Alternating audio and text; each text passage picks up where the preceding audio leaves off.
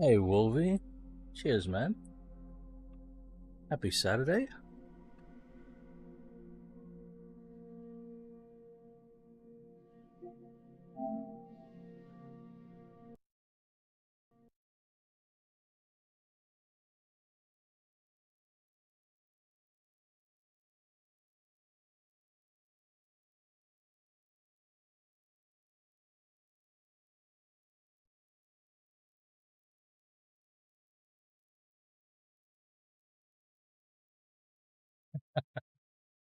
I'll do my best. I'll do my best. There's a for being unemployed. I've got a surprising amount of stuff on. All right, let's get on with it.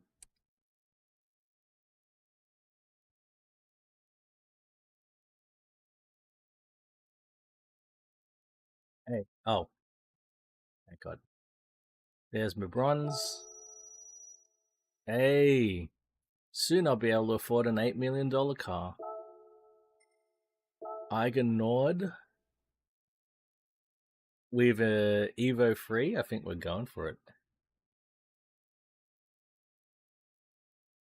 That would be nice, eating chicken. I would like that. I would like to be self-employed.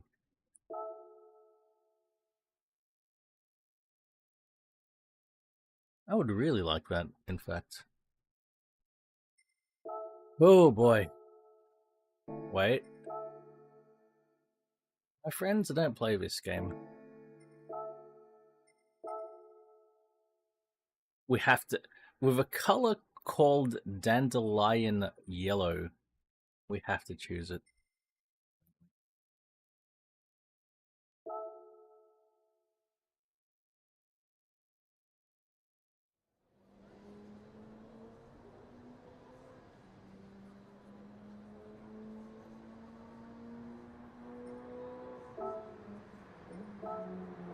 We don't need traction control.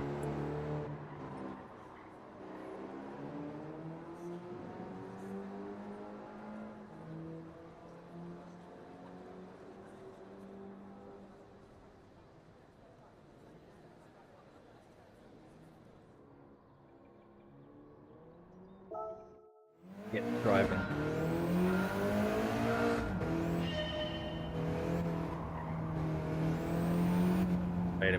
Wait a minute now. Oh, our steering is down at 720. We're going to bump that up to 900. Nice one.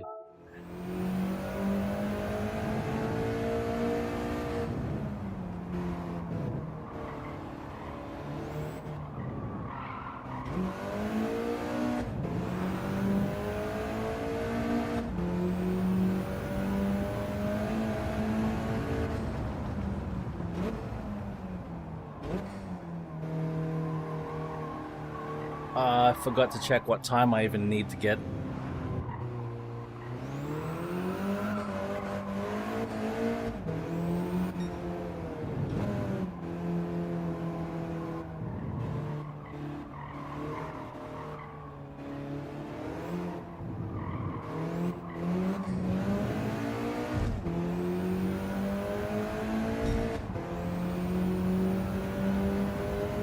I don't even know what my target time is. Wonderful.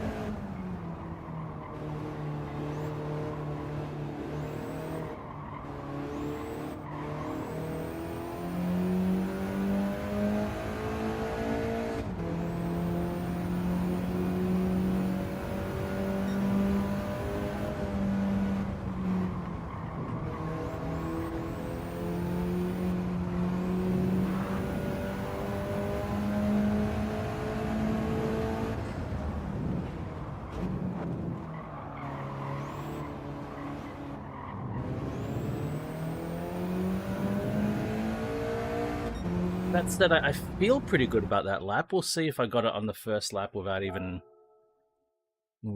checking what the requirement is.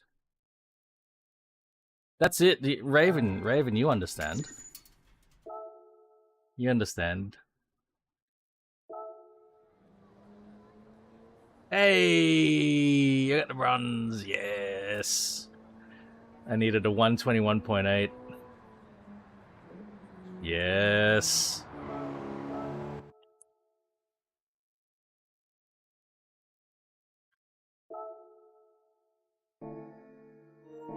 You know, I was still awake. It is what's the time now?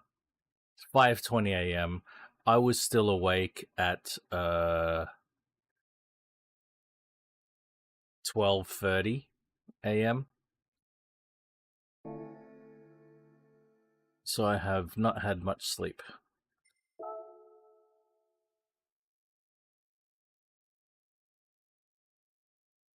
Yes, you know my yes, you know my workflow well. Good one. Will I ever get 20 million? You know, I think I always thought the credit cap was 20 million. So I think what has to happen is you have to work your way up to 20 million, and you've got to spend it all to buy these cars, and then you got nothing left when you eventually buy them. Now, 4.85 million for a 550 Spider is a bit much if you ask me. I'm not going to buy it yet. I like the 550 Spider quite a lot, but I'm not going to spend 4.85 million on one. Not at this stage. Okay. Now, I guess there's an event where it's favorable to drive the 911 Turbo 930. We've got two low kilometer examples staring us in the face, a silver one and a dark blue one. We also have a low kilometer 205 GTI. Let's have a look at my cars. Peugeot and Porsche. So it's PP.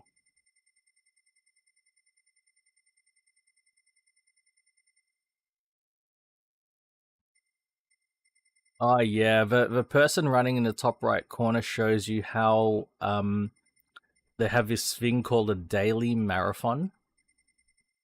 And once you hit your daily marathon, then you get some bonus loot box or some shit like that.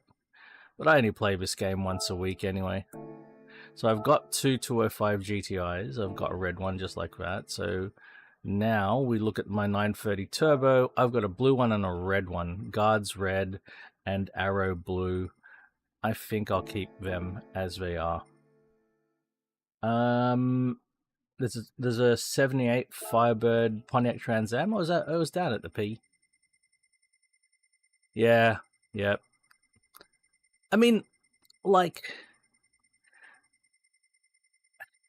loot boxes can be fine.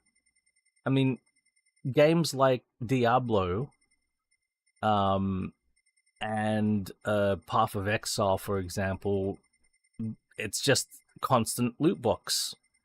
The bosses are loot boxes in many ways, but they do it right, where you're not buying loot boxes. Oh, I've got two Trans Ams, a red one and a black and gold one.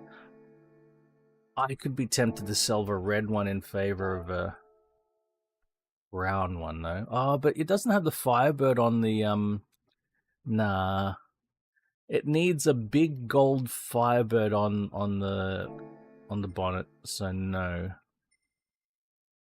07 Swift. I'm sure I've got an 07, two 07 Swifts. Grey GD4. Eh?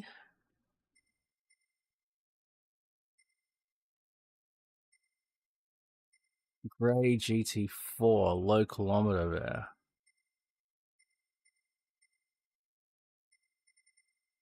Ream, a champion.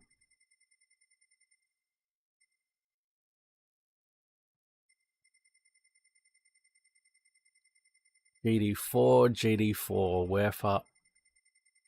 where are yous? T for Toyota.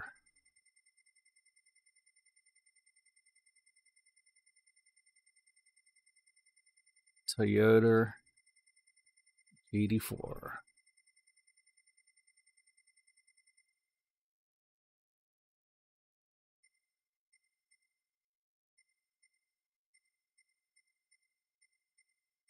Delica, where are you? I got two, a red one and a black one.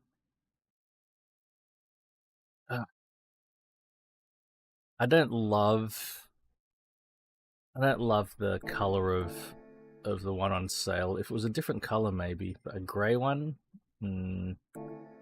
Well, let's get on with the driving.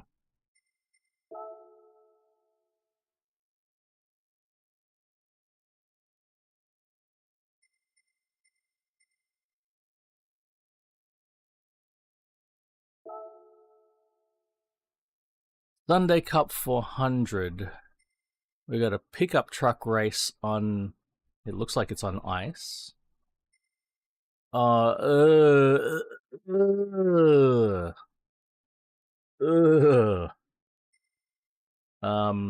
one, World Touring Car 600. That's probably going to be fun. Group 1 prototype. Netguru, hello man. How long is that going to take to... That should definitely play. I think Stream Elements is just being slow or something. That sound should work. The middle one, it says it's a one make. So the one make, unfortunately, will be like that. Oh, I didn't. I've got to. Sorry, I haven't connected this one to YouTube. Sorry. Let me do that. I got to connect the bot to YouTube.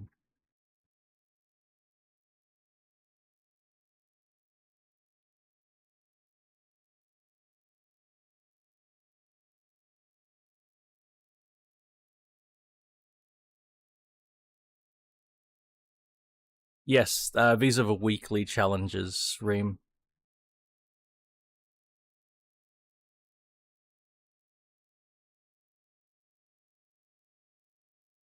They reset every week.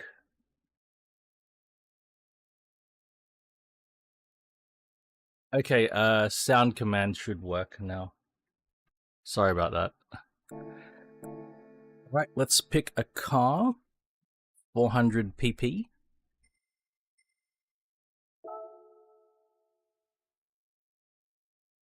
Ugh. Brother, ugh. What's that? What's that, brother? Come on, Ozzy, come on. Come on. Come on, Ozzy, come on. Come on. Come on, Ozzy, come on. 400 pp. Now, what am I saying?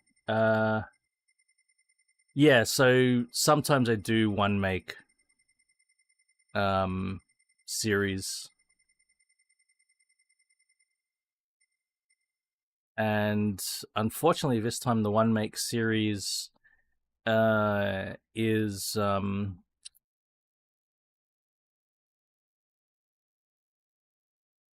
the stupid whatchamaffuck. You know what I'm saying?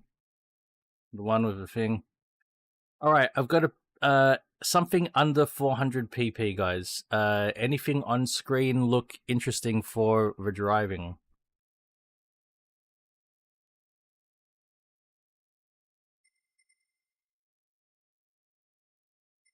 It would appear I haven't driven my 11s at all.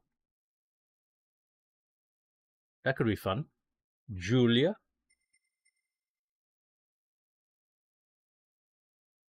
That would be... Let's make that 1080 degrees if we're taking a Julia.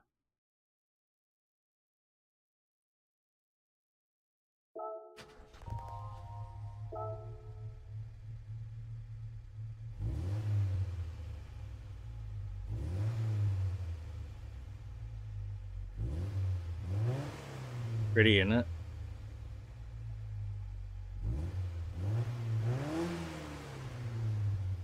Beautiful inside. What's its PP? 384. Thank you, Reem. I'm gonna put street suspension on. We'll give it a brake pad upgrade.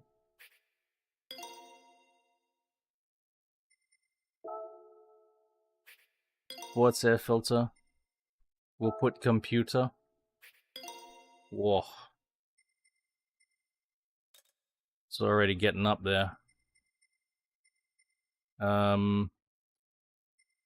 Let's give it some LSD. Yeah, that brought it back actually. So we can uprate the brakes a bit more. And then the only thing I want to do now is brake balance controller. And we'll take it in just like that. Could be a 4-speed. No ABS, no traction control.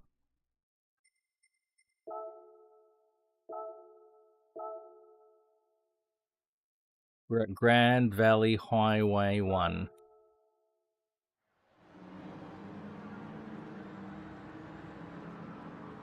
Did anybody watch that show, The Highwayman,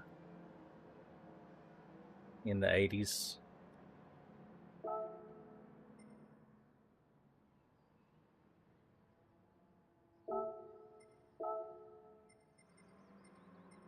No ABS. Let's out.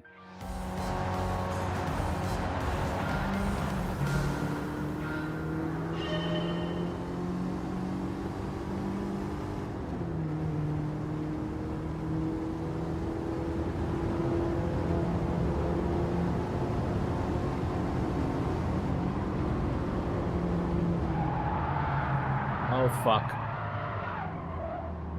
Is that a Megane at 400 pp? Oh shit. That's a worry.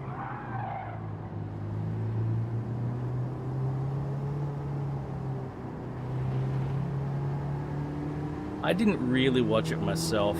It was on for such a short period of time. My friends loved it. It was notable in Australia because it starred a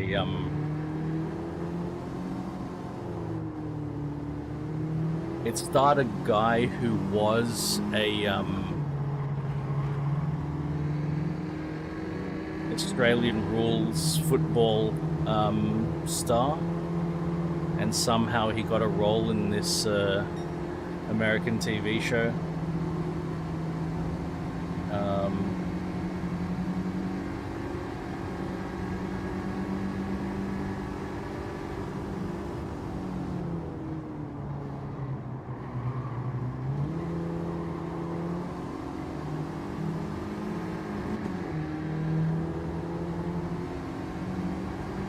We're in trouble here.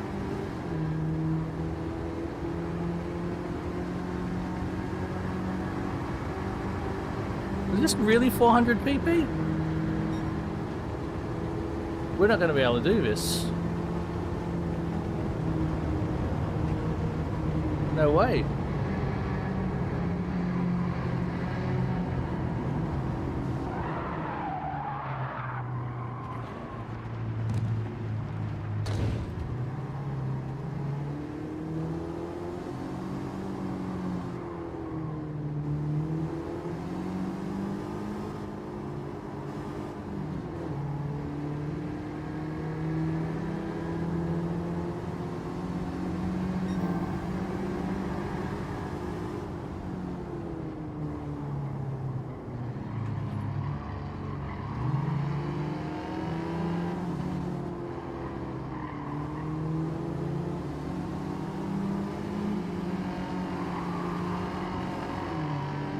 There's something not right about this.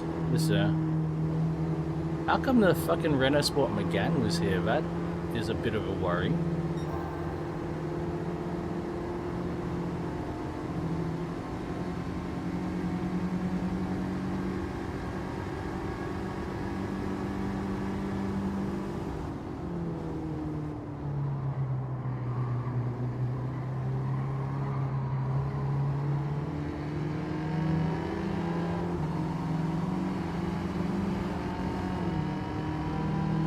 Sound is good though. That A110 sounds great, but look, I'm struggling against the A110.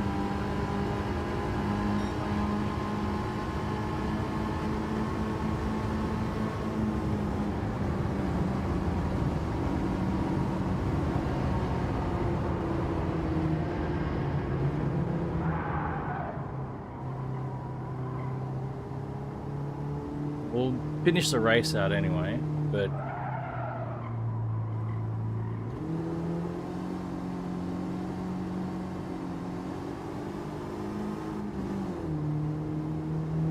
this is not good.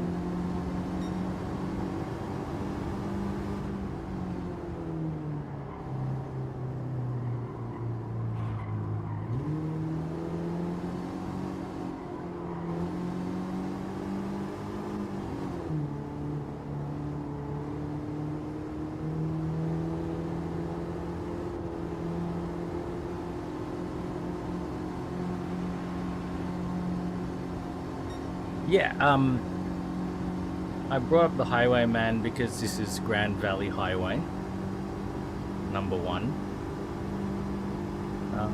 And number 2, I recently watched a video that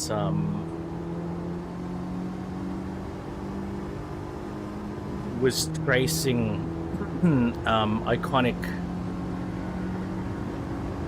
vehicles from from 80s TV shows and 80s movies. Ooh, nice. Now I want to eat bacon snacks right now. There's a fucking 97 M3 in here? What the fuck?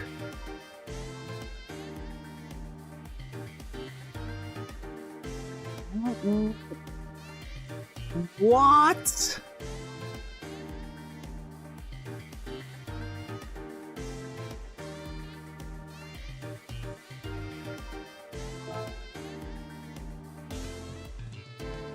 I mean, oh well, it's 73 911. Doesn't have. Well, I mean, actually, it does have a lot more power than this little Alpha, but and it's not that surprising because the 2011 Megane will run rings around a 97 M3. I'm just saying.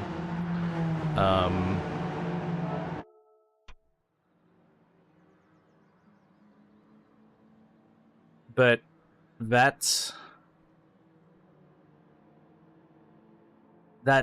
73 Carrera RS would absolutely decimate a little Giulia. That's a bit ridiculous. Like, what is... It says European Sunday Cup 400. No fucking way. No fucking way. Let's go have a look at this.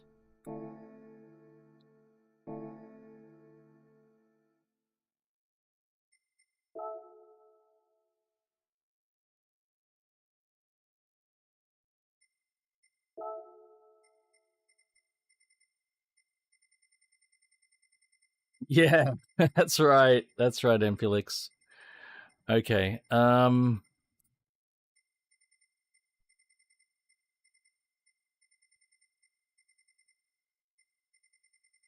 Let's try to find an example.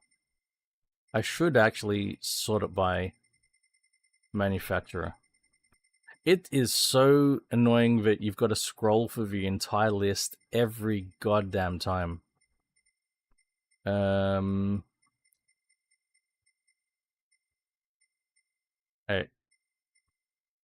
That's a PP of 500. I knew it. I'm like, there's something very off here. 500 PP. Come on. What about, there was the Porsche and the Megane.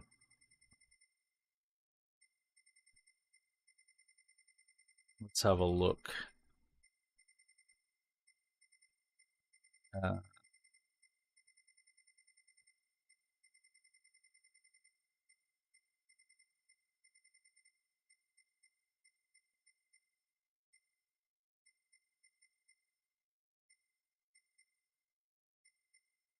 Do I not have one?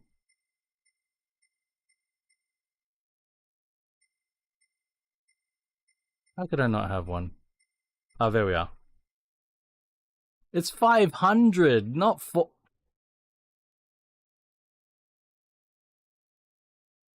It's not 400. It's 500.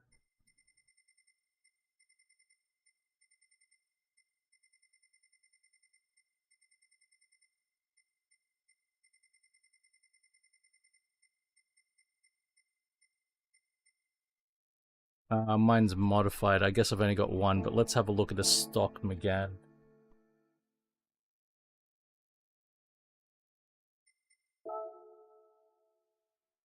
No, Raven. Raven. European Sunday Cup 400. And have a look at the thumbnail here. There's a Alpine A110 and a Peugeot 205 GTI. I should have noted the E36 M3 in the background, right? But the two in the foreground, a Peugeot 205 GTI and the Alpine A110. Now, if we look at the Peugeot 205 GTI,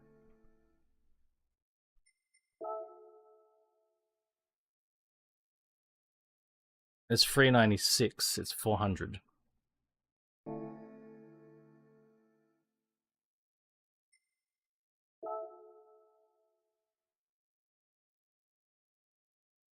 Exactly.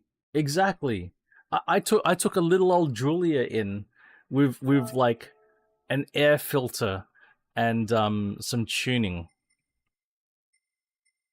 suspension and brakes. Like, Jesus.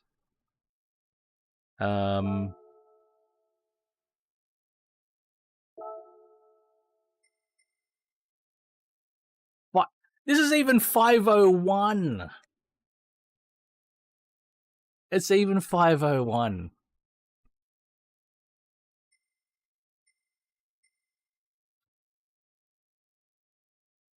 This fucking game, guys, I tell you, this fucking game.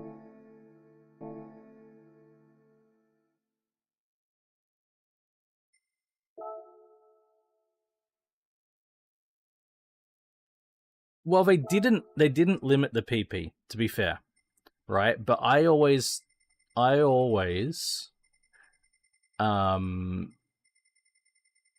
to go in with a minimum, with the smallest PP for some reason.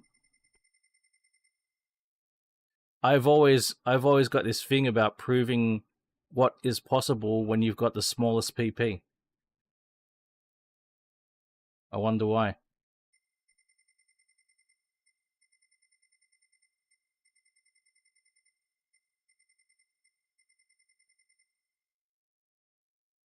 Well, let's reset and let's choose something around about 500 PP.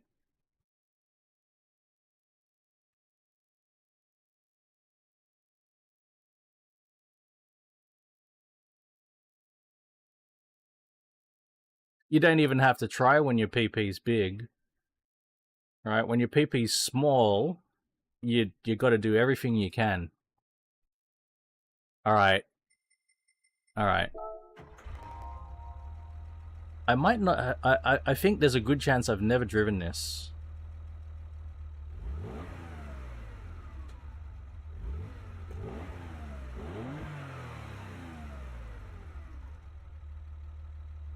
There's a good chance I've never driven this.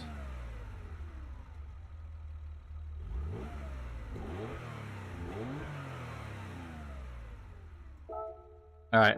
We're just going to drive it completely stock. Warts and all.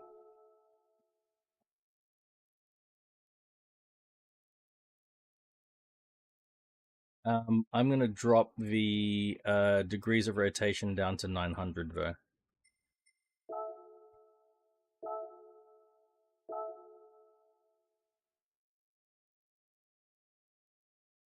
See, they trick you.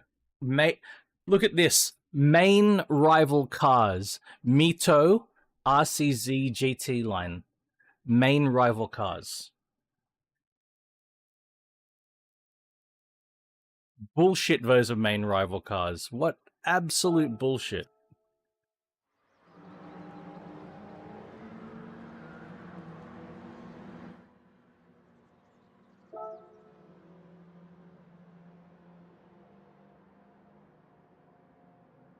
Yeah, and you get in, there's the M3, there's the Megane. Delta fucking Integrale. Bullshit. Even the 208 GTI is a bit much for a 205 GTI to try to fucking rival. Fuck off. Alright.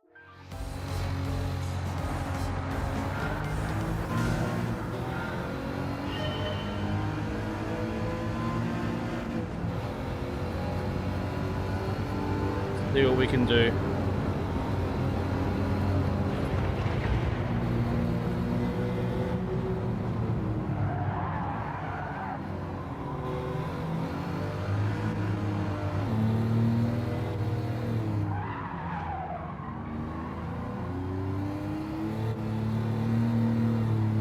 It's already looking a lot better.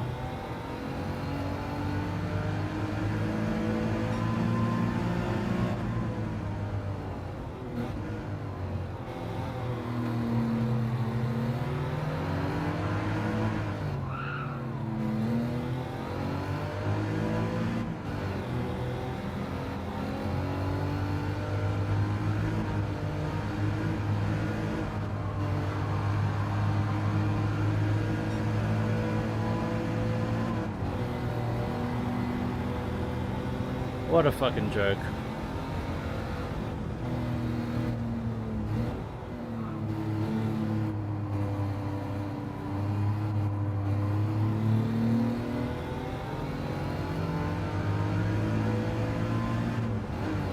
What a fucking joke.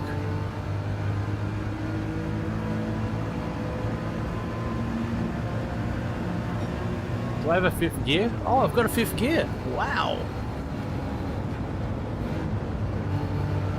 I mean, it is an RS, I suppose.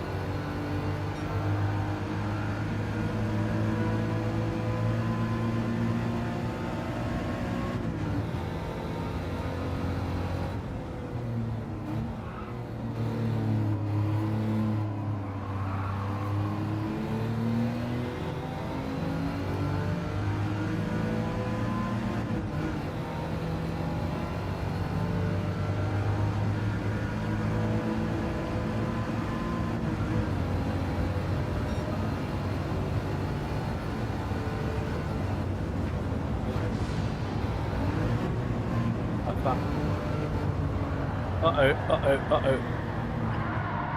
That's not good. That's really not good. That's not good.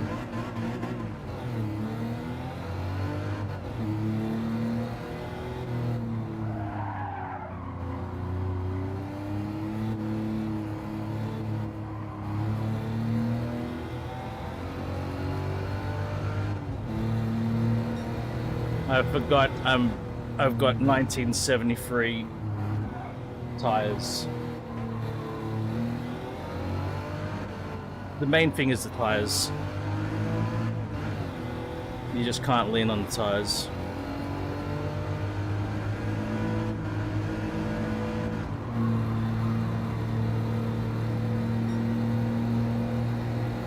Could be okay.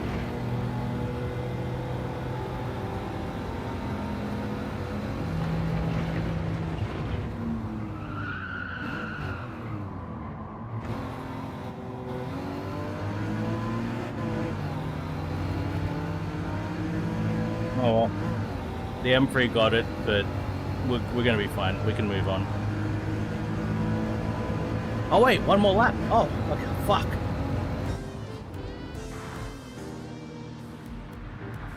No, we don't have one more lap. Okay, no restart needed.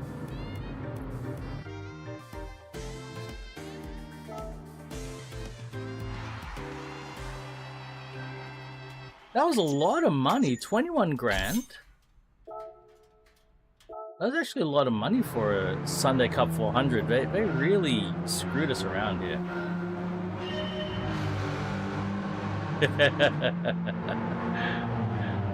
I'm all about the last minute chaos.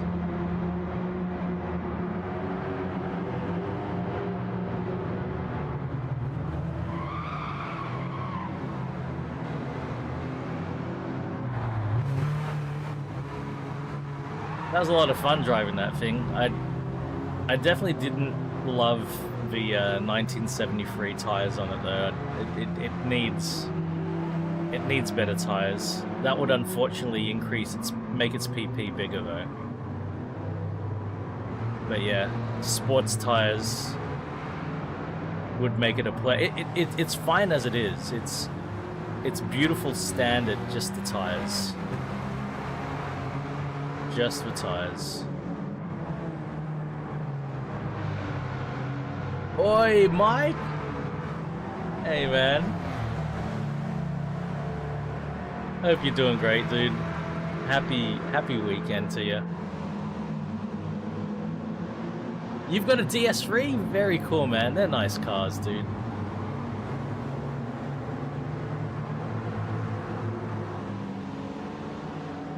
They're really nice cars.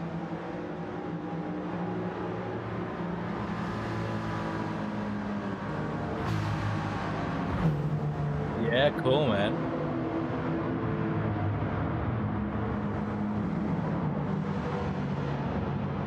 My car is okay on fuel. It's not great. I've got one of this yellow thing that we're about to come up to. The Megane. I've got a blue one.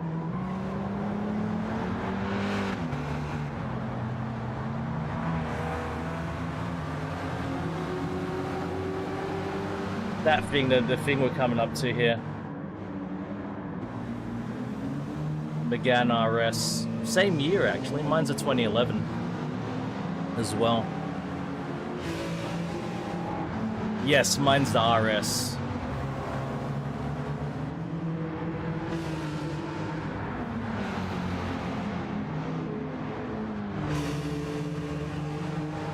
I can get a photo of my RS.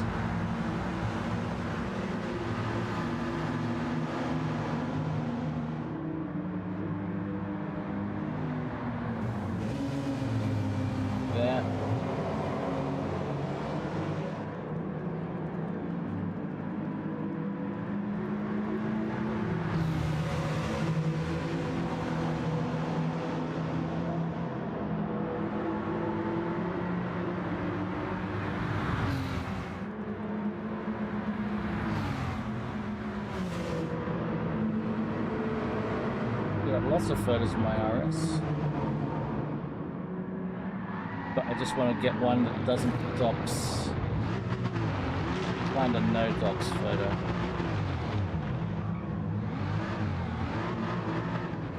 Here are a bunch of photos of mine that are not doxing. Thank you, Google, for putting this compilation together. That's my car.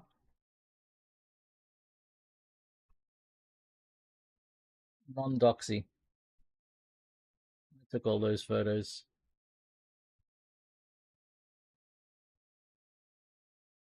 This photo was when it was like 2 months old. This photo might have been on day 1 when I picked up the car. This photo here is one of the most recent photos I have. Yeah, that's mine.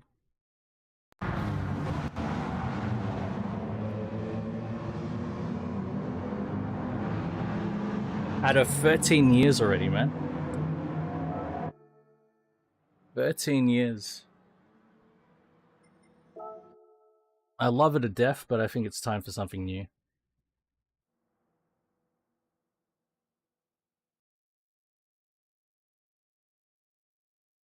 Yeah. Empulix, the mirrors, the front F1 wing, and the door handles are silver.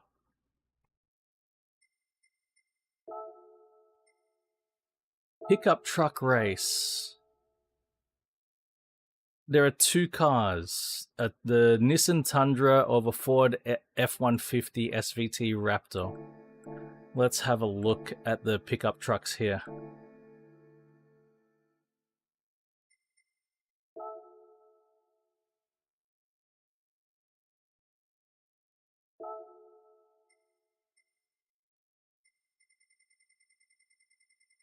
Yeah, there's so the silver in Australia, the silver denoted you had the trophy spec, which is the top spec.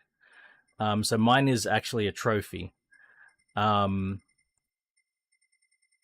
it's only a trim spec in Australia, so all Australian Megans, RS Megans, got the Cup chassis. So it got the stiffer chassis, it got the limited slip differential, the Torsen limited slip differential. The trophies came standard with 19-inch wheels, front parking sensors, bi-xenon headlights. Was there anything else? And keyless entry. So those were really the only things. But if you look at an Australian Megane, well, you could actually option. No, the seats are optional. Wait, no, let me rephrase that. Yes, you do get Recaro seats. With all trophies have the Recaros instead of the standard seats, but you could option leather. So mine was fully optioned. It was a trophy and it had all the options ticked as well. So I've got a literally fully spec'd RS Megane. There were no other options that were available on the trophy at the time that I bought it. Later on, they added a sunroof. But at the time, you couldn't get a sunroof with a trophy. Unfortunately, I would have liked a sunroof, but yeah. I literally bought the first generation. What am I looking for? I'm looking for Toyota and Ford. I should have looked at the Ford first. Where's the Tundra? Here we are. The Tundra, 380 horsepower. And I've driven it 13 Ks. Yeah, it got the Unimog glass update. That's right, Raven. That's right. Where's the Ford? Here it is. It looks like I've driven the Ford a lot more. And fucking hell, would you look at that 542 horsepower? It's supercharged. I suppose it's time to take the Tundra out then. Oh, no kidding, Raven. The first vehicle. I mean, the first vehicle I ever drove myself That's definitely a V6. Oh no, it's not. It's a V8. It's got a 5.7 V8. Oh, okay.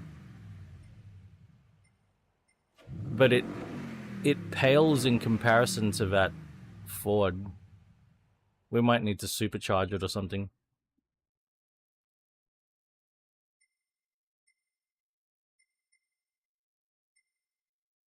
Right on, Raven. I see.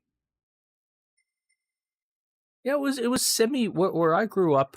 It was next to semi-rural. Actually, I could go. Yeah, and I'd call it semi-rural, not full rural. But it wouldn't take me long to get out to. Wouldn't take me that long to get out to a full-on farm. But oh, there's a $500,000 engine swap. I wonder what it is.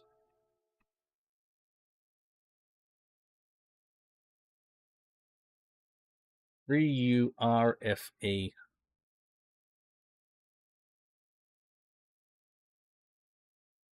Oh no, it gives you the GT3 engine, the 3UZ.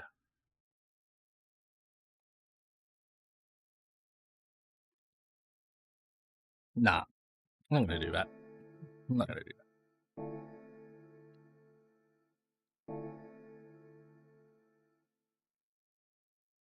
that.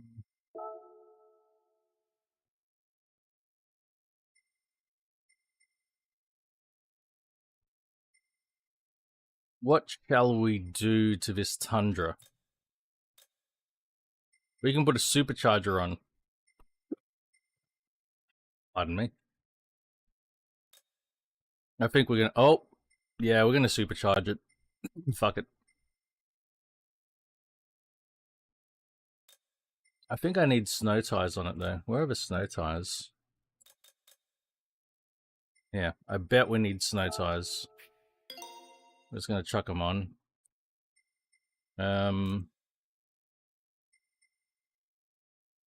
But we are gonna high-end supercharge it.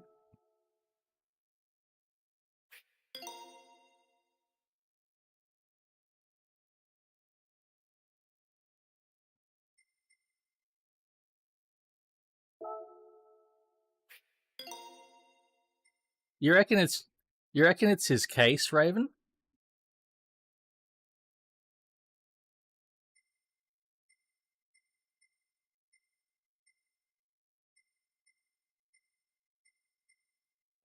Not his AIO?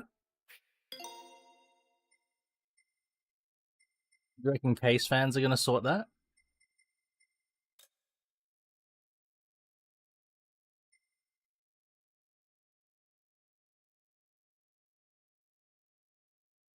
Yeah, a thermal paste. I agree with the thermal paste. That's what I was thinking.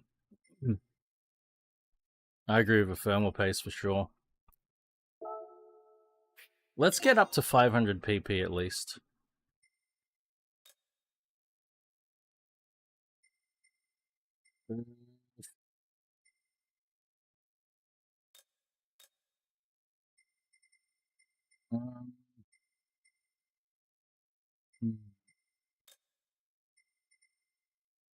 Fuck it, you know what? New engine's only 31 grand, new body's only 75.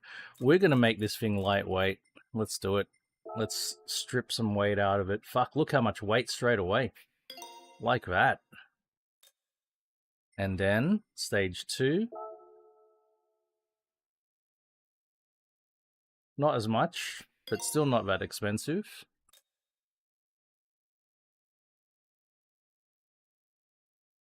Oh, that's good. 7 grand, another 7 grand. Yeah, let's do it. Ooh, look at the weight drop down. I'm ready to take this into action. I've got the sports computer. Yep. Let's put the let's get a semi on there. Yeah, yep, semi. Nice. Semi. Love it when I go. Oh, I'd love to stroke it up. Fuck, I want to stroke it up. but nah. We're not gonna stroke it up. Sport brake kit on. No, we're not allowed. They don't allow us to stroke it up. Bore up? 5.8? Yeah, fuck it. Fuck it.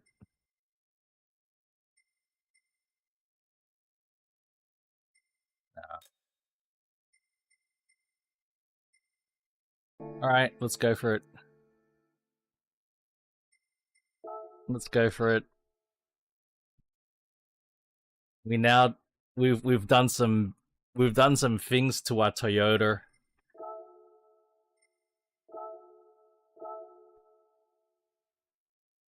No tires required. I knew it.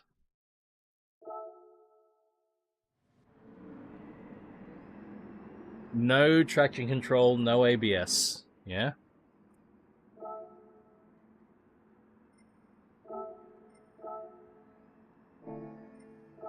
And how are you awake, Pat?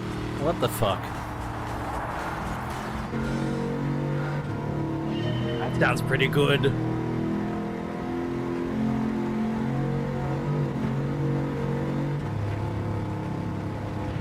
That sounds pretty good.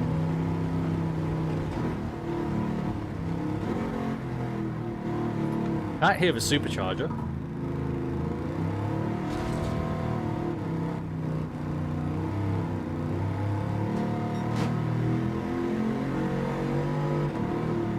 Sounds really good. No supercharger noise though.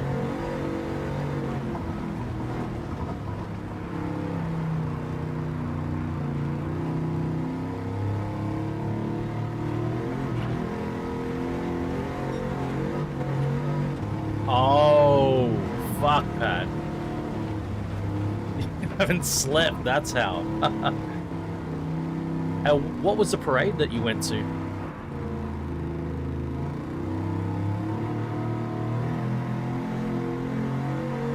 Yes, what a car. This is great. This is great fun.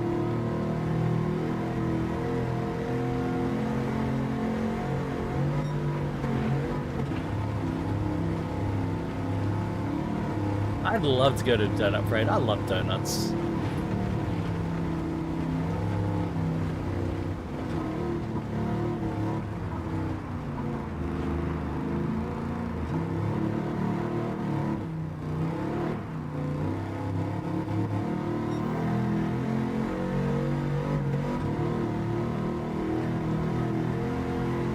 Right on, Pat. Cool, man.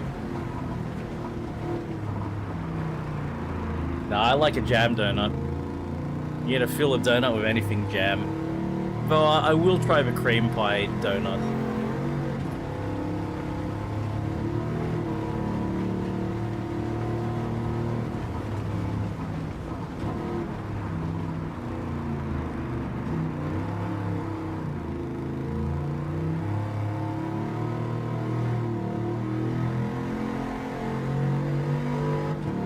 We're the same here. We call it jam. No difference between jam and jelly here. They get called the same thing.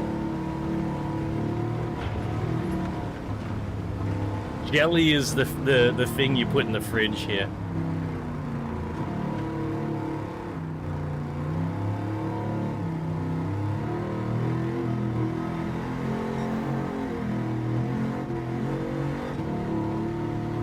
Never seen a Vegemite donut, but maybe. Never seen one.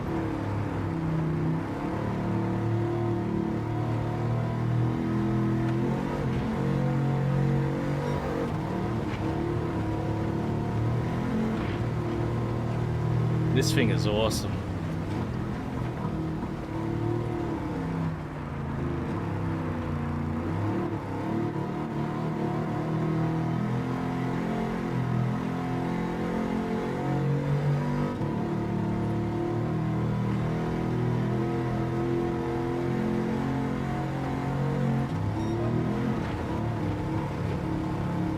Though maybe it could use some better suspension.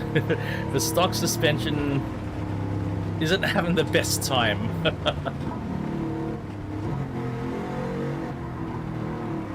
I knew it was going to be on the snow and ice. I didn't expect there to be this many bumps, though.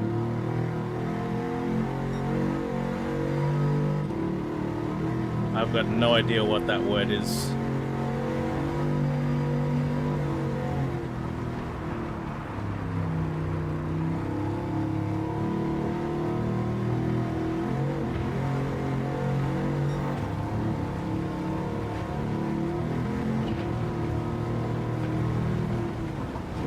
Oh, that sounds delightful. I think I'd enjoy eating something like that.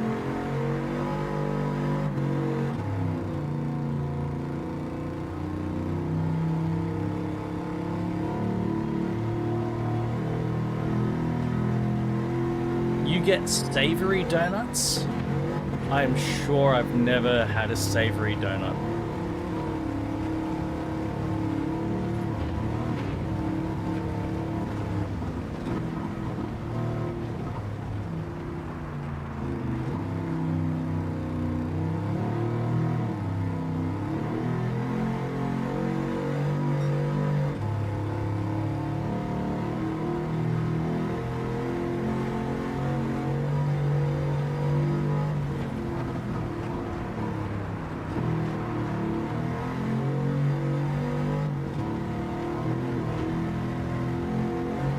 Well, this car was definitely this build was definitely overkill for this race, but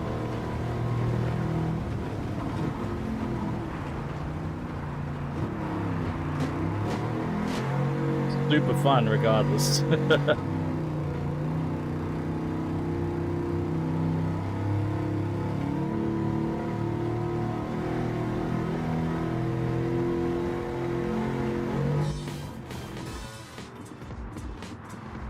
Oh shit, I just realized what we're doing next. I just remembered. Fuck.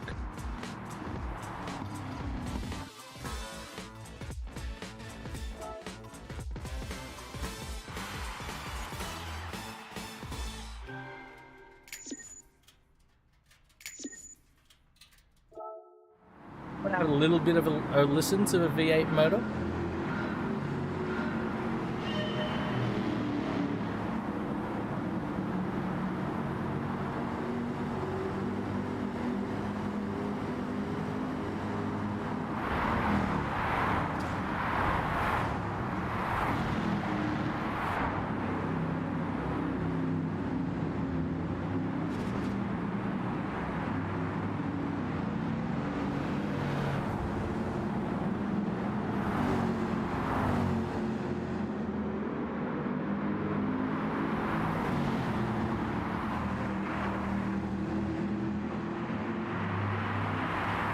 Okay, interesting. Not that loud. I was expecting this thing to be a bit louder. Not that loud.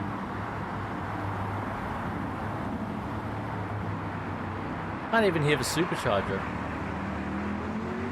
But the suspension is probably way too soft.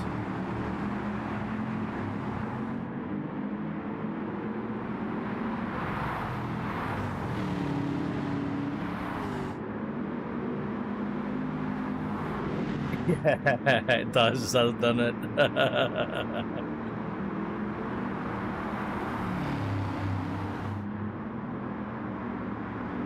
Yeah, the suspension over those bumps, it's not good at all.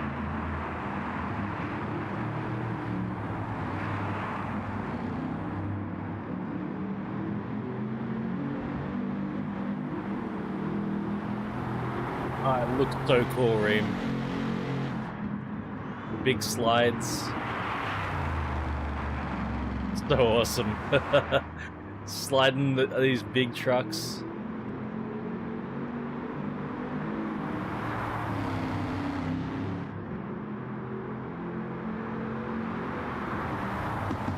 Oh, I bet people have driven their Tundras real fast. Holy shit, that was a big slide.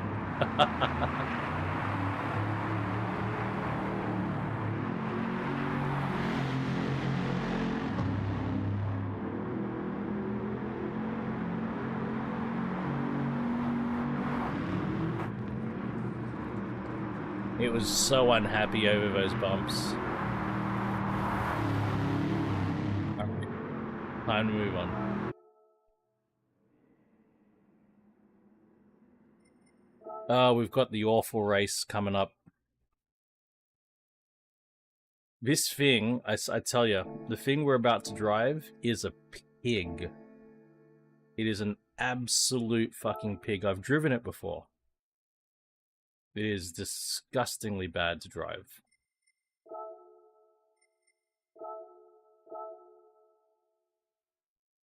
Thankfully, it looks like I can modify it, and it's at Suzuka. Oh, shit. I am going to have to spend money modifying this disgusting thing.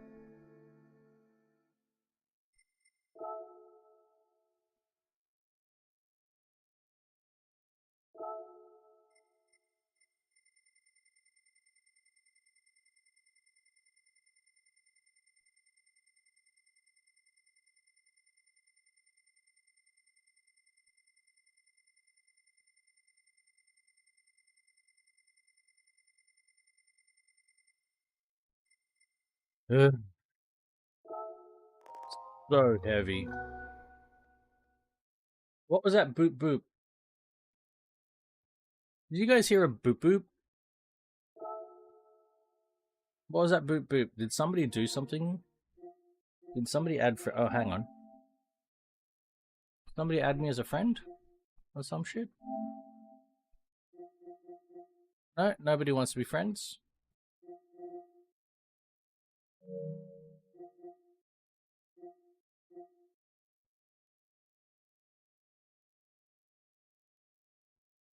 Who's Bowend?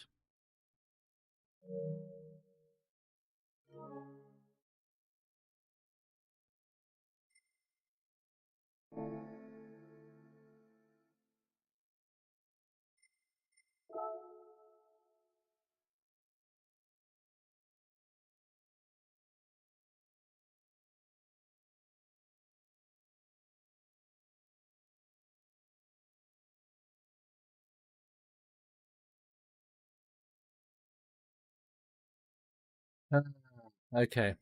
What we're gonna do here is we're just gonna weight reduce it.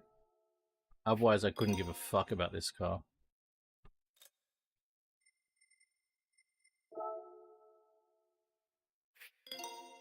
Because the weight is atrocious. Yeah, okay. Yeah.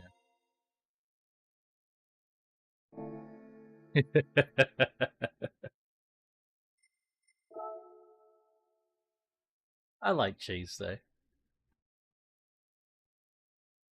Tires? It's got sports tires already. So maybe it's okay. We'll see. Let's see. 600 pp?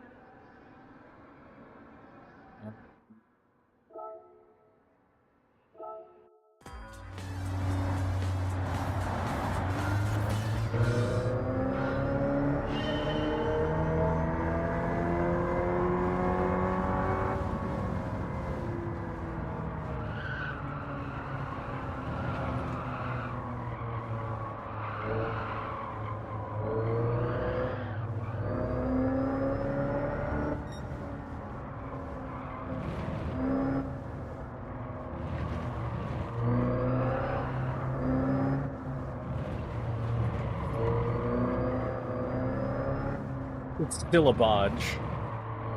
I should have done suspension and brakes. That's what I should have done. Tires are okay. Tires are just fine.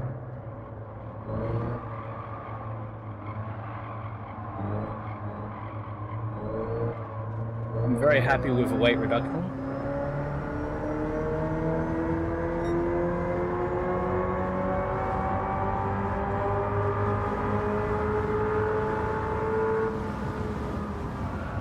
I don't know about the brake bias though. The brake bias is probably not great.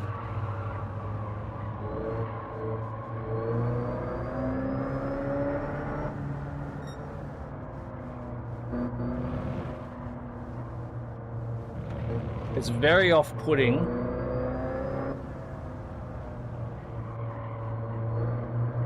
to not have a gear to drop down into.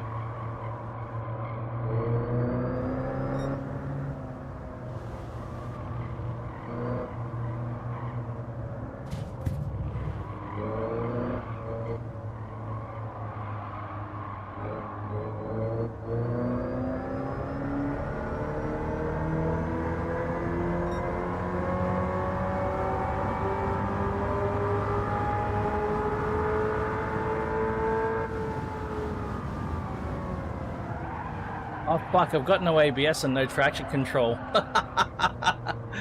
I've still got ABS and traction control disabled. So I'm doing this hardcore. I just realized that I didn't turn that shit back on.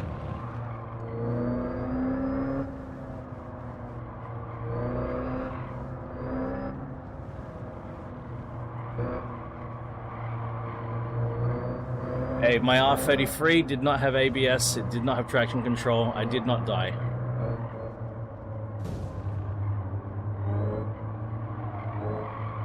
There was one time though, there was one time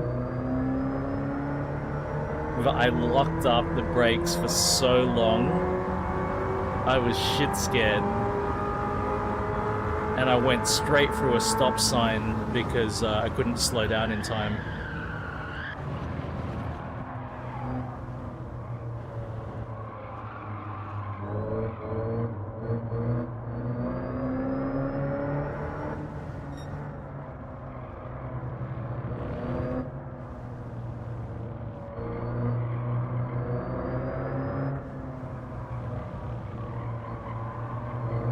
Pretty sure statute of limitations applied to that one. That was over 25 years ago.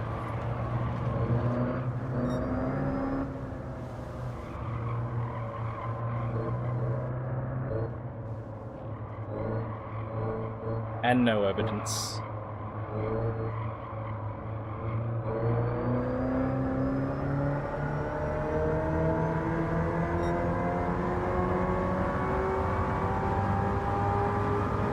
It is an abomination, I agree.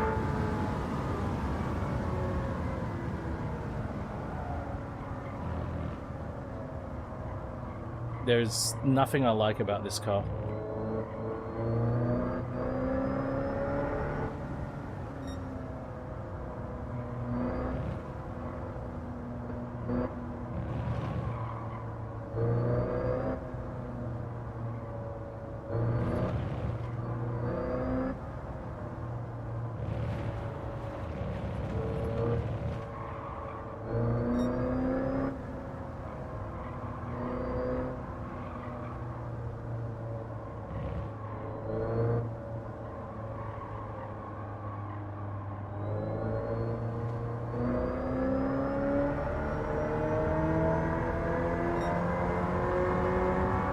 That's it.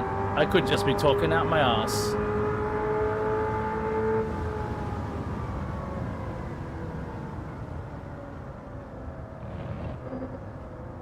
You see, I've got two microphones.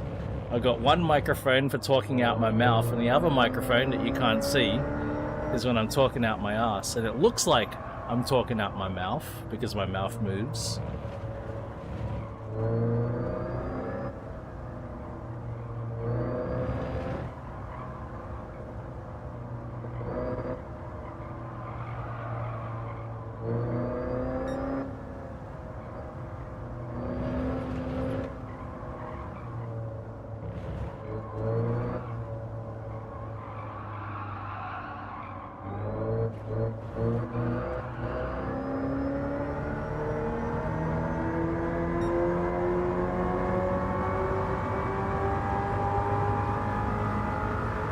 Reform rockets.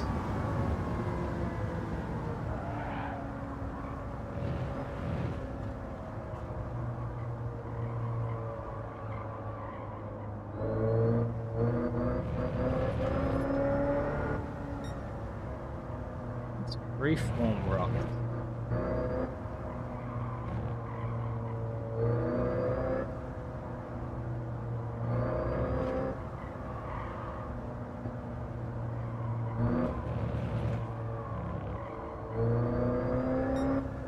I took about half a ton out of this car.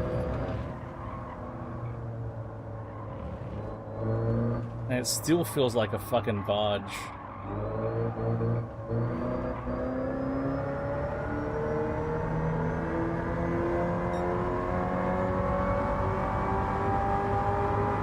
I didn't say anything about rocks. Say a word about rocks.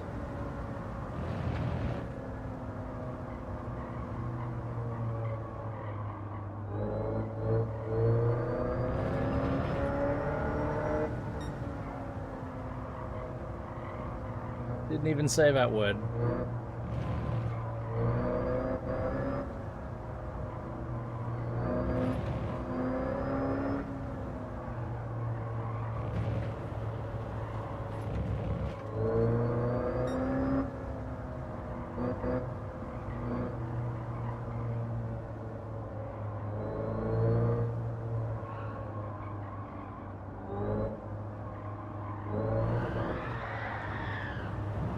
Of course, on the last fucking... What the fuck? Don't... No.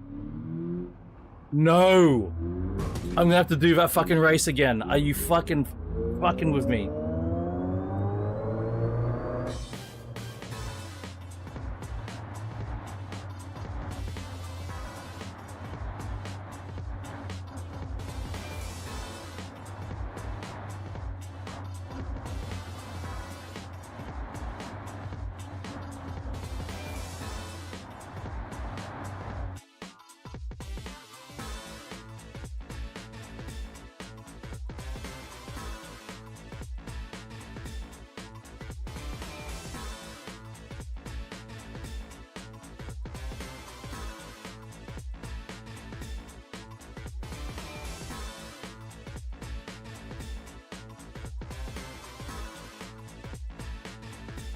That was 1 grain of sand, nothing to do with a rock. A single grain of sand.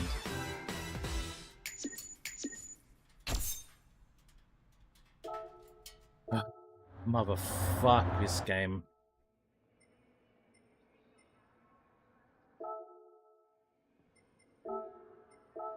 At least I can turn ABS back on. And traction control. This should be nothing now, alright? This should be a lot easier to do.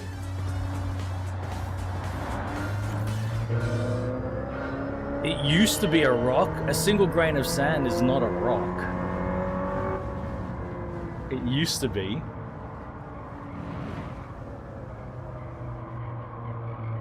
And it's a single grain, not plural. It's a single grain, not rocks, plural.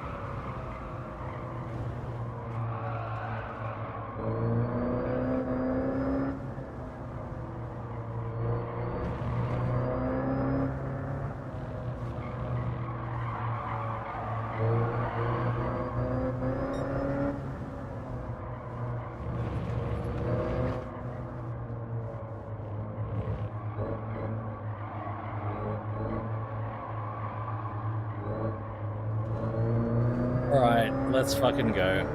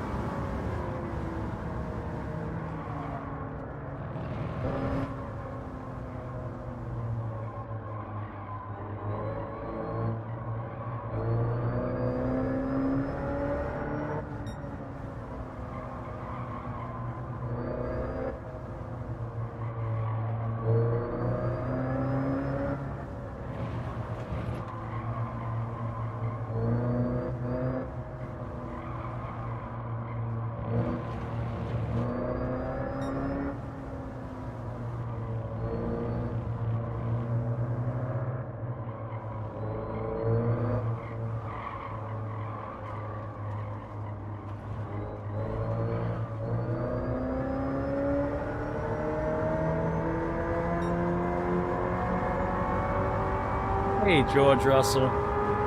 Happy Saturday for you, buddy.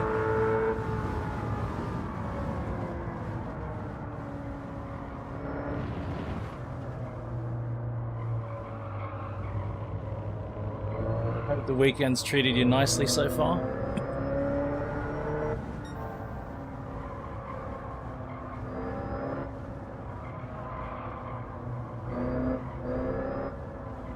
I'm driving the abomination that is the Ioniq 5N. Look at that. Look at the rear spoiler here. Have a look at the rear spoiler here.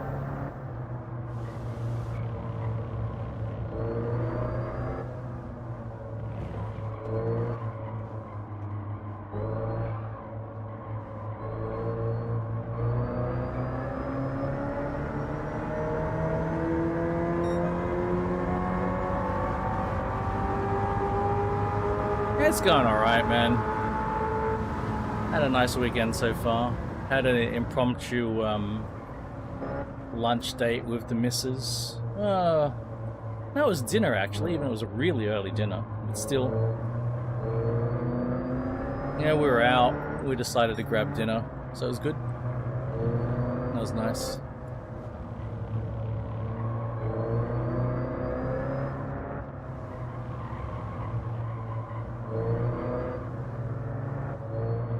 The outdoor cat is getting really, really friendly and really sweet. So we have good hopes that it won't be long, and we'll be able to bring her into the house and introduce her to my cat, and they can be friends and keep each other company.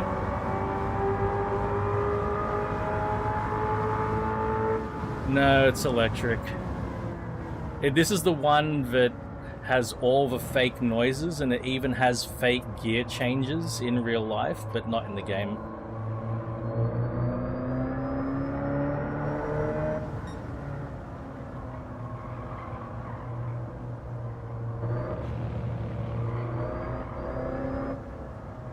But it's got all of that shit right, but it can't hide the fact that it is ludicrously heavy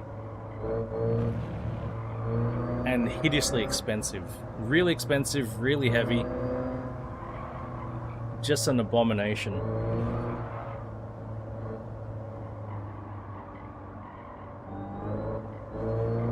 And you feel its weight when you try to drive it. It's a boat.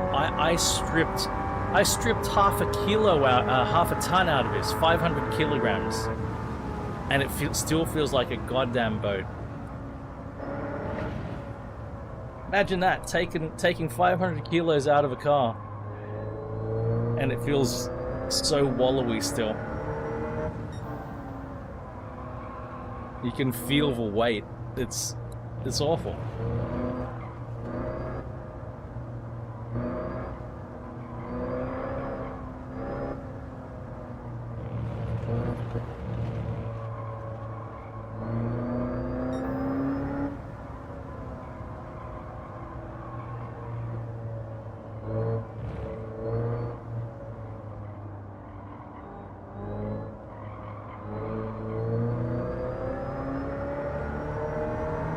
But it's a one make race, so you have to drive it. No, it's not. You have to drive it. You have to, be on the podium with it. Like, the amount of braking you've got to do is unbelievable.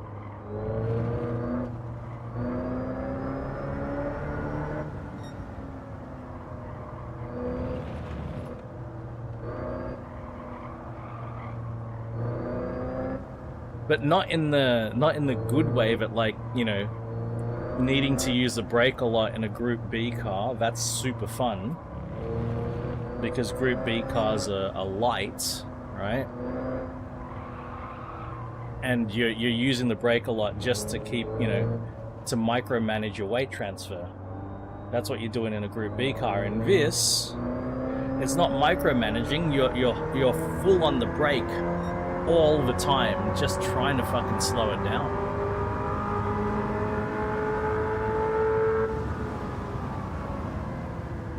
Like, you gotta jam on the brake and keep it on, and keep it on, and keep it on.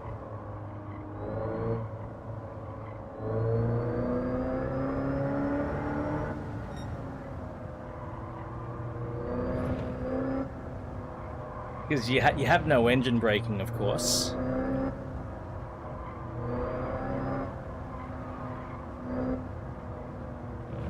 So you can't even select the gear that will help you control your speed just by lifting off. Everything is just brake, brake, brake, Jesus Christ.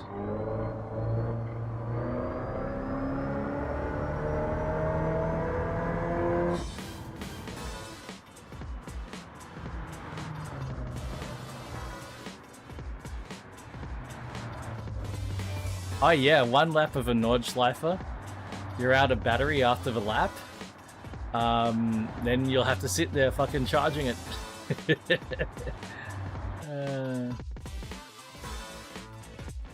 That's it. That's it. It's like, what is this car even?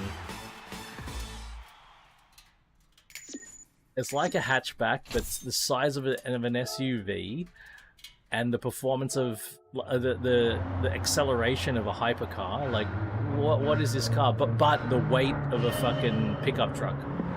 What is this car?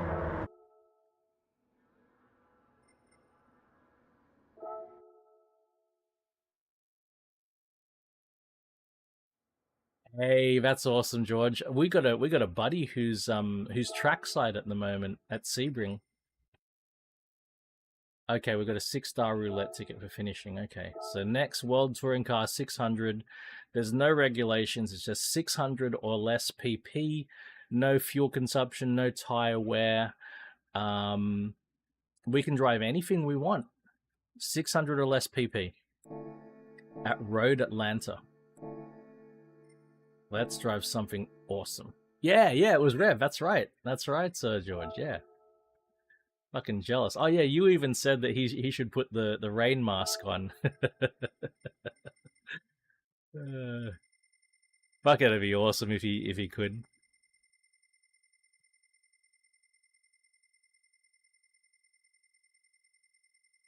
All right, 500 pp or less. There's an RCF just sitting there, looking awesome. Oh, there also is a Diablo GT. I could take the Ioniq 5N again. Fuck off. I've got a Viper GTS. Look, that Ferrari 365 GTB sitting there. Got a Tuscan, got an LFA, crossbow. I probably don't want to take the crossbow. It's going to be too slow. There's a 22B Impreza. I've got Miar 33. I've got an Alfa Romeo 8C. Any of these cars look good?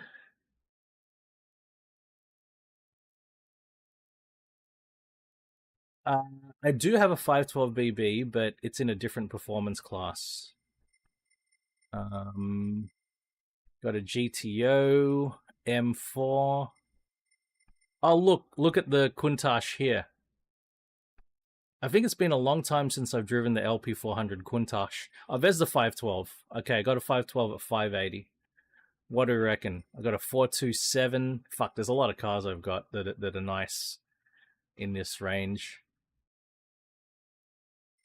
Let's say I feel like taking the LP400 out. Actually, I do.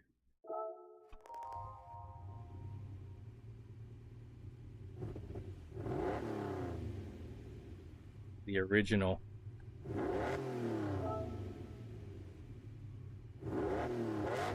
Longitudinal posteriore.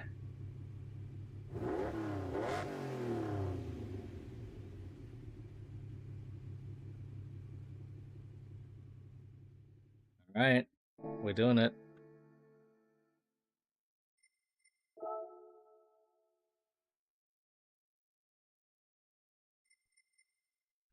Have a look at the tires here. What tires are on here?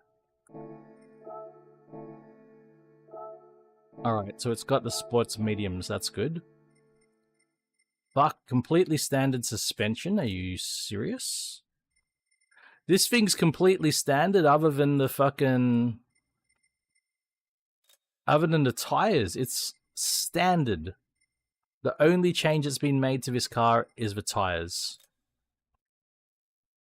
Wow.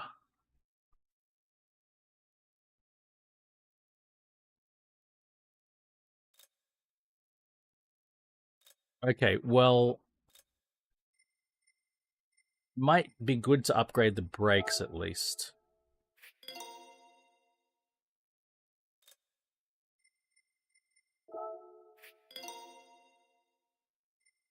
What if we do sospensione?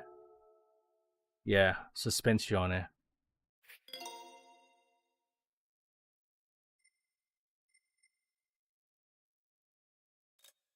Fucking, we're right up against the limit here.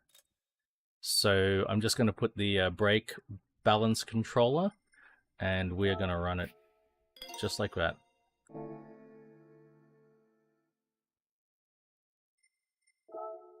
Fuck, I hope we've got enough power. I am concerned. We've only got 370 brake horsepower. And we're going up against a Murcielago, which should have 600 horsepower. NSX has 600 horsepower. It's a concern.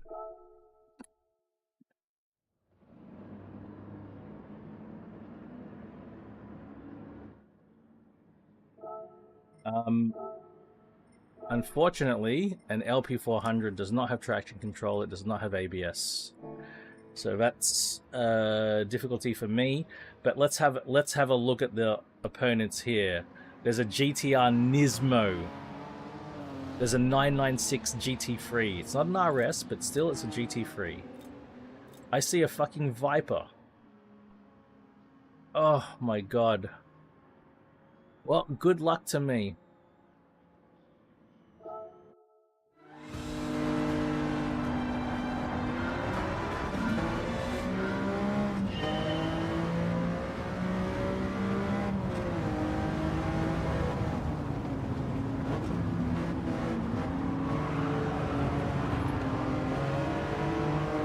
There's a DB11 here.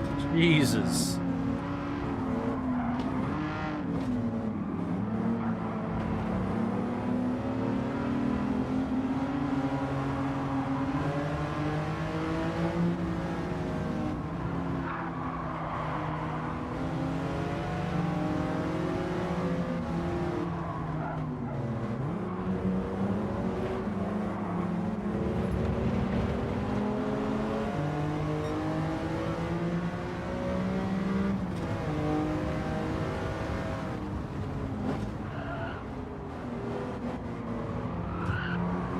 Fucking Audi.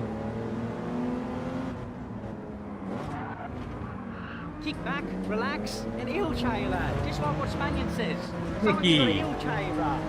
Hey, when do you fly out, Nicky?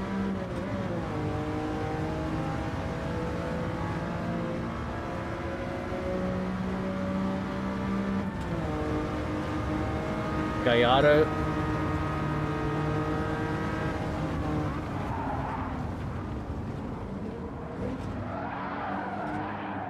Oh my god, lack of ABS.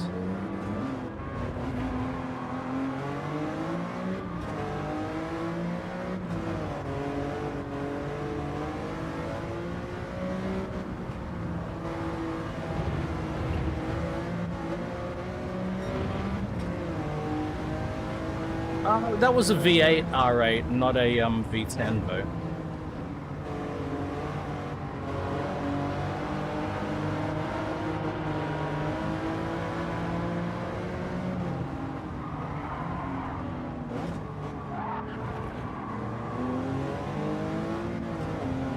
And I do have better tires, probably. Maybe, maybe not.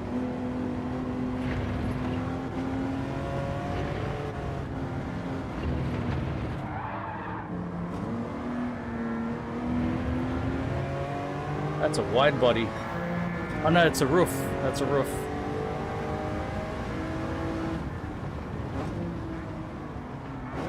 Oh, he's fucking pit maneuvered me, the dirty prick. I tried to.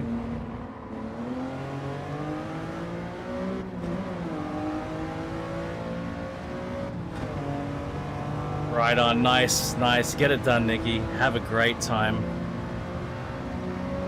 Enjoy all that food and the scenery and all the lovely things in Japan.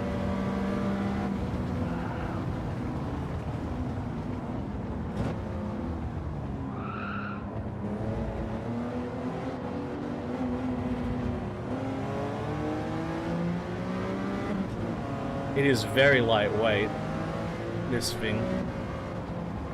That's probably why it's able to go around these cars.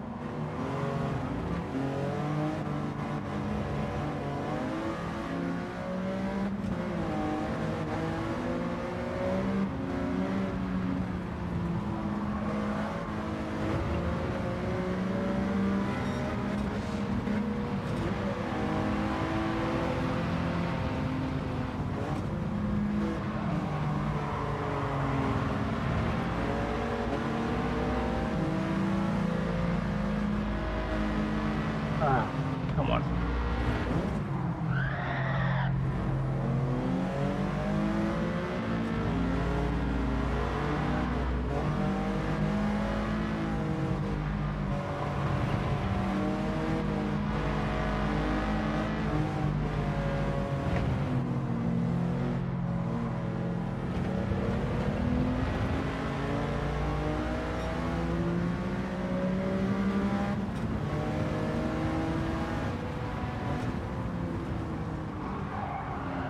Oh my god.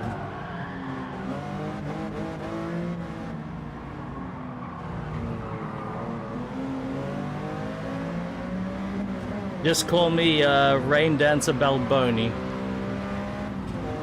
Reina Danza Balboni.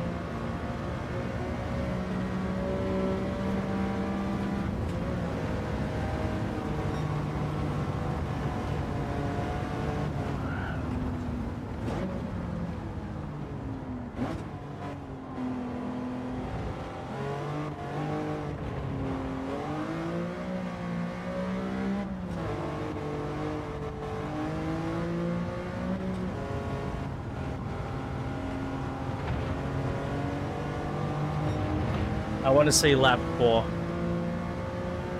on a replay.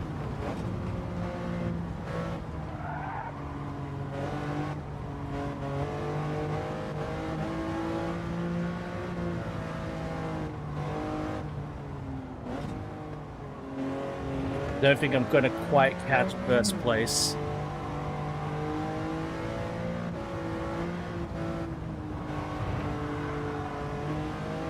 Ooh, then again.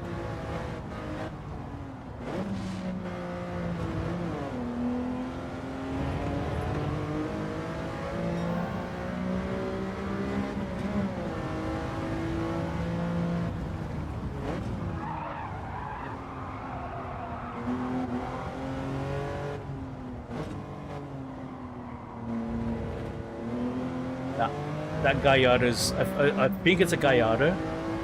That Gallardo's way too far ahead.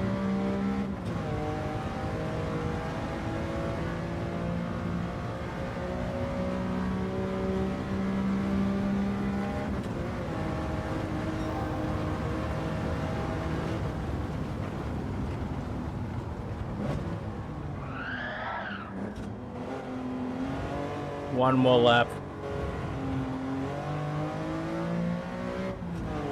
I needed another lap.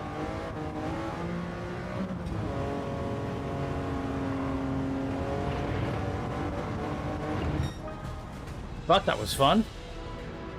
What a fucking car. What a car. Oh my word.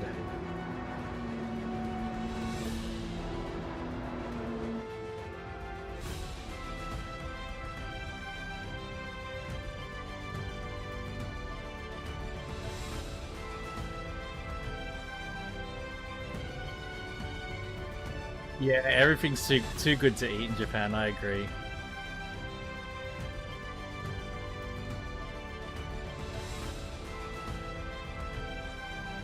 Ranadanza Balboni sounds like noodles. And the clean race bonus. It's not only the Countach, but it's the LP400. It's the best one. Alright, let's have a. How do I I want to have a look at. I just want to watch that lap 4.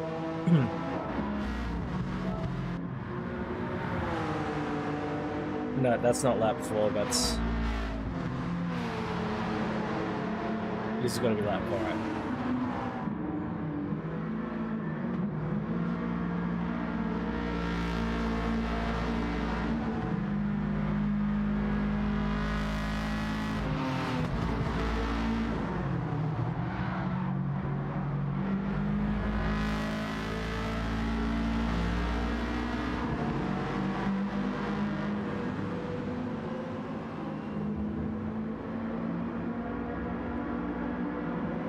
I hate it when they go too wide like that.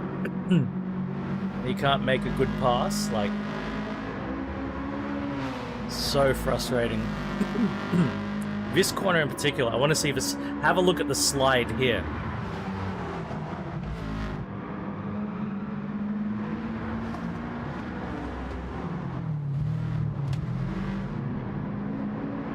You know what's really nice? The suspension and the way the body rolls, it actually helps you, it helps you with your slides. It really does.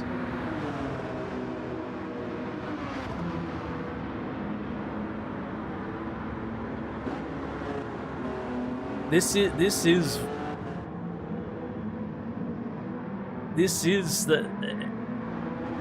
a really nicely set up car. Because it's got some suppleness, because it's got some body roll. It's great.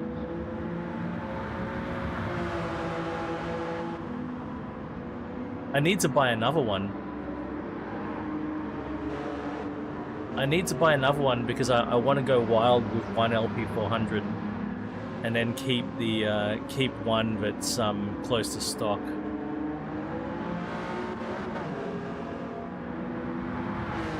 There he is! We were just talking about that guy. Hello, Rev.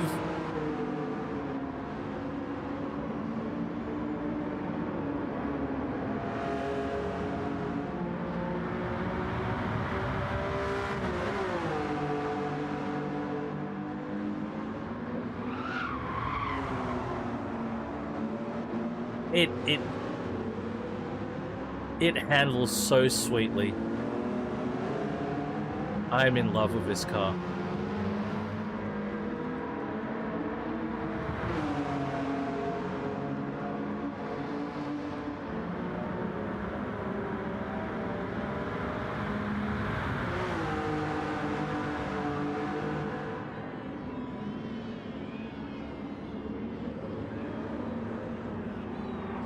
What a beautiful car.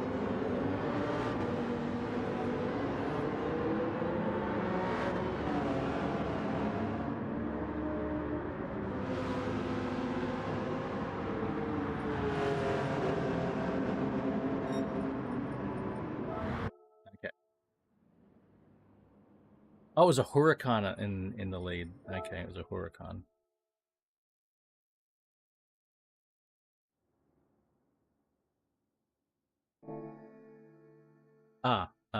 Oop, oop, oop. So it looks like we're doing Group 1 at Suzuka. And there is fuel consumption, accelerated fuel consumption, tire wear. Also looks like it's going to be in the fucking rain. Ugh.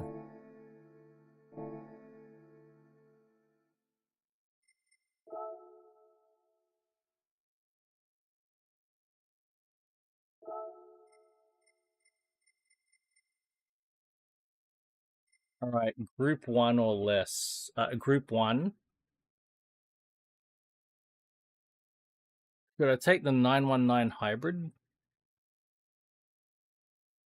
Because it's going to be in the rain. I feel like I should just take the 919.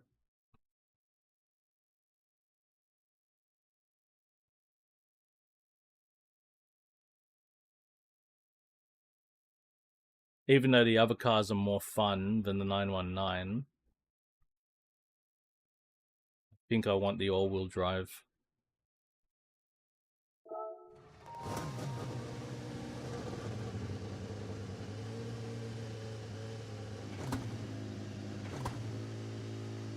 And maybe I should use the little rim for a change. Could bust out the little rim.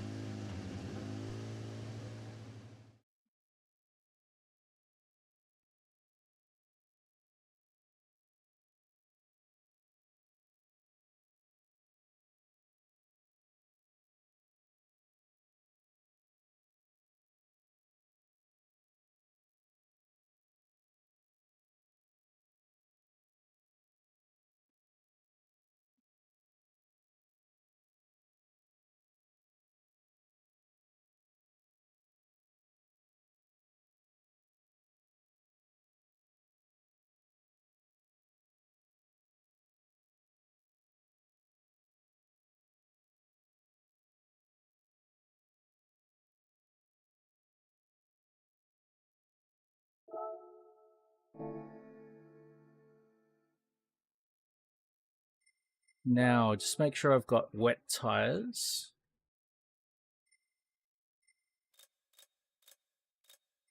I don't. Let's buy them. And racing hard tires.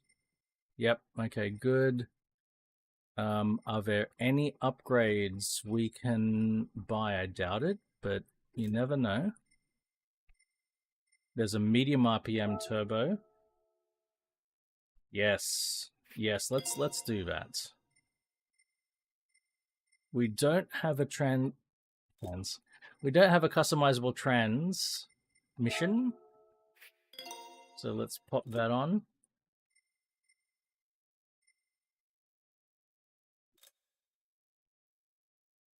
Nothing. Okay. We don't have a power restrictor. We don't. Okay, well, if we need power restriction or ballast, we can come back and get that. I think it was like 950 or less. There's a PP limit.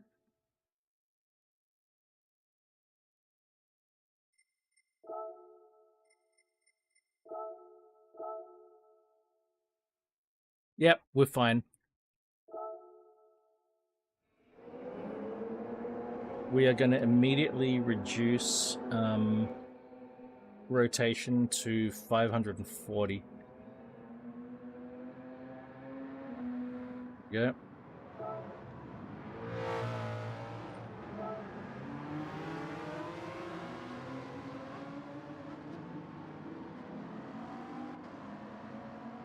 Maybe it's not going to rain. No fucking clouds. But I fuck this game. Fuck this game. There are clouds in the sky. I can see the clouds. I can see the clouds. But fuck this game.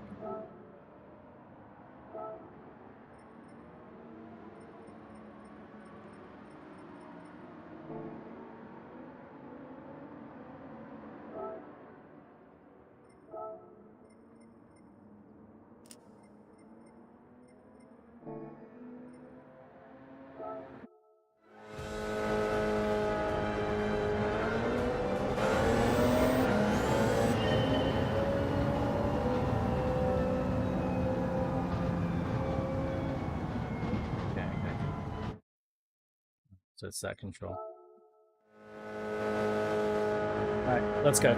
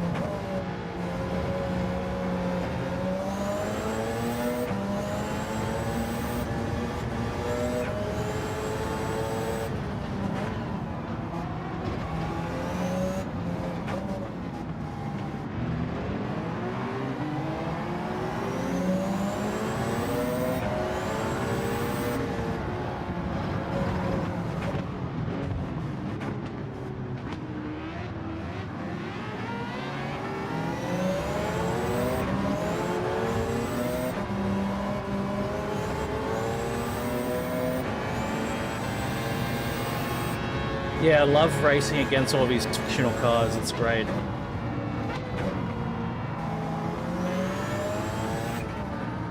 Yeah, that's what you want in a driving simulator. Fictional cars. Cars that don't exist.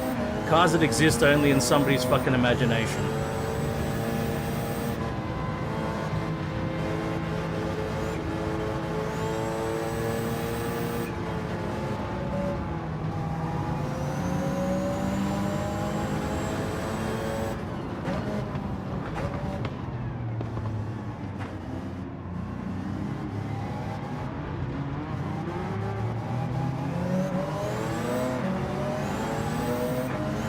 Doesn't it look like it's going to rain soon too?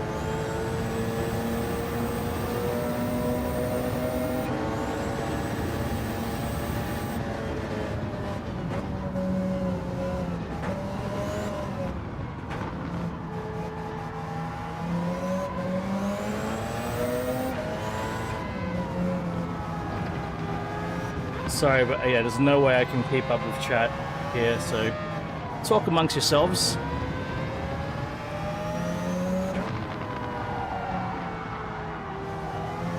It's getting so dark, it's definitely gonna rain. Of course. It only ever rains on the fucking endurance races. Only.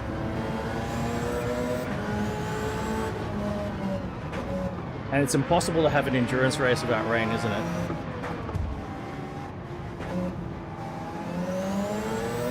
Every time you have an endurance race, you bet it will rain. That's That's just one of the laws of nature.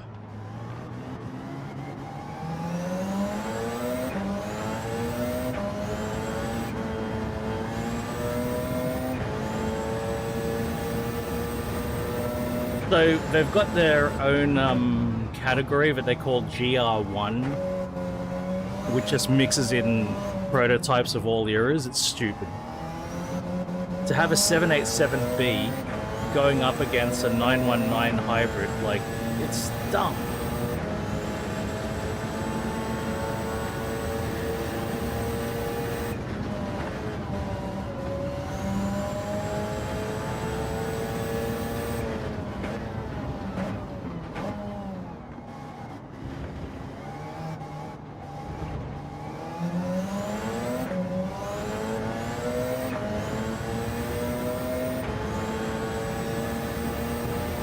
Yeah, I bought rain tires before starting the race.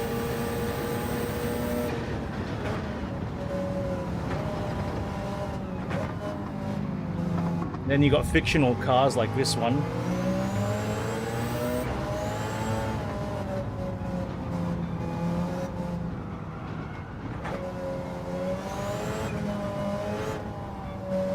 I do my best not to drive the fictional cars. I think they're stupid.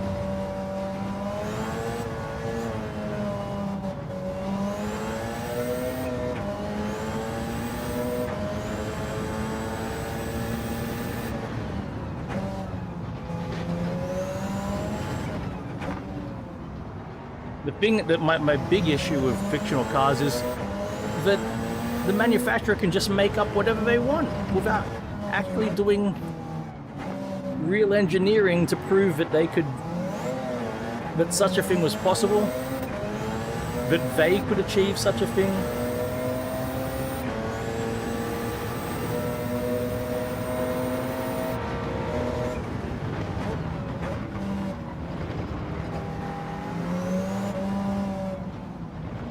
And yes, of course it'd be expensive to develop it, but like, it's just...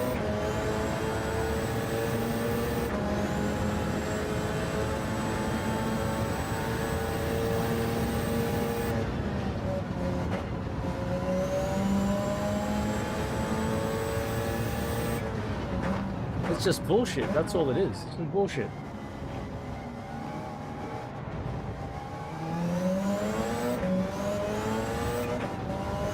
It's even worse than concept cars. Concept cars, there is a small measure of value to a concept car, I will concede. Especially if it's a working prototype.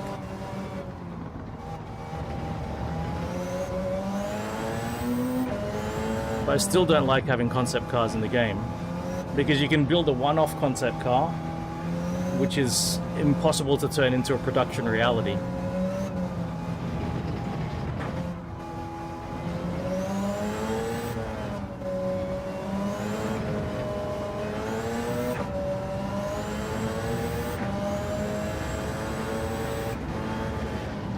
I also think that's a bit dishonest.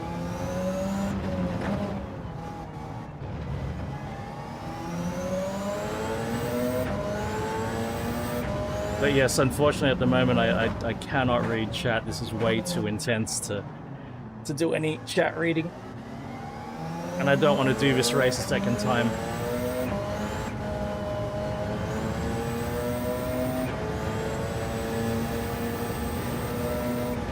I need to finish this race and move on with my life.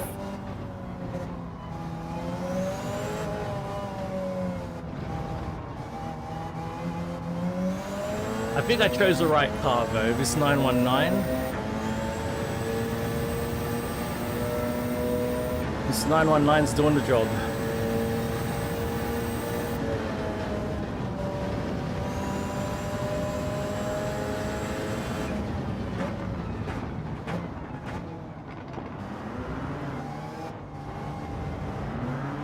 Oh, there's a Peugeot.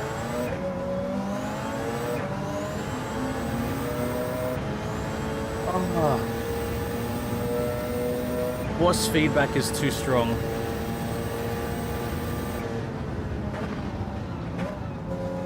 Yeah, look, let me rephrase it. I think I'm fine with like being able to drive a concept car, but racing it against production cars, I don't think you should be doing that. I don't know. Like for fun, yes, but to put the concept car in as something that, yeah, as a proper opponent, that gets to me a little bit.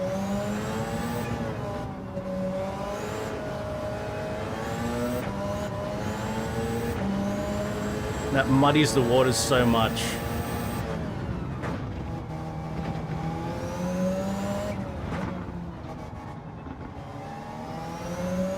Like, if you want to play around with fictional cars, if you want to add them to your race, fine, but don't force the rest of us to have to contend with them. I think that's where I really draw the line. Fine for it to be in the game. There are fucking Lego cars in Forza, but they don't force you to race against them unless you go to the Lego content, right? Like in regular races, they won't be there. That's the right way to handle it.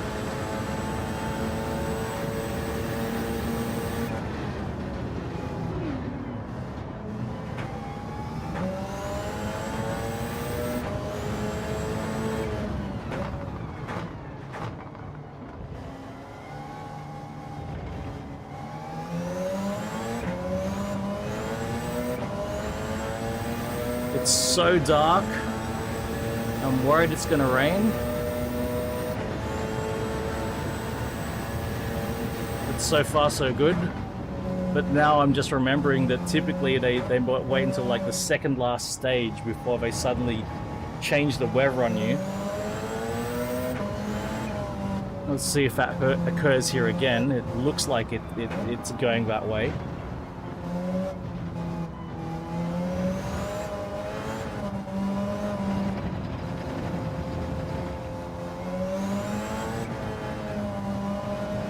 It looks like it's going to do the whole, like, on your second last race, it pisses down rain.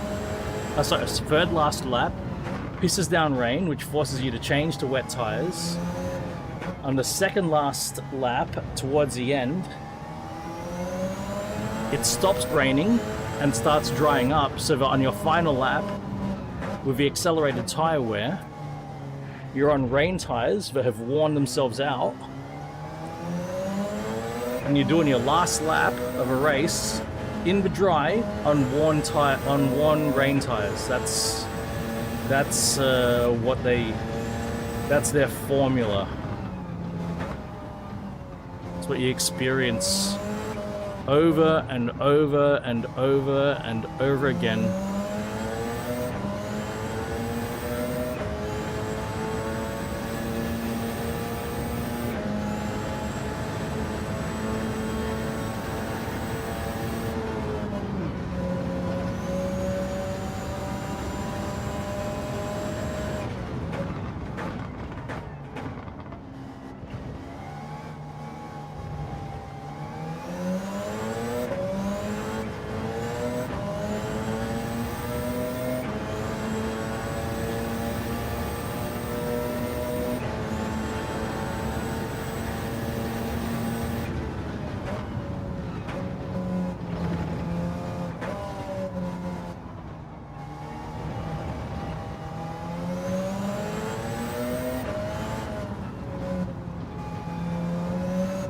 Well, this is third last lap.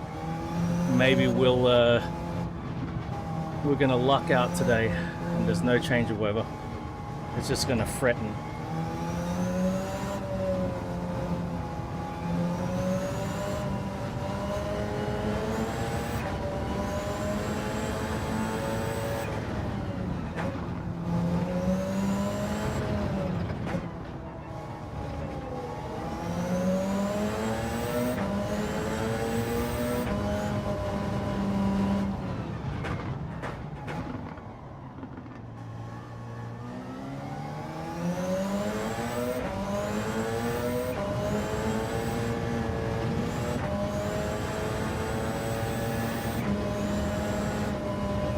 I can't wait to switch to Forza and jump in fucking E or D class cars.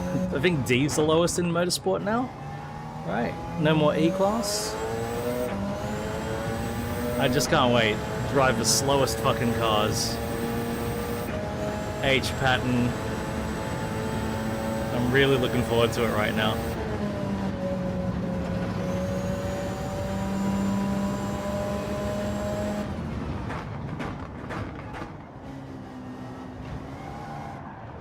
Fuck off.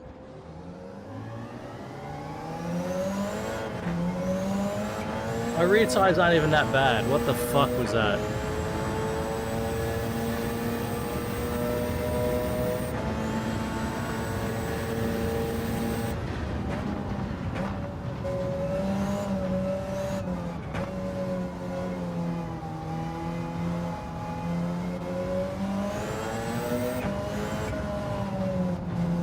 I just turned traction control all the way up, so maybe that'll help.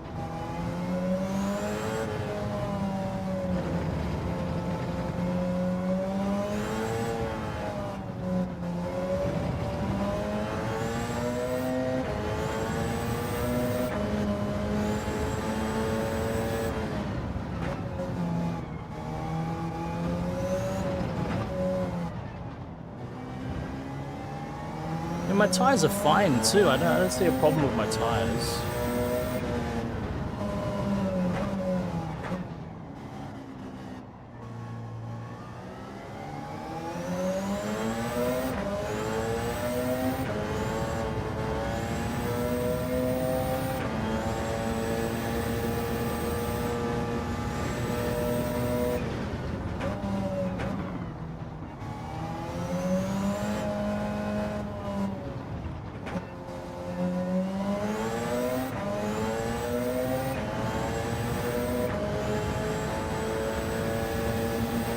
I've got my force feedback up too high though.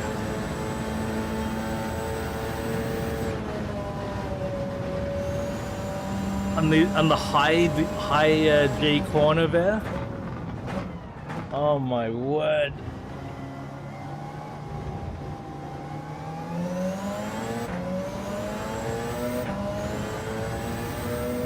Oh, final lap, come on. I'm 30 seconds ahead.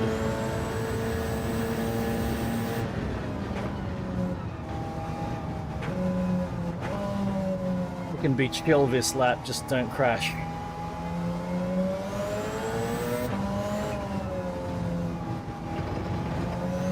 Don't need to push it. Don't need to set records, just finish the fucking lap.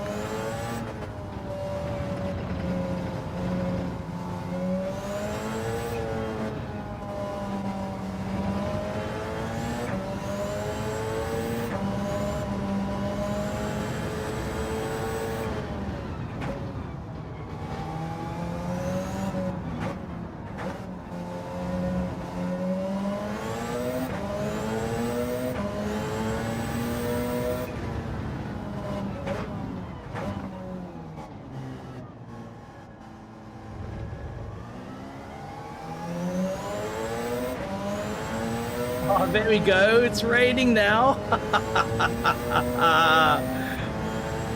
Motherfucker.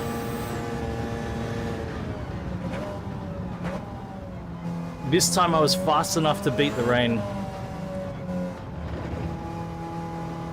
If I was slower, the rain would have been a nightmare.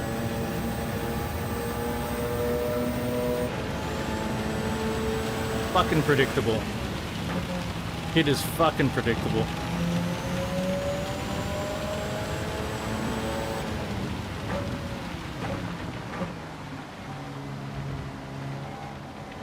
You know, yeah, if I needed pit stops for fuel, I reckon the rain would have been a factor. But because we didn't need fuel, we didn't have to stop for fuel, we were able to keep on going. I've got to feed the cat outdoor. Sorry I missed so much chat, guys.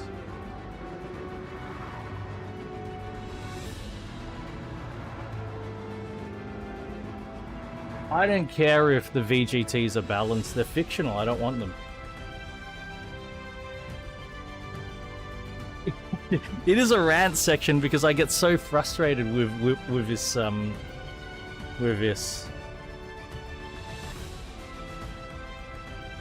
Chevy Spark.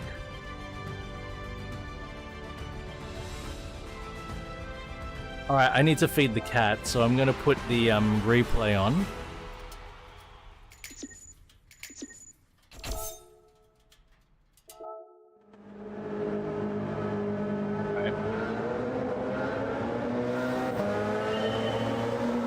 Well, I'll probably feed 2 cats at least.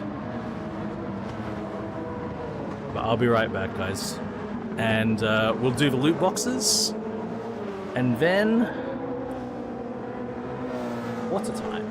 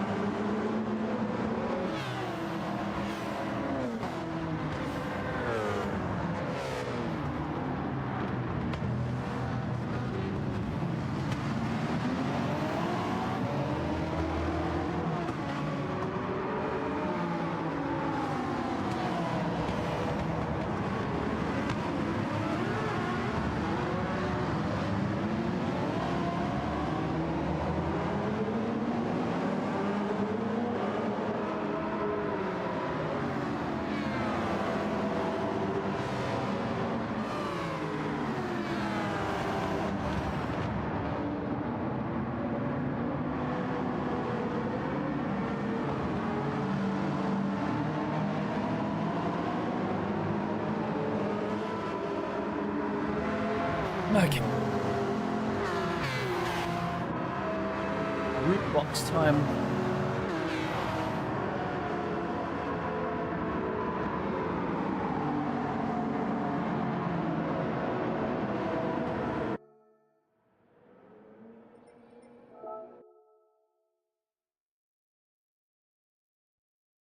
This I really like the. I'm really starting to love the outdoor cat, and I think it should only be a matter of time before we make arrangements to bring her inside the house.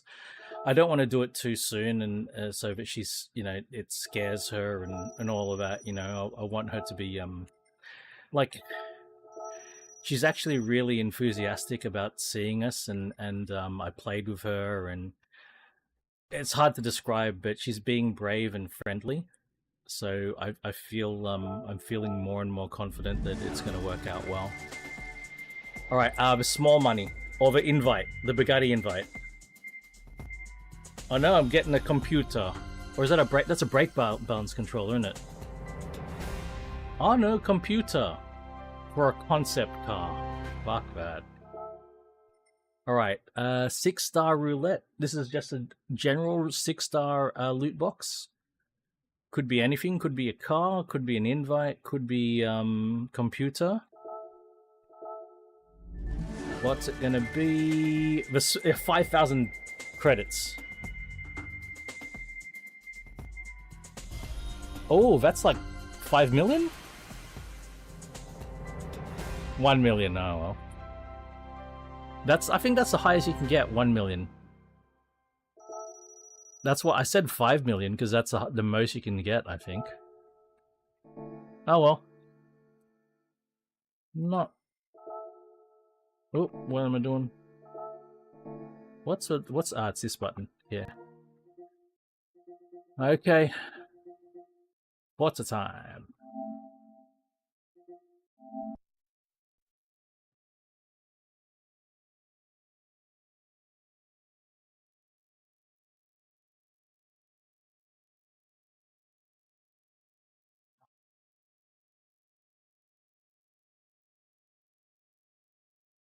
All right. Doing the things to switch to Forza. I should do that. I should do that, and I should do that, which means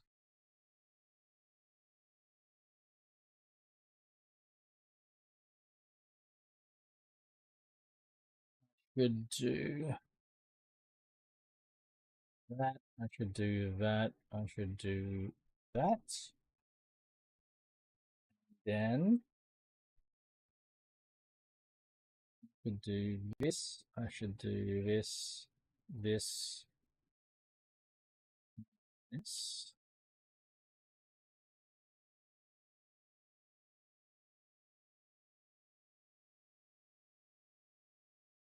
Yeah, I have my doubts that the issues are fixed as well, Empulix. I'm with you on that one.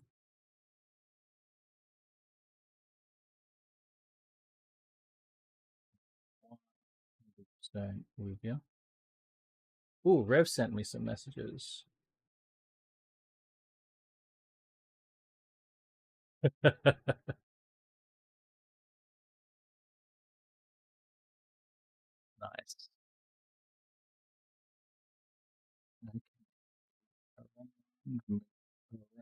I can have the audio up here. I can have that there. I can have the chat window up here. Stretch it across like so. Hey, that'd be awesome, Eating Chicken. Always welcome, man. Always welcome. We're always happy to have people join in.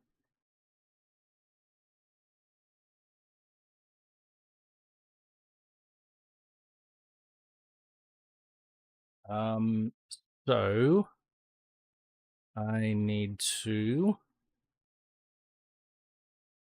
launch Steam, launch Xbox.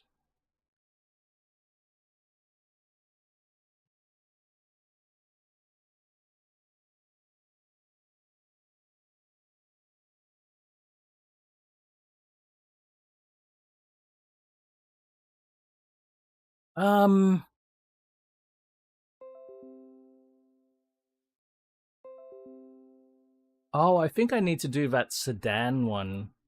I don't know if we're going to quite get up to Class B. I can't be too late today because I need to.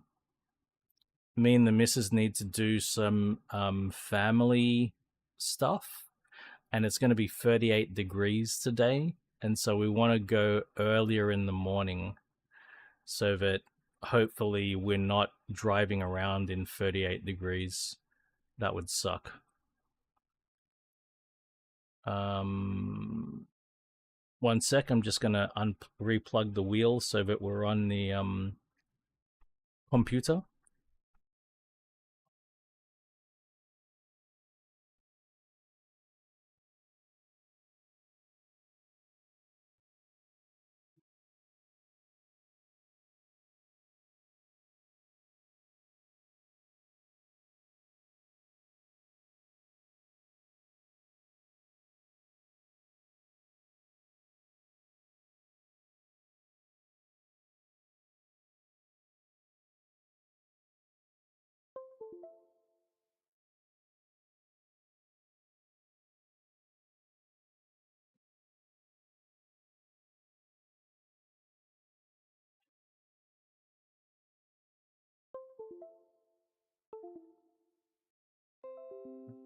The motion platform, it's here. Where'd it go?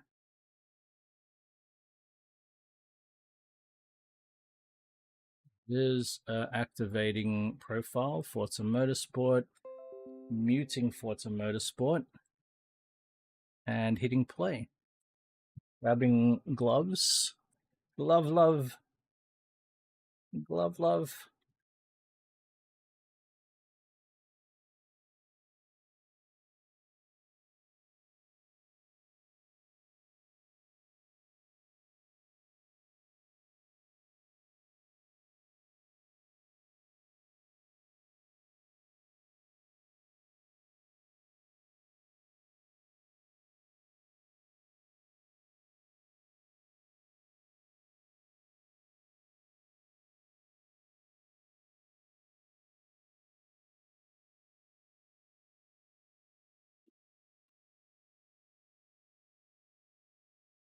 Oh shit! Rob and Plow dropped in. I can see that now.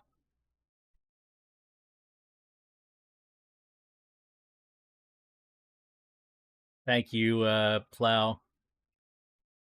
And g'day, Rob. Right. Now I always need to reset the fucking resolution these days. Never saves. Never ever saves.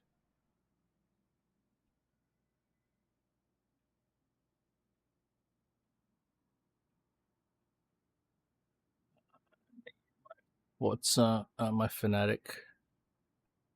Good. Good. Hey, that's good to know. I'm very happy about that. Retroactively? Ah, that's the best kind of actively. Yeah, Velocity Tour.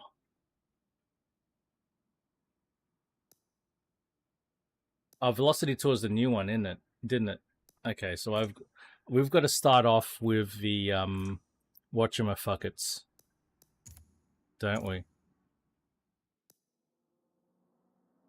Oh,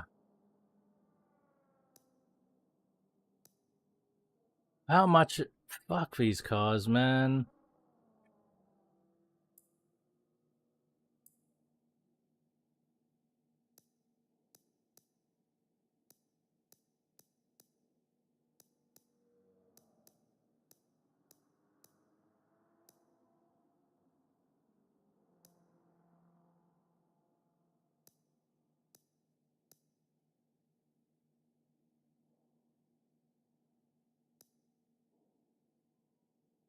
I think I have to buy this one though because it's so new.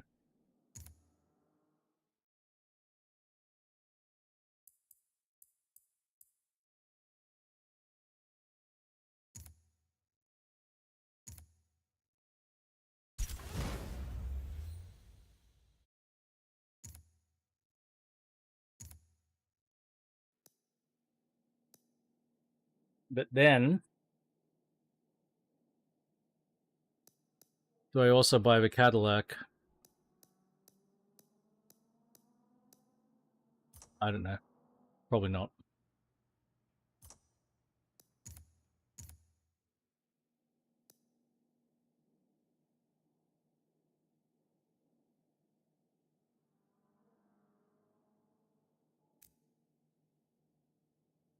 I better do. I better get the Battle of Sedans done. We're gonna just.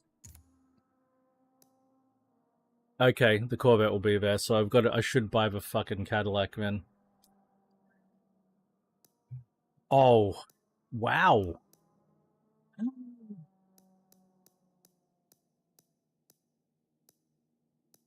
Big, I'm driving the Falcon.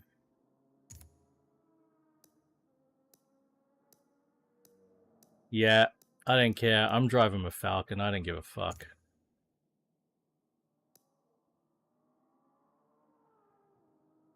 $550 PI limit? That's... Fuck off.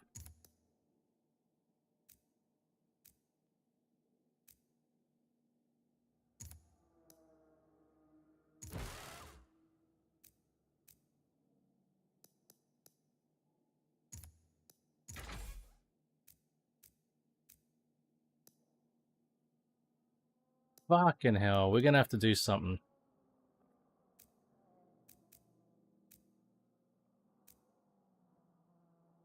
So we can't put a power restrictor on, can we? The only choice we have is ballast, right?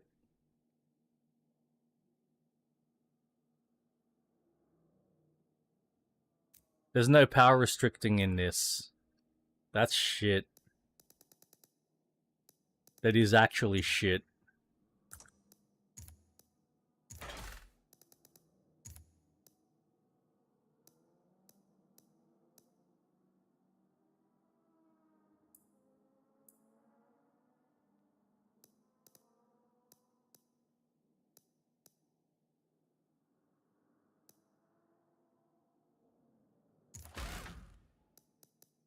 That's fucked.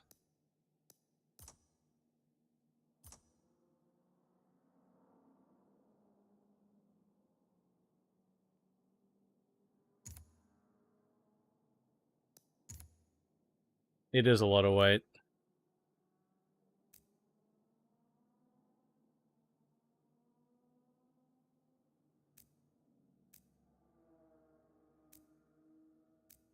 But she will carry it well.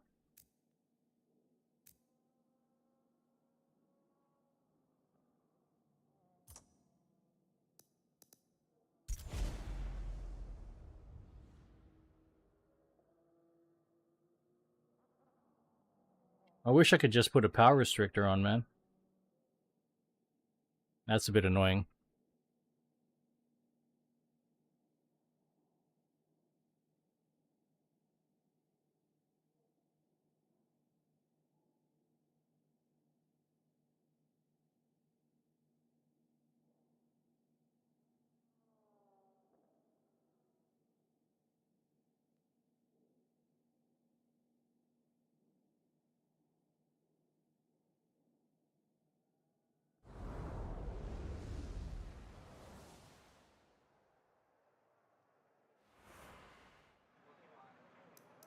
I would agree with that, yeah. This is probably not going to be ideal. It doesn't matter. Don't need to win, just need to finish.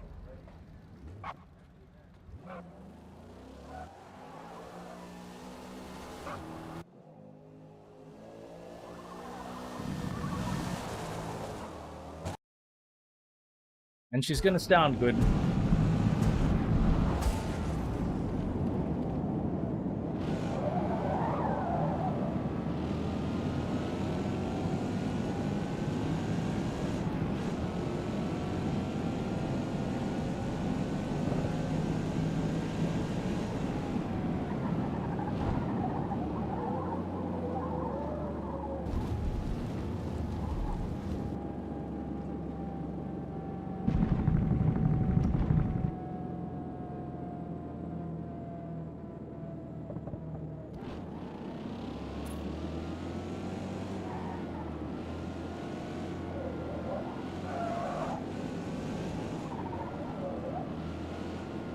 Sounds like the tire noise is really loud versus the engine noise.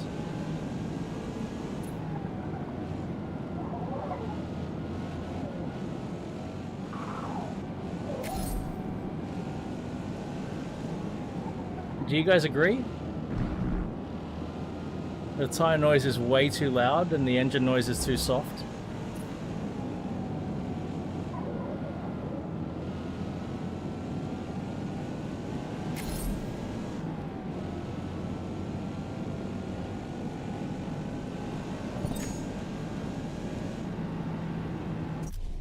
Wind noise is really loud, like the audio seems off.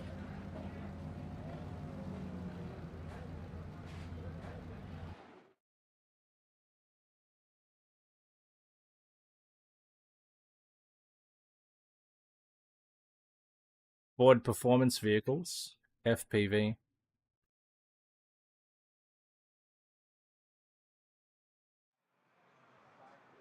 Let's have a look at the audio settings.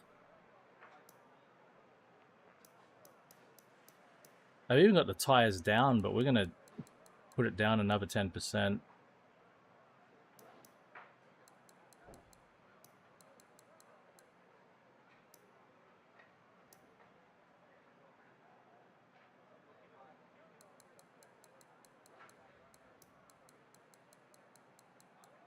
See, look, player engine.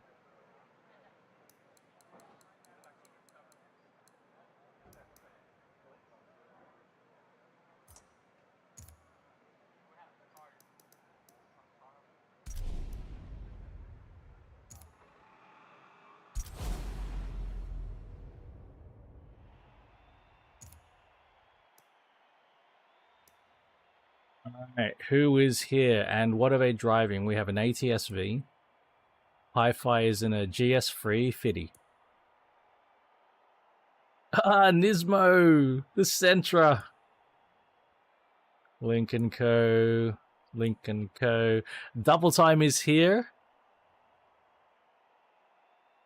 Look at Double Time's level, Empulix. 666. Perfect. He's not allowed to level up anymore.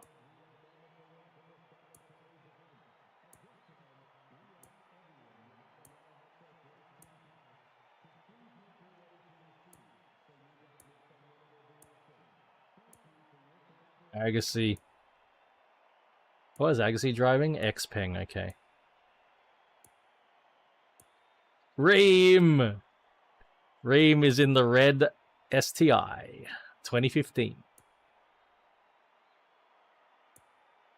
Plow is here, also in a Ford. Yeah. And Hodges, also in a Ford. Hodges will be happy that he's in a Ford. I bet Hodges will be happy. Oh, I forgot to do my tires. Fuck it. Doesn't matter. Doesn't matter.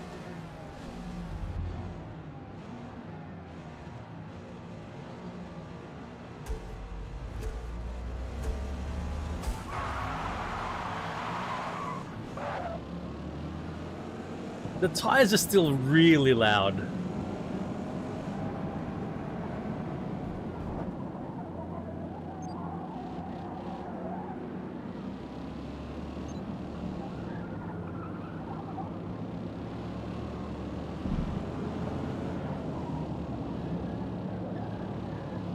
The engine's really quiet.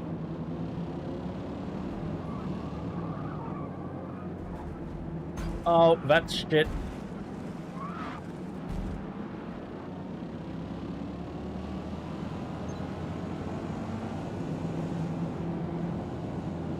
And there's like a wind noise, it's super loud, hey. They've messed it up somehow, I reckon. They've messed up the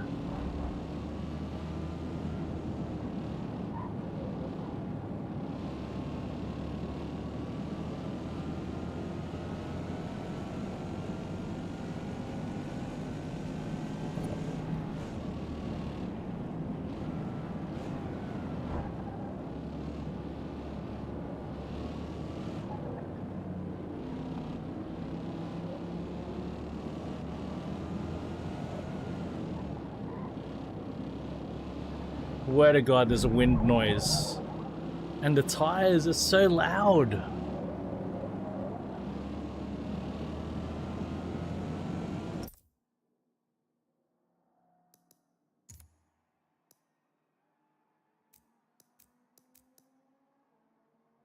Just for the sake of experimentation.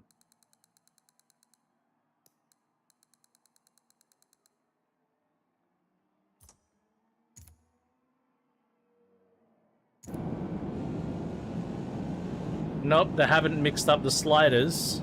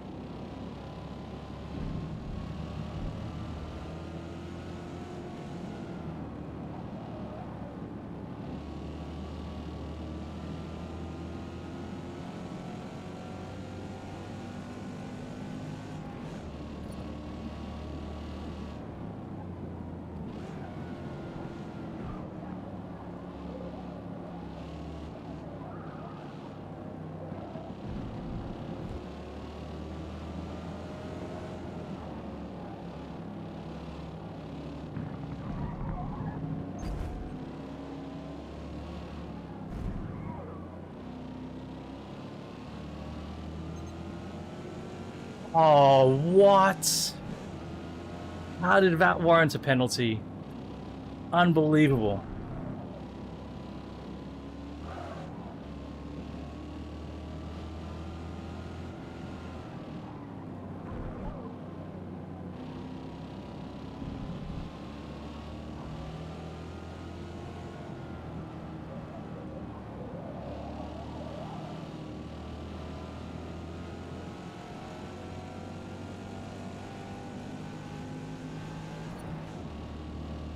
Yeah, right? For what? What did I do? How did I affect... Like, I tapped him, but that was just a... That was a racing incident. I didn't fucking slam him off the track or anything.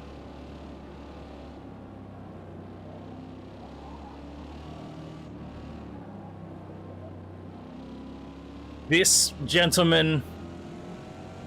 For what reason? What was the charge? Gentlemen, this is an automated penalty system manifest. Have a look at the penalty here.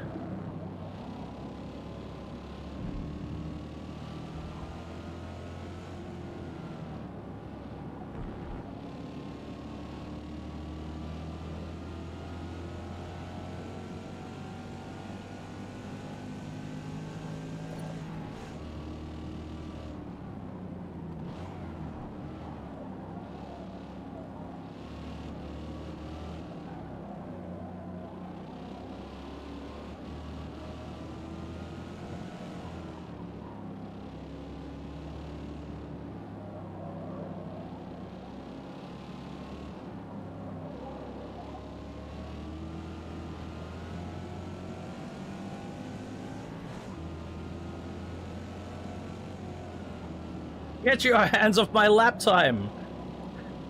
That's the bloke who messed up my lap time, people.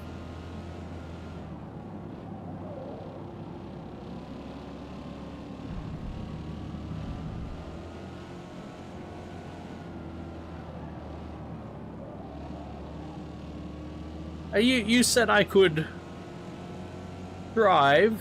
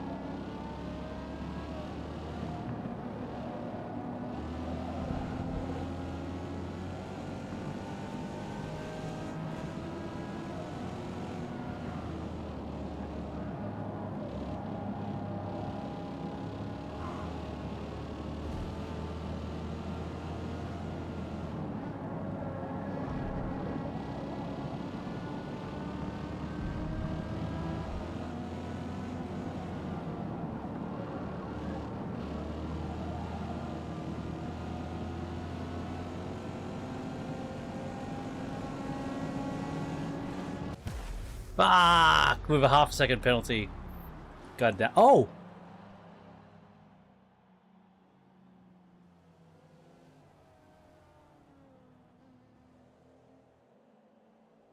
I was going for third there. Huh? Double time. Plow and Ream hanging out.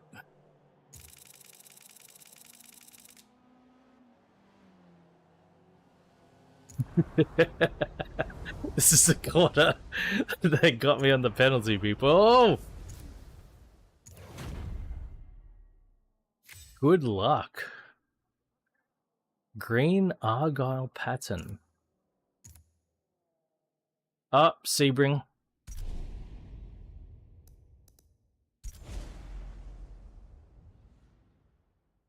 Sebring Internationale.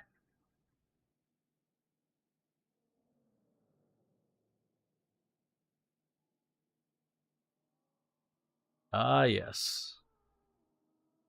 Good one.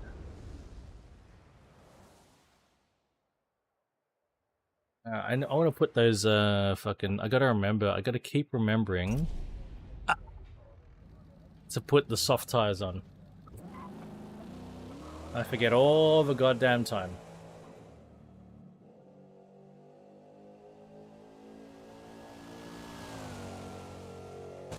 Steve, that's a fucking loud car. It could sound loud from the inside too.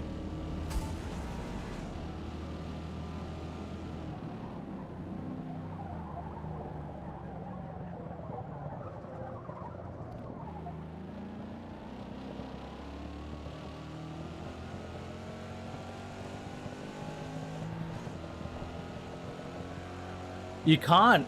Oh, okay. Well, all right, all right. That's fine. No problem, Ben. As long as I'm not giving away any advantages, I'm okay with that.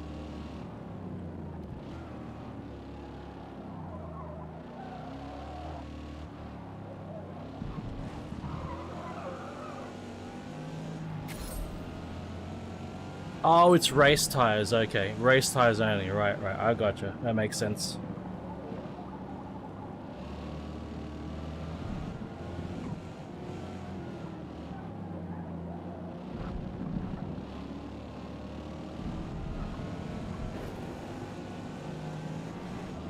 Jugger!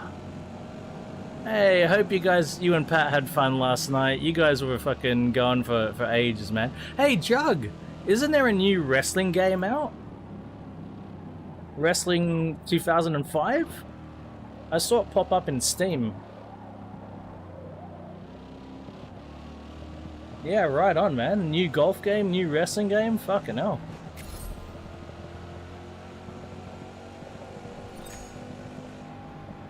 Hey, I hit the target that time. Eshays, bras. Look at that thing. What a car, man.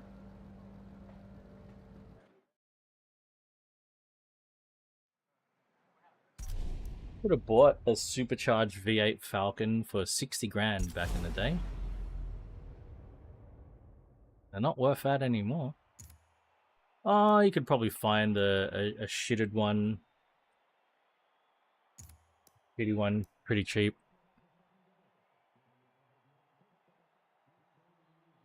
That said.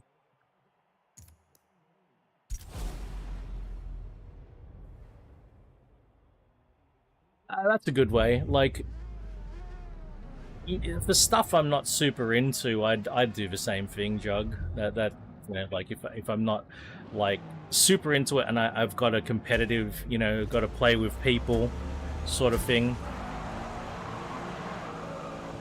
It's just for my own fun. Then yeah, getting things on sale is a good way. I got way too many games. I can only get things on sale unless I'm really going to play it immediately, you know what I mean? Like, it's just too much.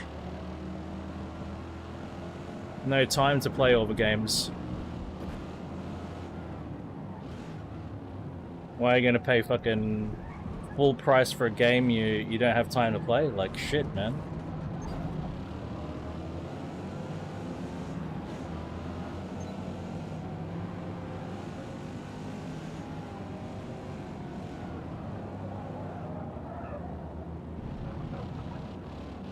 And especially when they have the annual franchise thing, you know, it sort of gets tough to keep up. That's great. That's great. Can't see anything.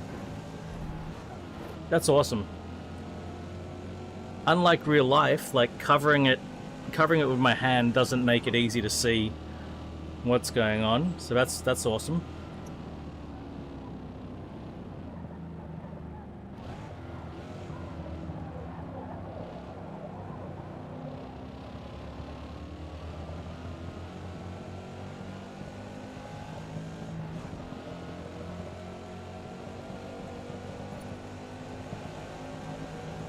Sounds good coming through the main stretch with all the echoing. That sounds awesome.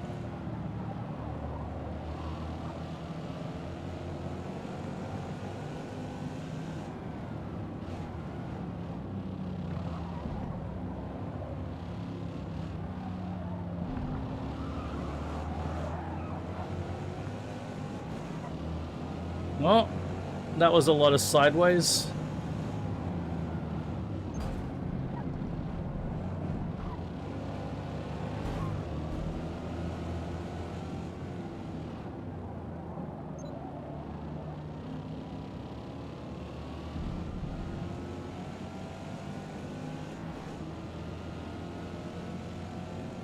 It's a pretty game though, isn't it?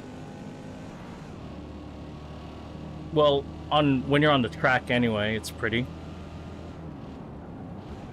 Not so pretty when you're in the garage for whatever reason. They've managed to fuck that up. But that's okay. When you're here, this looks great, and that's what matters. Would be nice though if they could fix up the garage lighting. Would be really, really nice.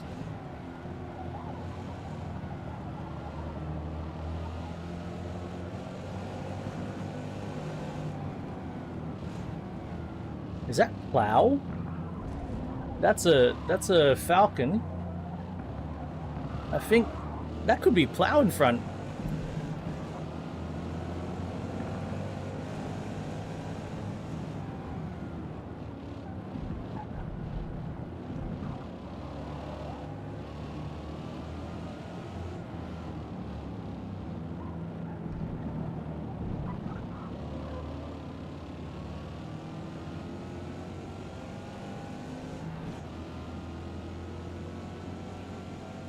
Oh yeah, sure, Jug. Let me know your budget, man. Like, there are good headphones at almost every price range, so you definitely don't have to spend a lot of money, man. There are good headphones at almost every price range, dude. Even like $50 US, I reckon I could find you something awesome. For that much, I definitely can find you something good, man. Without a doubt.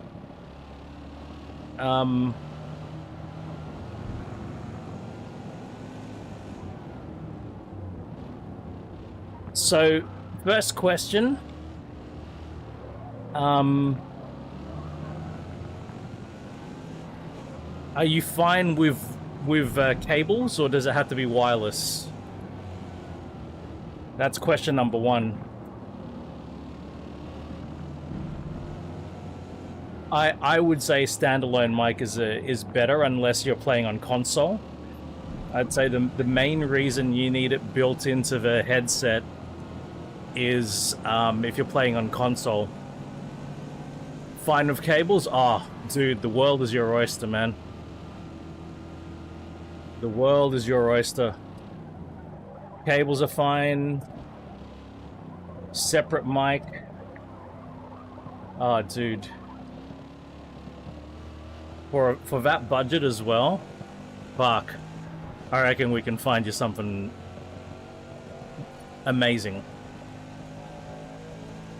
But just let me look at the prices and come up with something for you. Oh, another question. Is it okay?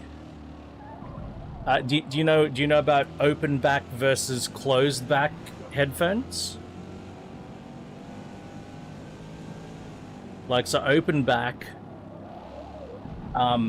your sound will leak out of your headphones, and you'll also be able to hear everything. Okay, so the closed back is your traditional headphones that you're probably used to, where you put them on and the world around you gets quieter and the sound from your headphones doesn't really leak out. The open backs, you put the headphones on and you can still pretty much hear everything around you, and all the sound from your headphones, people around you will be able to hear. So that can be a problem, you know, if because it can disturb other people, or, you know, if you want to, oh shit, coming in too hot. If you want to isolate yourself from your environment, you know, then that can be a problem. If you've got a noisy environment, you need to block out some of the sound, then, you know, then that's what you have closed back for. However, if that's not an issue, if you've got a quiet environment and you're not going to disturb anyone, I highly recommend open backs. Number one, it sounds natural when you're talking. You can hear your own voice with open backs. So I'm wearing open backs at the moment. I think most of my headphones are open backs. The other thing with open backs, not always, but in the majority of cases, I'd say 85 to 95% of the time, an open back will sound better than a closed back. Not always. There are exceptions to the rule. the reason for that is with a closed back, you get the sounds reflecting. The sounds reflect inside the cup. So you know my wooden things, right? They've got these big fucking honking cups on the side. And the main idea behind this design is to try to control how the sound bounces around on the inside, so that it doesn't create weird standing waves or interference. That's the whole point behind this strange... I did win the race. I did. That's the whole point behind this strange design behind that ear cup. It's attempting to solve that problem of most closebacks. If you need closebacks, that's fine. We can find you a good closeback. That's fine. But if open backs are okay, then it just opens up your options. But it's okay if we're restricting it. So most of my headphones are open backs. 1, 2, 3, 4, 5, 6. Oh, well, actually, 6 of my headphones are open backs. 4 of them are closed back. All right, and how can I illustrate that?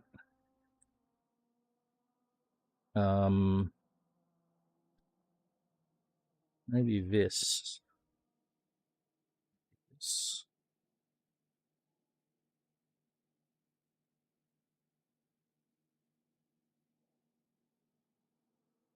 Can you see how, like, I've got this red light, yeah? And you can see right through it, yeah? You can see the red light. This is open. Open backs almost always sound better.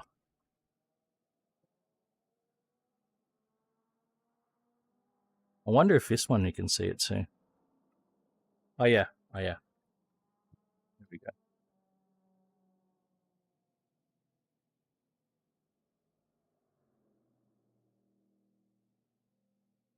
You can see right through it.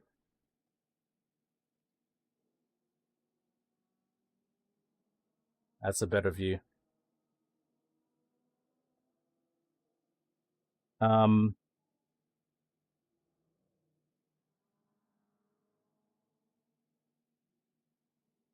Yeah, and for streaming, I reckon open backs are awesome for streaming because, yeah, being able to hear your voice doesn't sound weird in your head.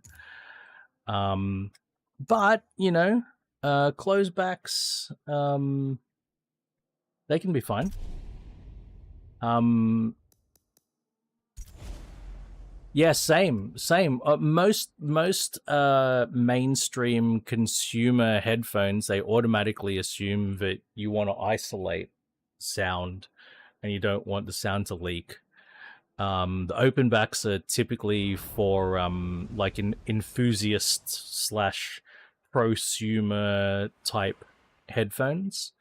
And it was finding out about open backs that got me really curious about these things, and that's how started going down the rabbit hole.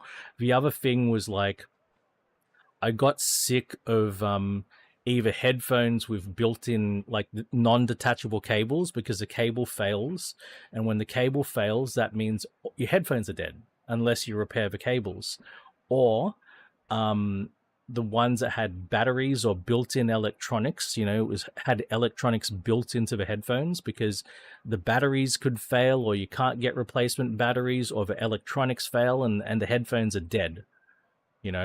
I wanted headphones that only were fucking headphones and didn't do anything else, with detachable cables, and things like the I better, what's the bet? All the parts being fucking user serviceable, like the ear pads. You take the ear pads off, replace the ear pads, These are open back as well. You can see right through to the driver. So these grills, if you damage the grills, you can replace them. If you damage the headband, the padding on the top here, you can replace it if it wears out. You know, they last forever. That's the other thing. You're not worried about them fucking dying on you and needing replacement. Yeah, this is the first pair of headphones I bought, and I bought them I bought them in 2018, and they're still going super strong. I used to carry these everywhere I went. I dropped them on concrete and tarmac a couple of times already, and that's why I've done a bodgy repair. But I don't recommend these. These were my first pair of headphones. I don't recommend them anymore. There were a little bit of a recommendation maybe 7 years ago, but I think in the last 7 years there are different options that are possibly, you know, probably more appealing now. Maybe less money, and maybe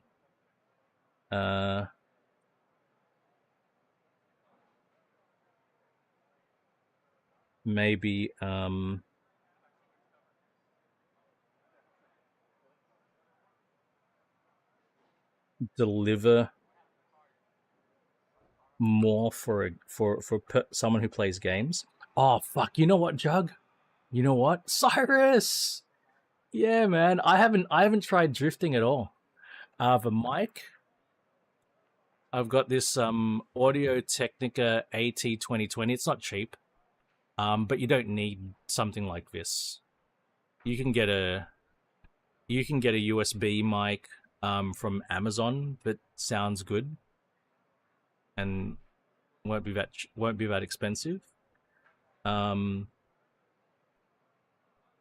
you know, this is just me doing an upgrade. But this is awesome. I love this mic. You don't need to spend a lot on a mic, really. Actually, Cyrus has got these headphones. Cyrus has got these headphones. Cyrus, I was just taking the pads off to show Jug.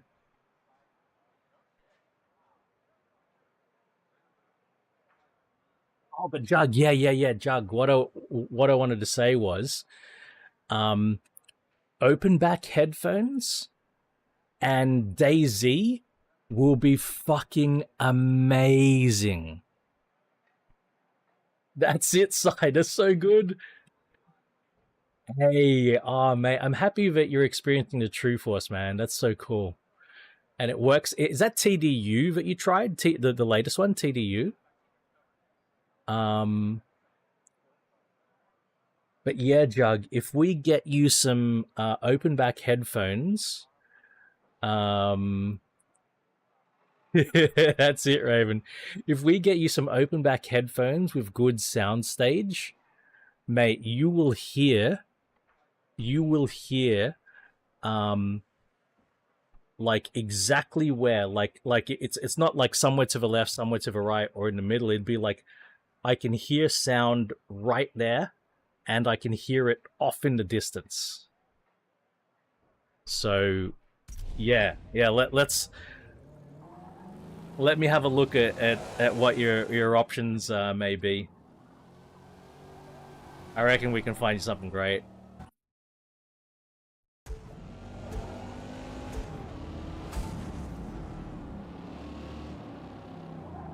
Oh fuck, where are we? Oh, it's Barcelona.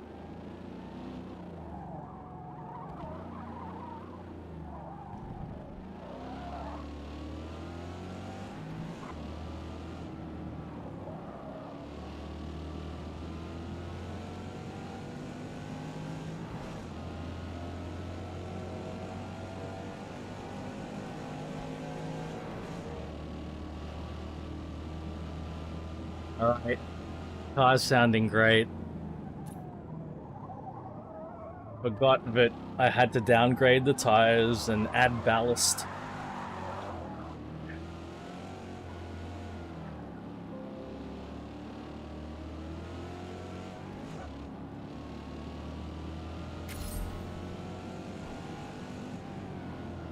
Yeah, so they don't do any isolation. I mean,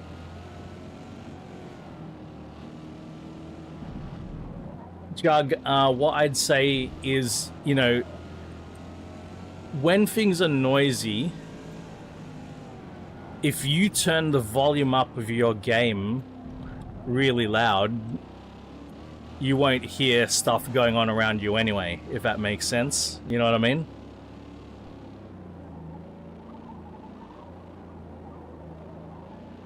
And there are limits to, like with a closed back, there are limits to how much you're passively isolating. Because closed back headphones, they passively isolate sound. But there are limits, like, you know, a loud enough noise you'll still hear through your closed back. You still hear your own voice through your closed back.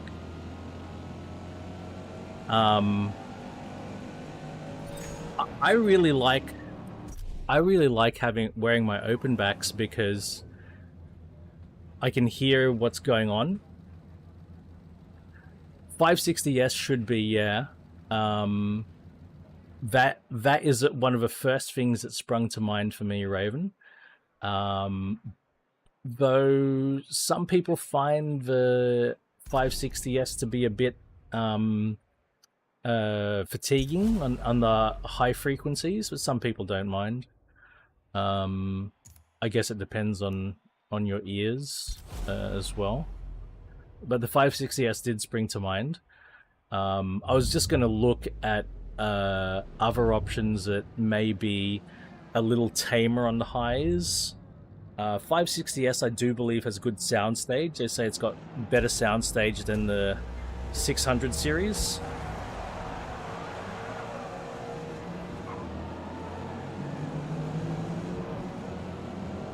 But that was definitely one that sprung to mind. Oh, we've got power. We've got power. We're also getting pit maneuvered.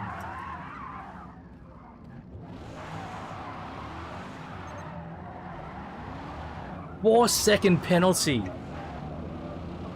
Wow. Have a look at the clusterfuck here.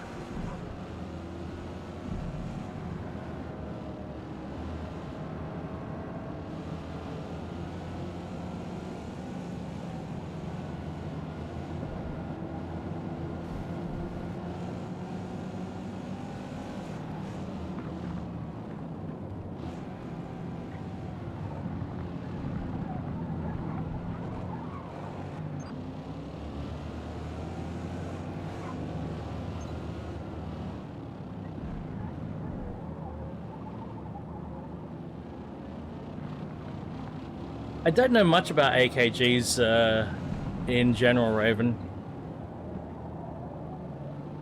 Their naming scheme, I don't have any first-hand experience, and their naming scheme, I don't know what's what in their naming scheme. It's so bad. Like, Sennheiser's naming isn't great, but you generally know what's going on. Like, you know, if there's a 5 series, 6 series, 8 series, you generally know what's going on, except that you get the HD58X that fucks things around, and now there's the HD620S, which also fucks things around, but it's not that bad. It's not that bad, but AKG, I don't know. I don't know what's going on with AKG. I see an AKG number, I'm like, okay, it's... okay.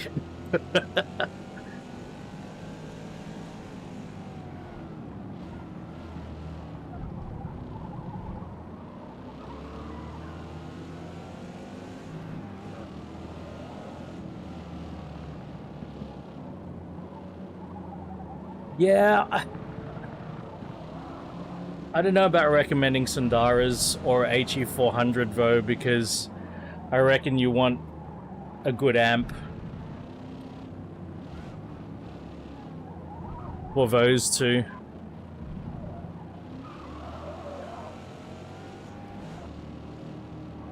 Yeah, that's pricey, Jug. I wouldn't spend that amount on your first headphone. No way. No way.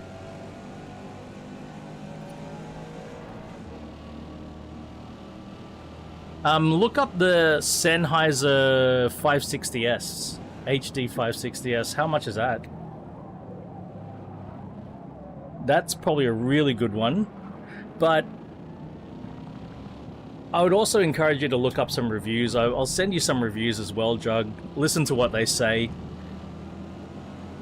Because even though, like, you're buying headphones and you might be using them for gaming, but I'm sure you'll also listen to music with them. And so I think if you're going to buy headphones, that they should be multi-purpose.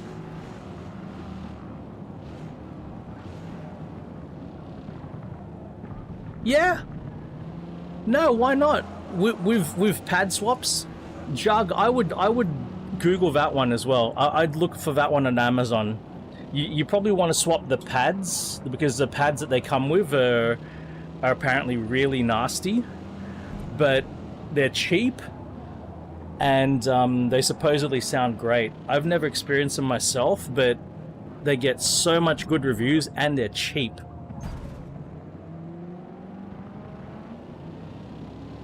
They are cheap.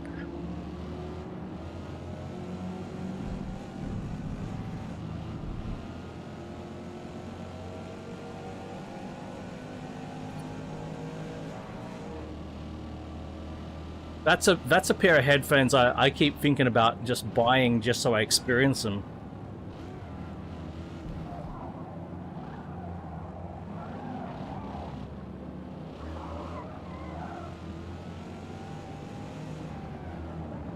Yeah, so the thing is, you definitely need to swap the pads. Well, I don't know, maybe you don't. Maybe you don't. It's recommended that you swap the pads because, you know, that's one thing that they cheaped out on, and I think they're pleather, like fake leather, protein leather, or whatever they fucking do.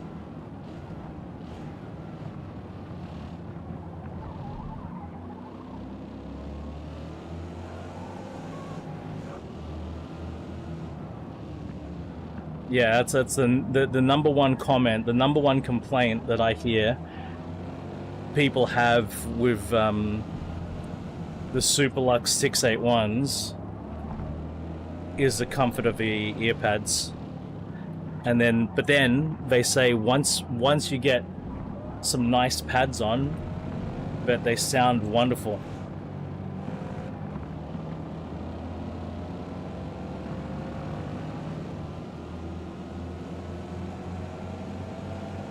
That's true.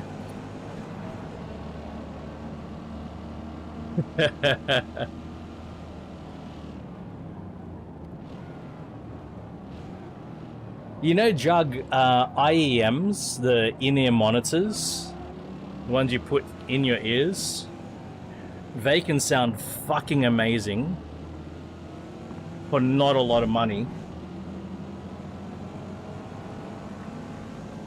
But of course, you know, there are actually open back in-ear monitors, but they're typically really, really expensive and quite funky.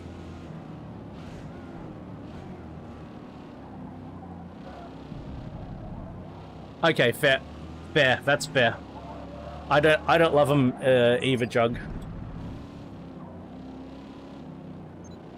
That's fair. I much prefer over ears as well. I dabbled with the in-ear monitors, and I bought 2 pairs, and then I was like, nah, this is not for me. Some people swear by them, but nah, not me. I mean, they sound fucking amazing. They sound amazing, I'll say that. They really do, but nah. I'm not into them.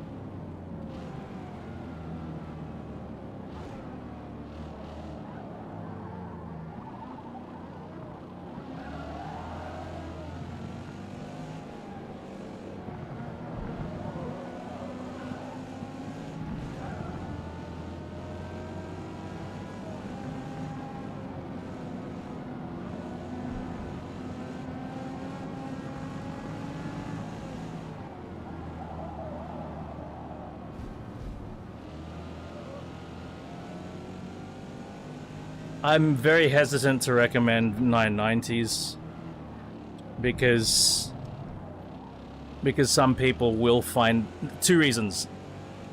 Some people will find them fatiguing and non-replaceable cable. For me, like Bayers, like the 990, 770, 880, they're a late game, you know what you're doing purchase. You know the scene, you know what's going on, you know what you're getting into. You're okay to take a risk that they may not be for you. Or you know what you want, you know what you can do to tame, to round it off so it's acceptable. That's what I reckon. That's my take on a 990. I got one more race, do I? In this? Oh, fuck! Why? Why?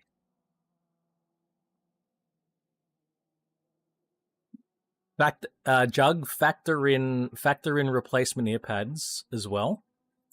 So find the replacement ear pads.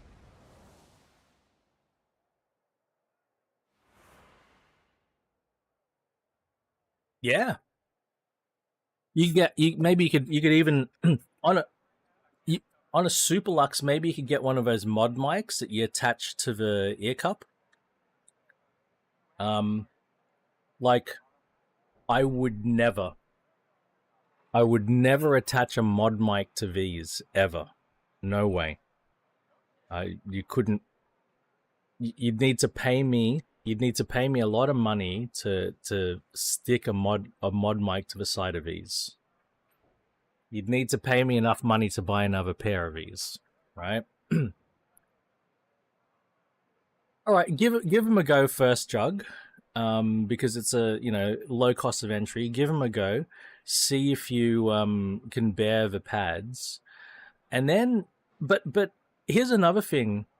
I would also say, Jug, look at the cost of a replacement pads. If it's within budget, just buy a pair anyway, because at some point the pads will wear out.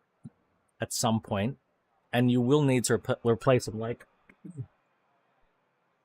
these, this is the second pair of replacement pads I've had on these. I've replaced the pads twice on these things, and I probably should have replaced them earlier. But they wear out. They will wear out. You will need to replace them. So maybe in the initial purchase, buy them anyway, and because they should be cheap, and just try the difference between the two, and then you'll know. The other thing is, like, those pads that I've got on that, number one, they've got cooling. They've got cooling gel, so you put them on. It's like, oh, it's really nice to put them on. It cools your head down, and it's memory foam.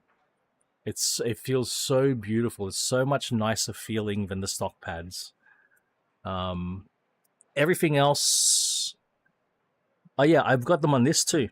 These as well. This is the first pair of replacement pads. I liked the cooling foam and the cooling gel and the memory foam so much from the Sennheisers when I needed to replace these. I got that as well. Yeah, these pads, Raven, these were not cheap. For the XS, they were not cheap. For the 58X, they were cheap, but for the XS, not cheap. I've heard that genuine focal pads are a ridiculous price, and I think genuine 800 pads are ridiculous price. Even aftermarket ones are ridiculous price as well. These are really thin pads. I am going to replace these sooner, I think. Like these headphones are so light and comfortable. I love them, but I think I would like thicker padding. I don't know.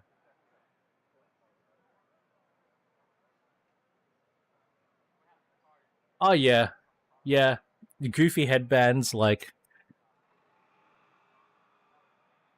this isn't too bad. It's got the metal frame, and it's got the support suspension strap, but you also get ones that have like square fucking metal frames, and so it's completely squared off above your head. They look funky, man.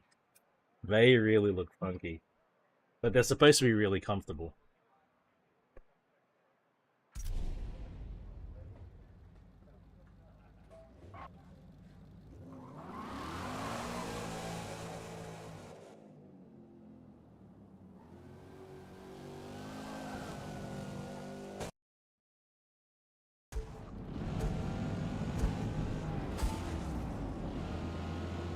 I've got another alternative for you, Jug.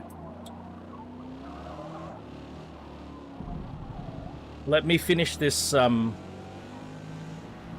practice session. I've got an alternative for you. I just remembered that I saw this recently.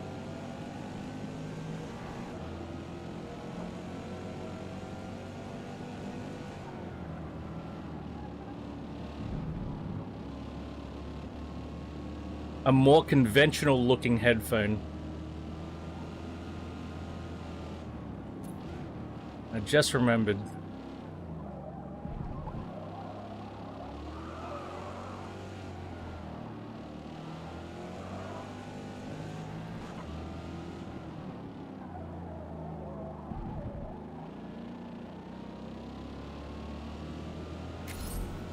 And a Aria Stealths, Abyss Dianas. There's quite a few that have that weird square suspension strap. Quite a few of them do. I actually think Arias and HE1000s, they don't look that funky.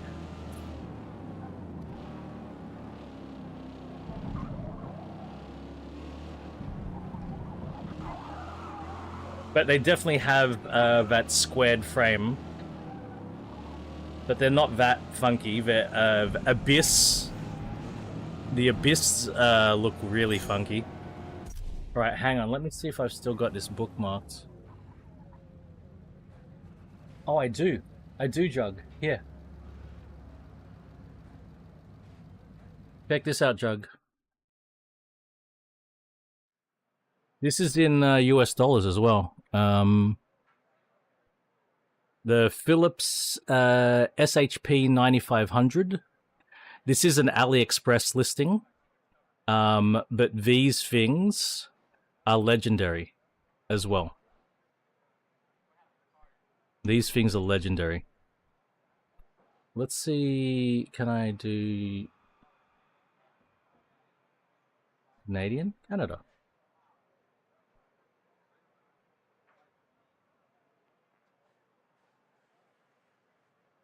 So they're a bit more expensive, but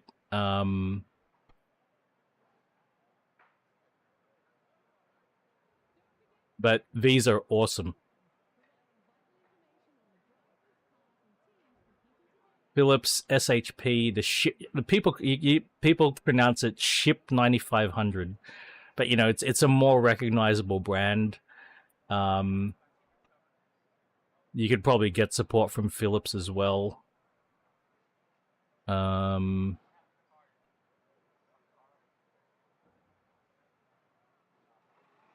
Says that $82 here for Canadian to AliExpress.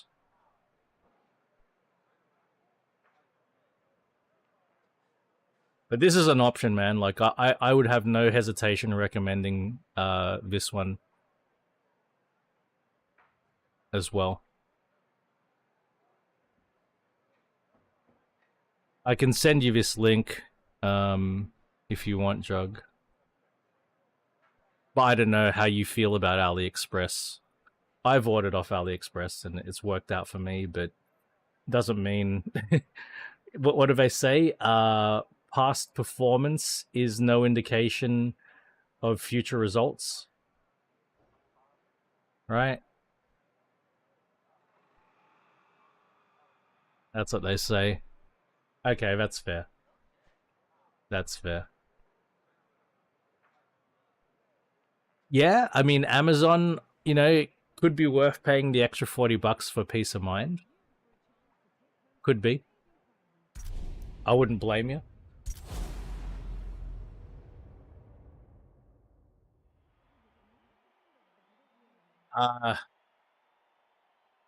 Sounds about right. Sounds about right, Raven. The planner one, but that's probably a Mark II. The Mark II basically has a Susvara chassis. It's got the Susvara chassis with the cups. That's correct, Eating Chicken. That's correct. I've bought off AliExpress from Hypherman, in fact.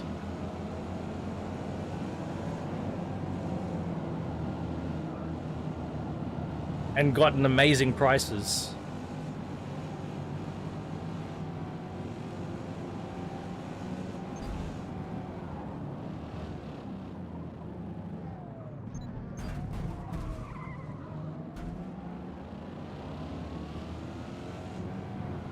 Mark 1s, I swear I could get the Mark 2s for about that price.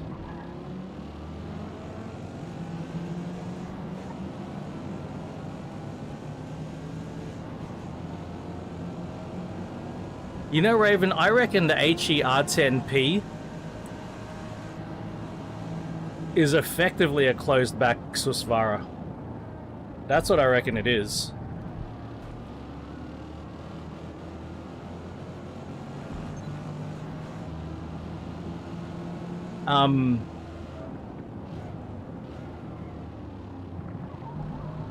But Autovinia, which, you know, a lot of people don't like, I've seen the Autovinia go on sale for like 800, 900 US, and that's been fucking so tempting to think about. That's a lot of money just to see if... That's a lot of money just to see if I think people are wrong. Because people could be right.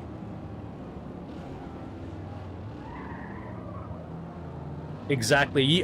Jug, I think you can replace the pads, replaceable cable.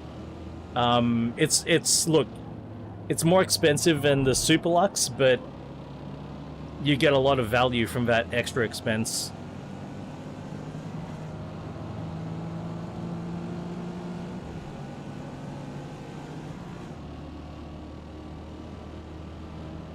Sounds right for a Susvara. Oh, you know, Raven, I'm super curious about that new hybrid driver. I can't remember what they call it. Isvara or something like that. Isvana. Oh, that's an unveiled. There you go. That's why, because it's a Susvara unveiled.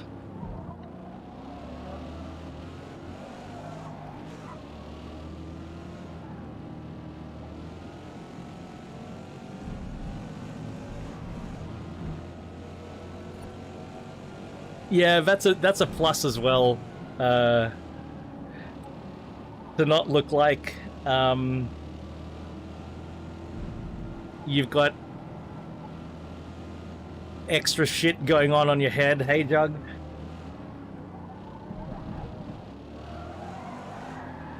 Imagine wearing headphones that made you look like a total knob. Imagine that. The unveiled, that every single unveiled, I reckon, looks amazing. I'm pretty scared to own an unveiled though. For that price, with that fragility, nah. It's not right for me. Not with my environment being as it is. If I had a more if I had a more sterile environment, then I'd be okay. But right now, with the way this room is and the way the house is, nah. I don't want to spend that much on something that's that delicate.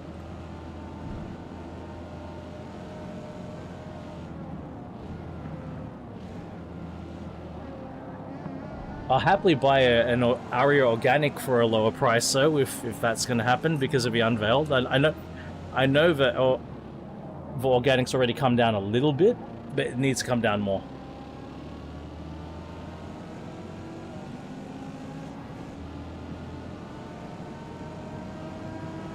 Well, I haven't bought the Mustang yet, have I?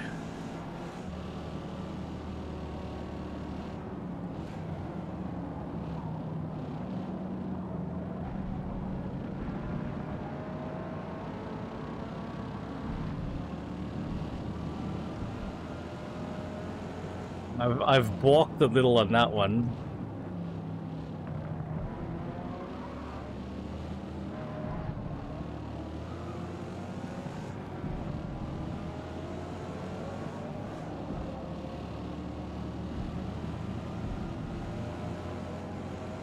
An opportunity.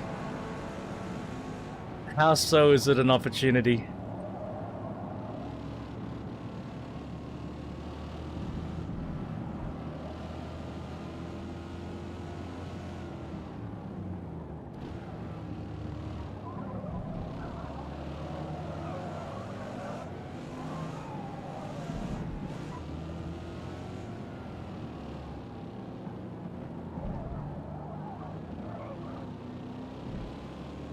Yeah, same, Raven, same. I'd like it to be quite a bit less than that. Maybe around about the 600, 700 mark I might pounce.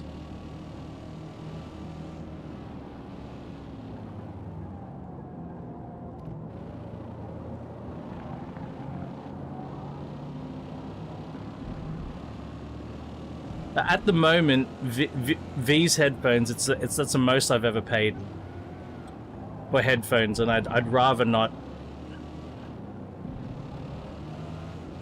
No, 600 USD, 600 euros is what I'd do. About 1,000 Australian. I'd probably jump on them for 1,000 Australian.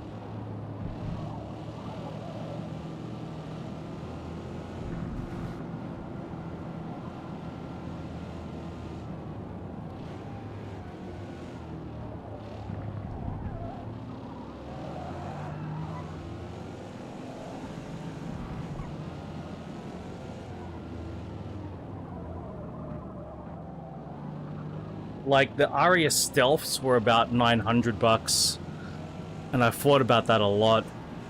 I really thought about that a lot.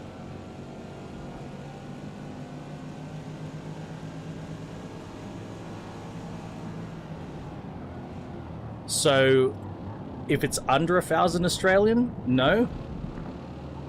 If it's over 1,000 Australian, then there's a 10%. I didn't know what to think about the 599s. They're popular. Oh, 569. I don't know anything about the 569. They're popular. But if you want to go close back, Jug, let me think about that as well.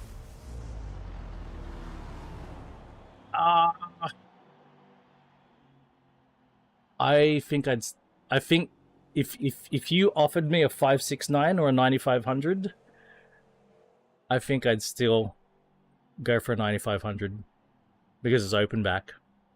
My preference always would be to get something that was open back. It would have to be, if it's going to be a closed back, there would have to be a really compelling reason for me to choose the closed over the open. Hey, we've got the Yaris now.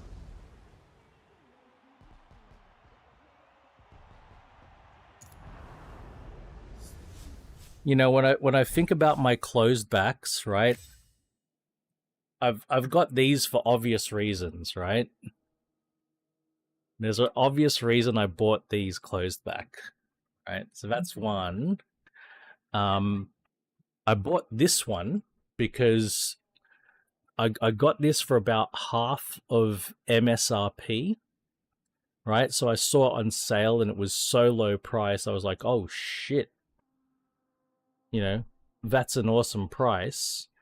And, you know, they're wood, and the compelling reason was these are not normal drivers in this. These are planar magnetic drivers, and I was like so curious to hear closed back planar magnetic drivers. That's why I bought this one, right? And then finally,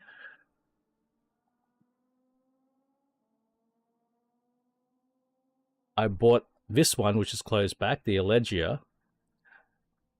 I bought this because it was on such a heavy discount. When these were new, they retailed for about 1,400 Australian dollars. And they were discounted down to 330 Australian dollars. And I was like, you know what? I'm going to buy them just to hear what $1,400 headphones sound like. Or feel like, because part of it is the construction. They're beautiful, they're gorgeous, they feel nice to the touch. The materials they use, you know, amazing. It's so nice, so high quality. And I thought, you know what? I get it on heavy discount now. And when they sell out, if I really want, I could probably still sell these for a profit. I could sell these for 500 Australian bucks when I bought them for like 330. I reckon I could sell them 500, 600 Australian bucks. Somebody would buy them. I should have bought you know what I should have done? I should have bought several pairs. I should have bought several pairs of these and sold them on. But I'm not a scalper. That's why I'm poor.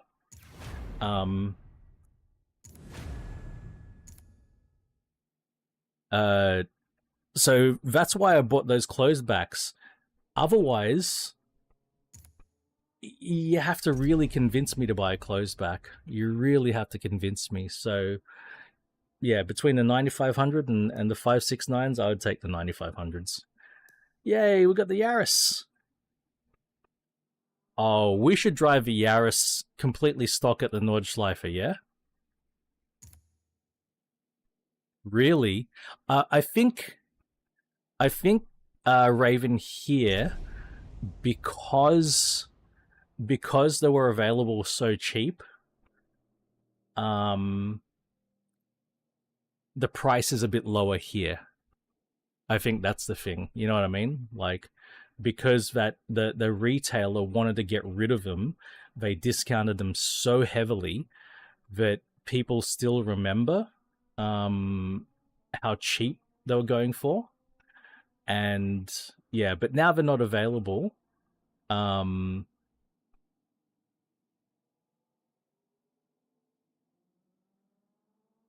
Yeah. I mean, my ones are like new. They've never been dropped. I did use them a little bit, but you look at them, you can't tell. They're like new. these ones as well. So these ones I'm stoked about because they were going. These retailed over 2,000 Australian dollars. I think the original price was 2,300 Australian dollars, and they were discounted down to 1,200 Australian dollars. And I kept on looking at them, but still $1,200 is $1,200. So I was hesitant to pull the trigger, and I missed it. I missed my chance, and they sold out. But I was lucky that I checked eBay because one of the guys who bought them for 1,200 was then selling them for 1,000 because they were open back, because his wife could hear everything he listened to and she hated it. She told him to get rid of them, so he sold them. He used them for 2 weeks. Well, he owned them for 2 weeks. So he probably only used them for a couple of hours and then sold them. So I'm so happy about this purchase. These are amazing. So happy about that one. That's one of the best eBay purchases I've ever had.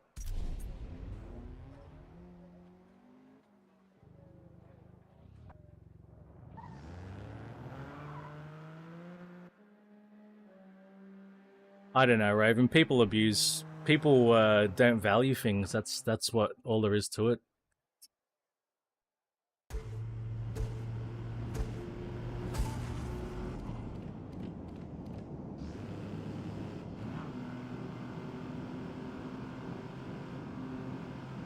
I'm gonna skip practice. I'm gonna skip practice. Fuck it. I don't need to practice.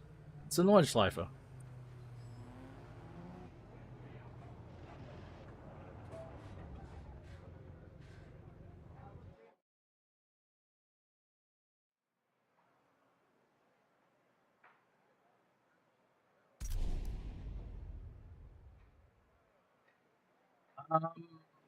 I'm gonna drive it manual. I'm pretty sure it's manual.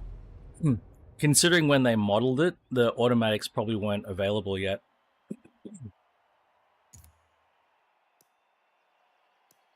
Crude is here.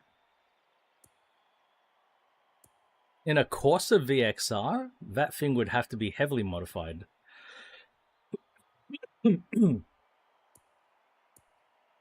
Hey, Pat!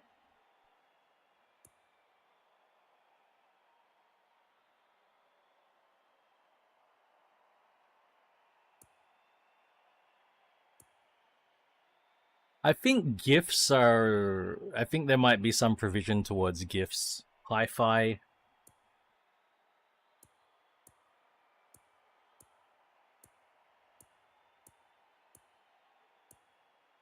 Blood Dawn. K. Smith! In a Cooper. Pinkham. Ream is here again. Hey, look at that Yaris! Wow, what a color. That's a livery and a half. I like that livery. I wouldn't put it on my own car, but it's nice to look at. The metallics are really nice. Shane Chaz with a big wing. Oh shit, I love it. I'm gonna have to paint my Yaris, so I don't think I want it in red. Maybe red. Red's okay. This is a Japanese one, it's right-hand drive.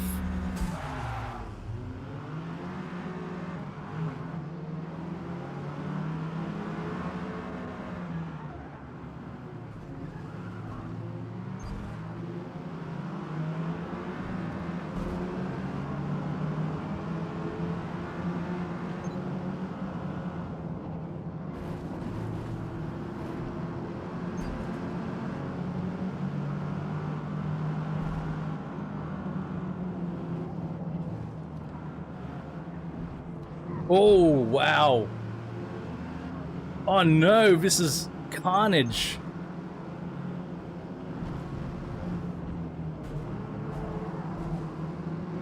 Trying to pit maneuver me.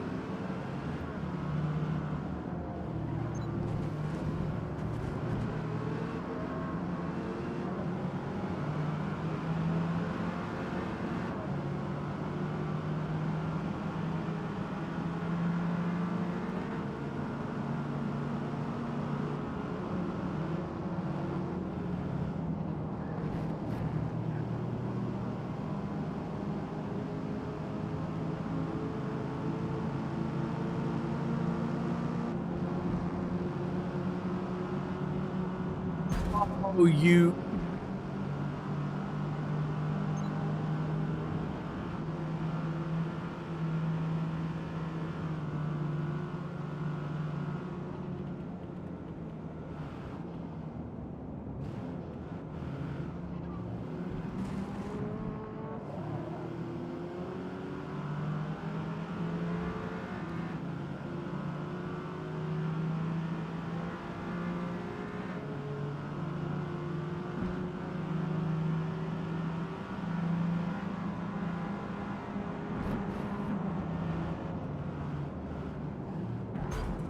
fucking cunt.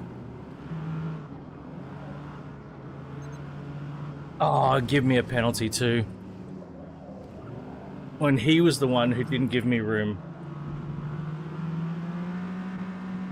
I was coming through, man. You should have fucking let me go. It's faster than you.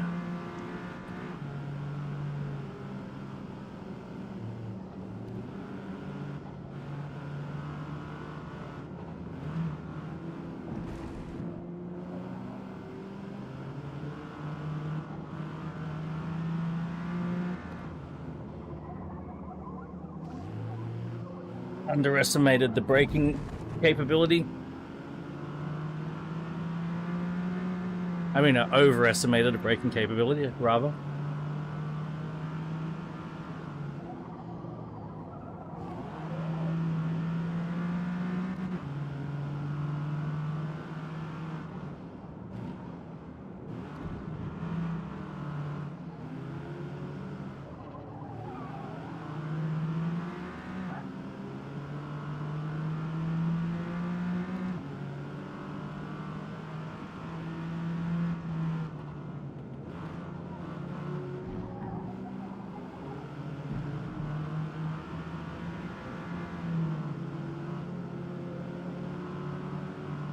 It's a good car. I might want to play with the brake bias, the brake balance.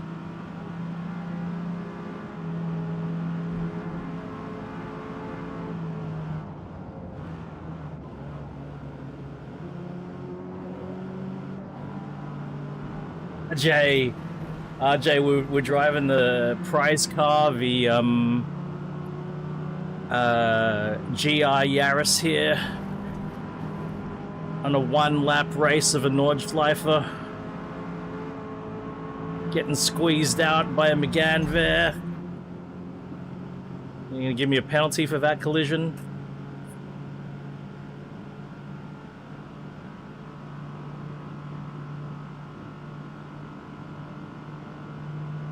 Fucking thing's quick.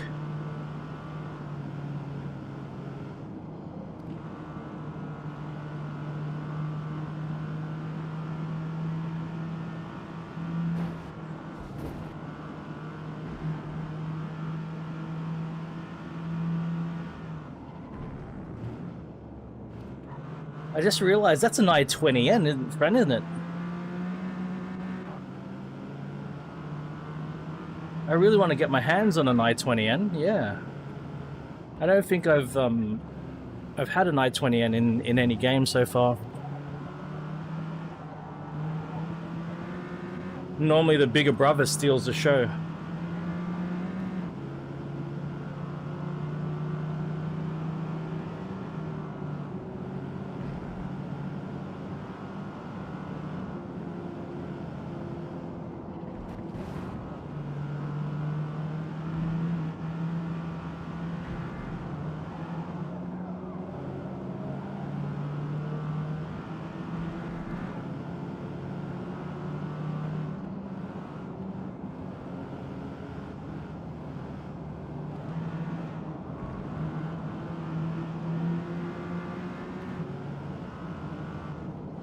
Yeah. It's all about that PP. Big PP.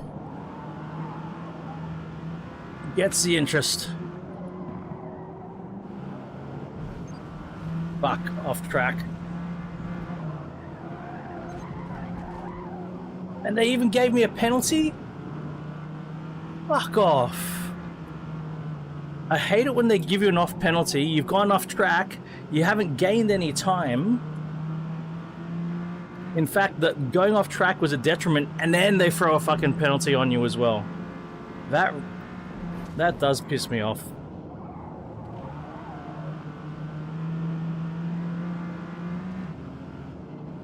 I gained no time going off track. I didn't lose a lot. But I didn't gain anything going off track there.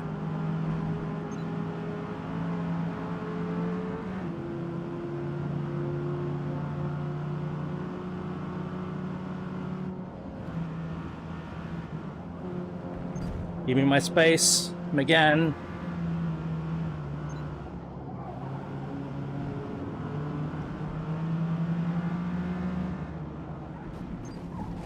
Ah, that didn't work. 2-second penalty that time. Fuck off. I deserved that.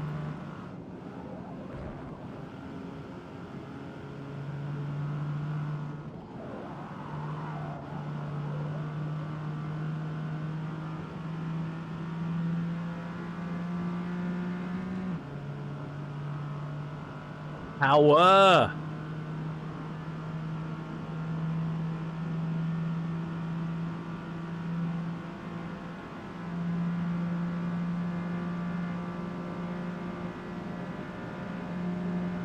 I don't think I'm going to gain anything by going into 6th gear.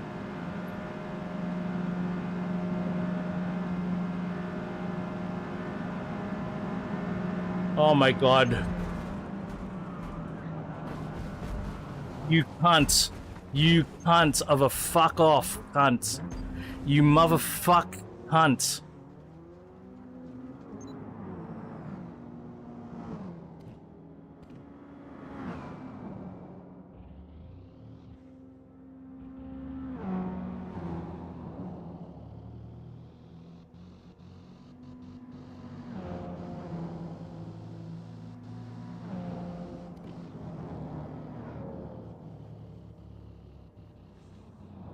I think we'll have to consult the replay to see what happened to Impulix.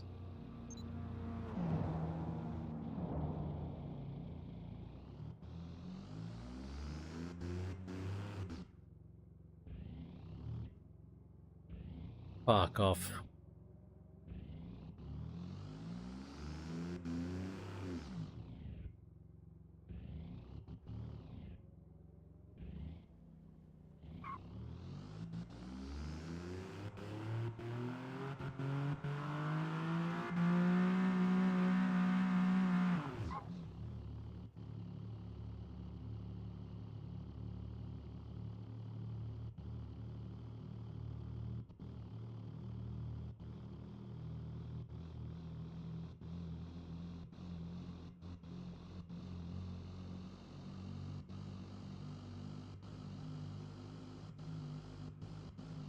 I was faster than both of them, RJ. That was my fucking... That was me. They should have yielded to me. I think that's it. The driver tires just don't know when to yield. They should yield a lot more.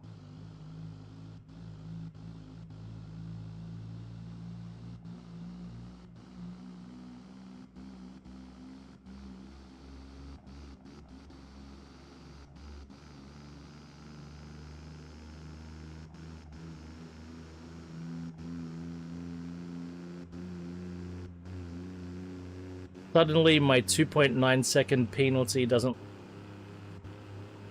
look like the biggest concern anymore.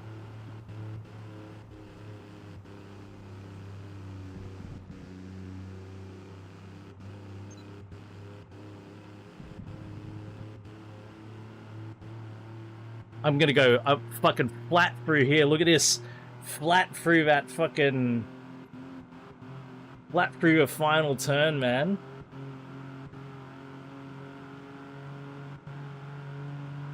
That's how you do it.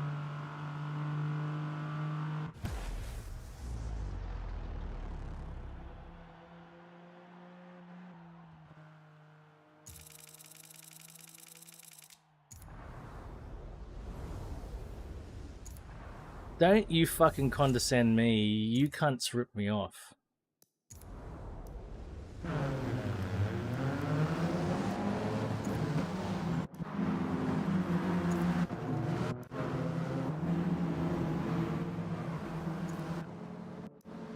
Hey, Jug, let's stay in touch as you make your decisions, man. I'll also look around for other options. Have a good weekend, mate, but stay in touch.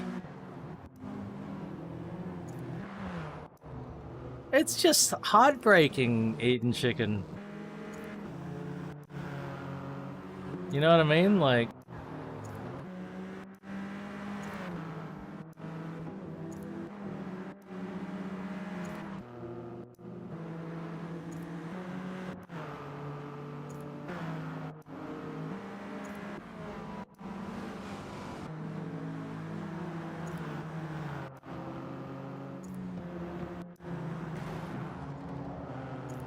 just feel so bad.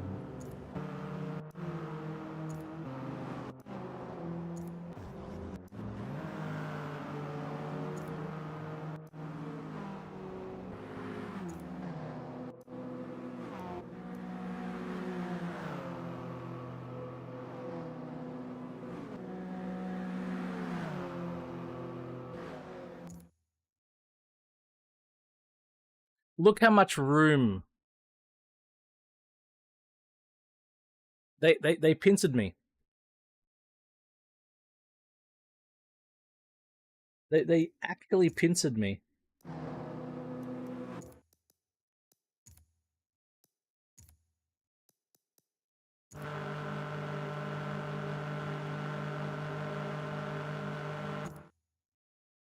That was fucking, one of them was Pat. No wonder. It was fucking Patter. No fucking wonder. That's Pat up ahead. Fucking...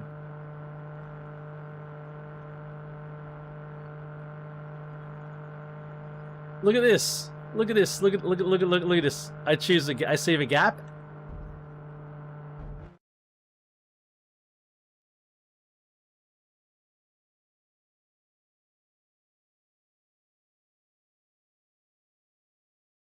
Come on.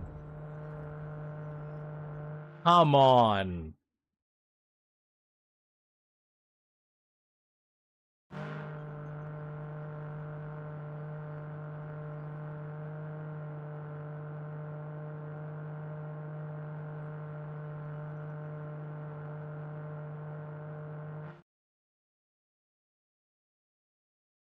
Really came in. That's Patter.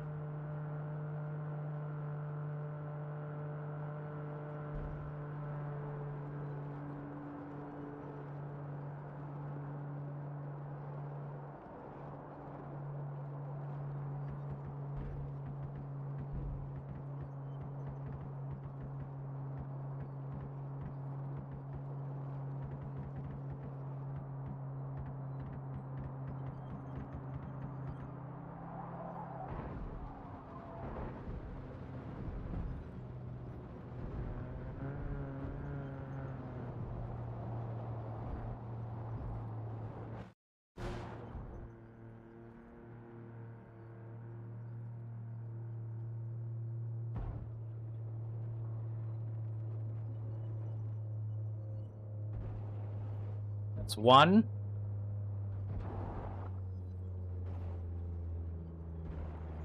2. 3. Oh, coming in for a second one.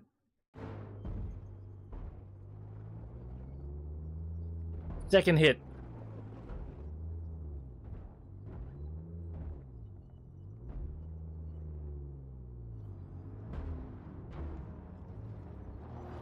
4.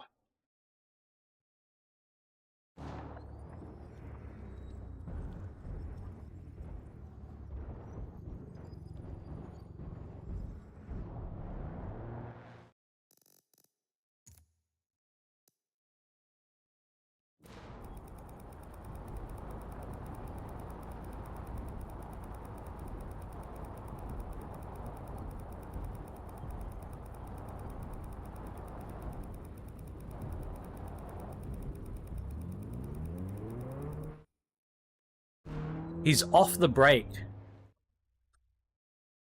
He's off the brake at this point. Off the brake. And you can hear his engine.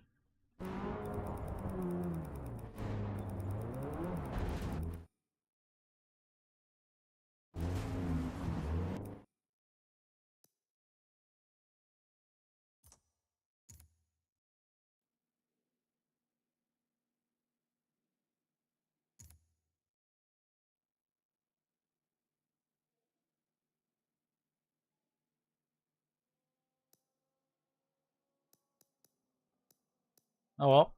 Velocity Tour. I want the Countach though. I'm gonna have to do it to get the Countach. Fuck. Do it later. I don't think we're gonna quite make it to B class. I have 45 minutes left or so. We might just be able to do D. If we're lucky, we get C. And next weekend, guys, next weekend, I'm doing a real life drive, so likely I won't be available next weekend at all. I might have to. I'll try to find an alternate time for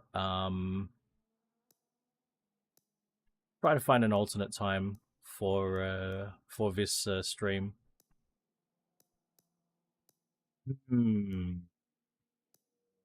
Looks like I've got plenty of cool cars to choose from, and that maybe we don't need to buy a car. But there are plenty of cool cars to buy. I could just jump in a 124 Spider and do a intake mod.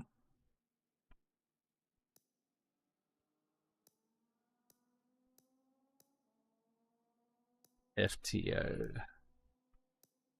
The Crips. Crip.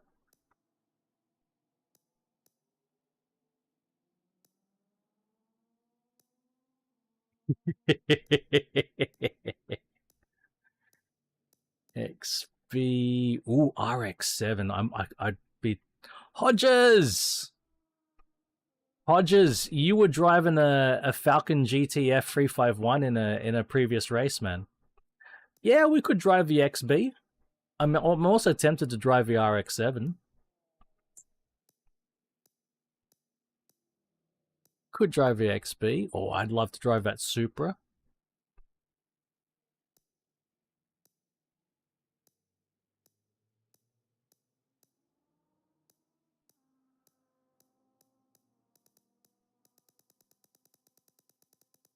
Have a good sleep, Raven.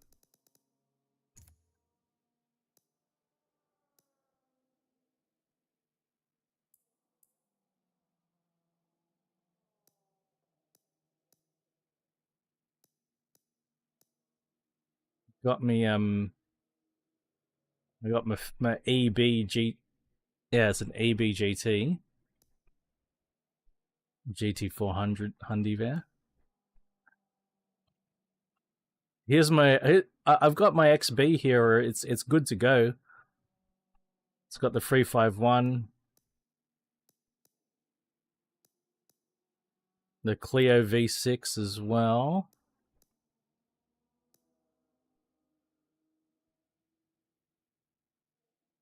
Arama could be fun too.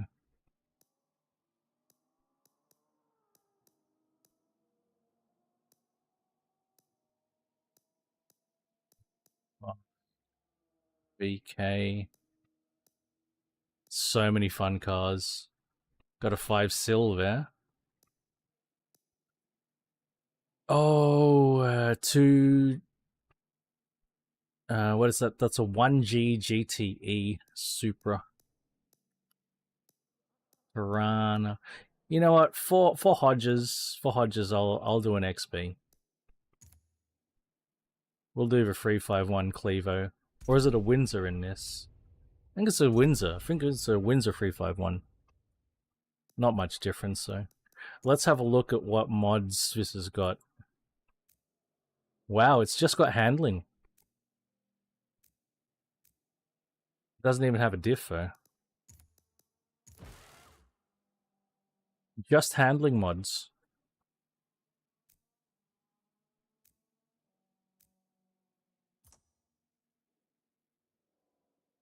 Hey! Having fun, Rev. Having fun, man. Hope you're having a good time trackside, Rev.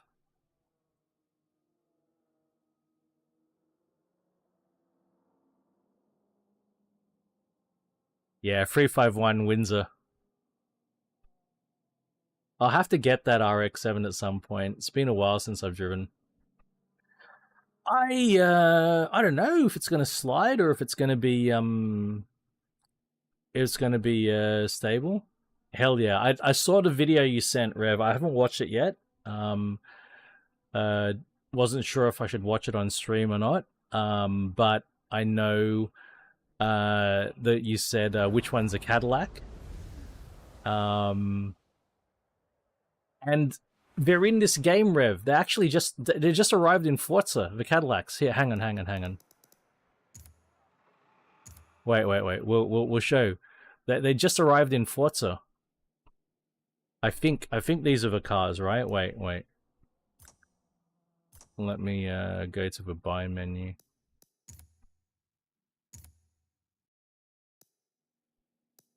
Is this the one, Rev? Is this the caddy that's that you're watching right now?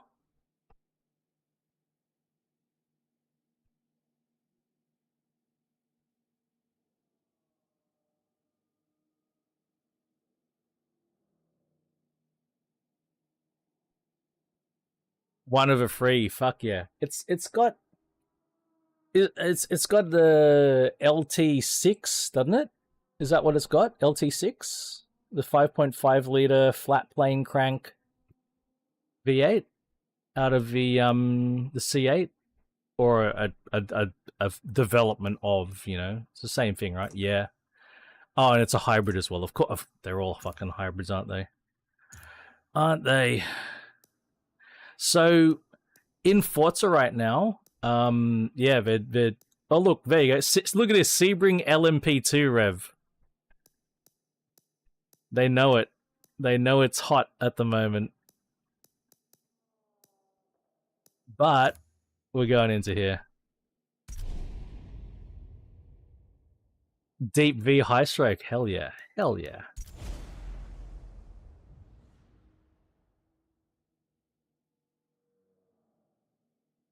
That's good stuff. There's nothing like being trackside. Like, you don't just hear the noises, you feel it. You feel it in your chest. It's remarkable.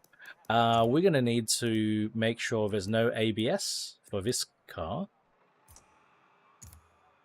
There's definitely no ABS in an XB Falcon GT 351.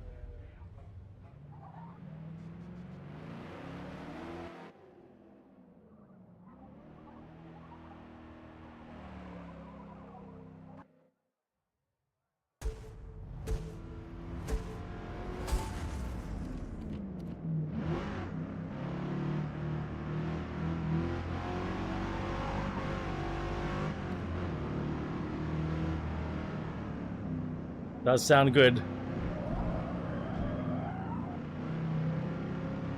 There's no engine mods. No engine modifications to this. It's all handling.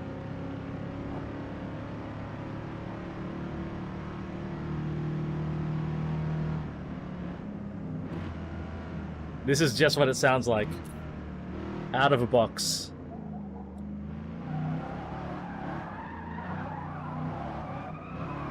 There's some sliding for you, RJ.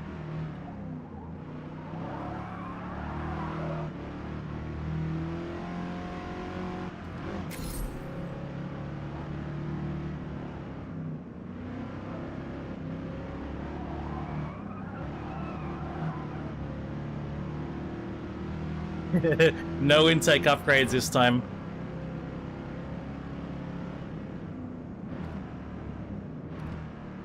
if I were to do upgrades, first thing I would do would be intake. Oops.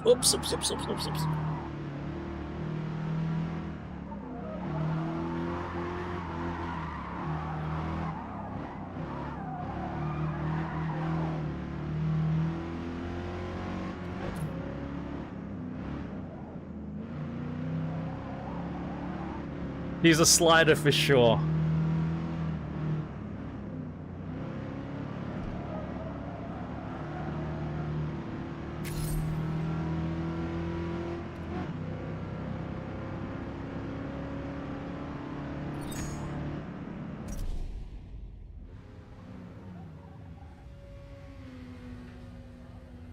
Yes, I know that very well, RJ. Enjoy, Rev. I know that very, very well, RJ. Hang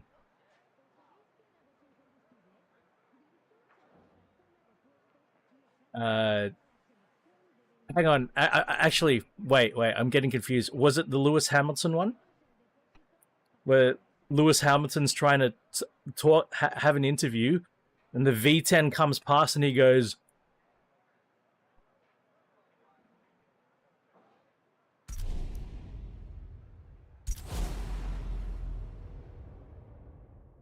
they have that effect.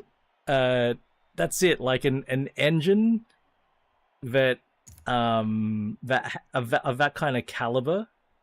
Not just those engines, but other engines. They demand all the attention.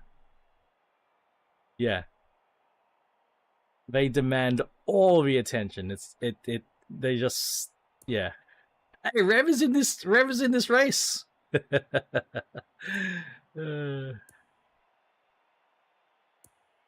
Who's a?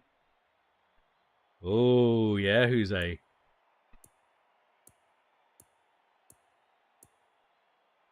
Huzzah!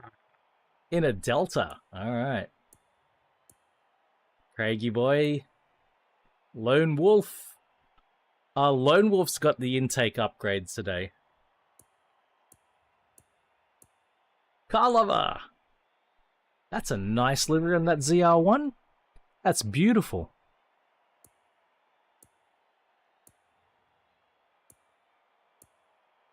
Dane Chaz sneaks in again in RX-8. Let's Oj. It's V8 time.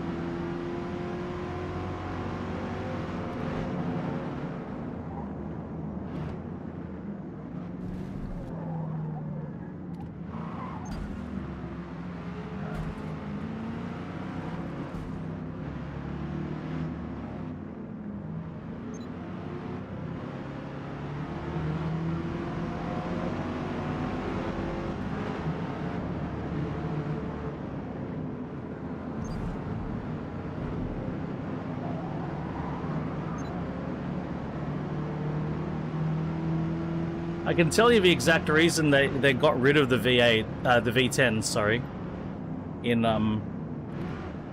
Formula One.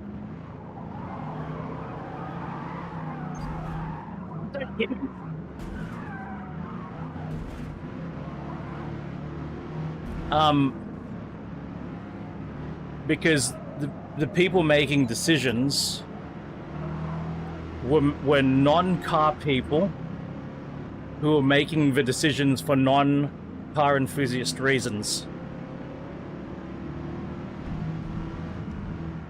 They had an agenda that had nothing to do with enjoying cars or the enjoying cars, or had no care for the good of the race. driver had a reason that was completely unrelated and wanted Formula One to head down that path. And they got their way.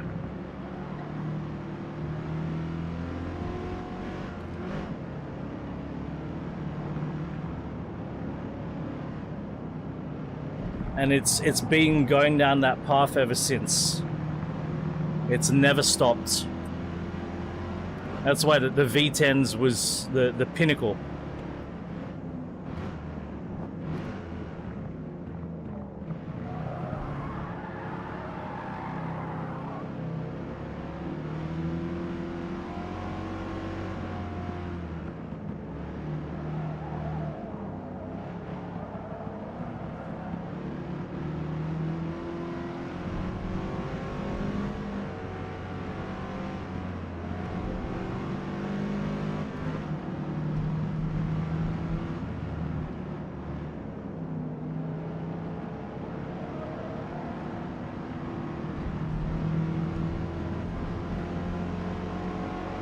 In a way, it was already happening before the V10s. Well, actually, maybe what I could say is the V10s could have been actually the first iteration of that agenda happening, but there was just a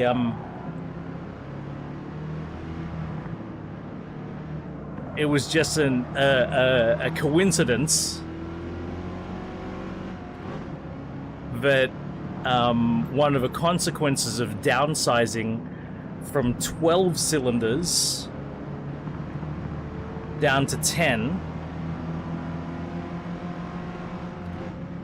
was that you had the 10-cylinder engine, which and I think I've said this in WRC streams in the past.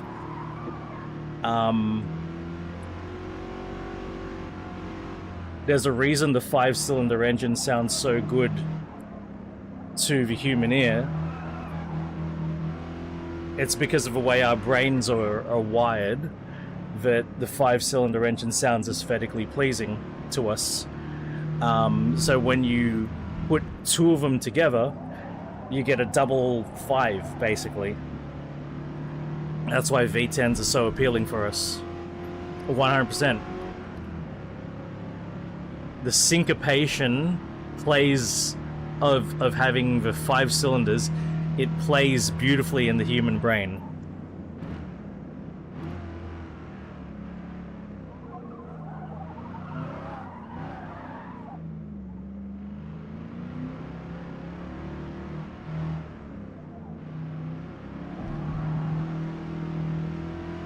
The V10s were actually a step towards the downsizing, cleaning up, greenifying agenda, but it just so happened that the 10 cylinders were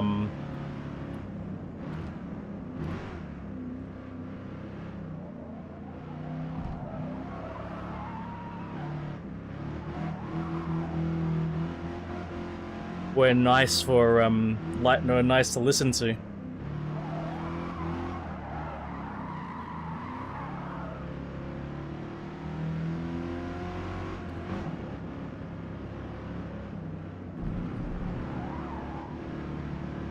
See the way that I'm sliding the car? Like this car, I did not build this car to drift.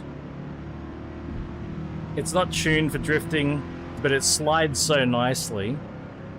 I just want to highlight that if you ever want to try to do it, like try to get us into a slide, hold it, then steer out of it at your leisure.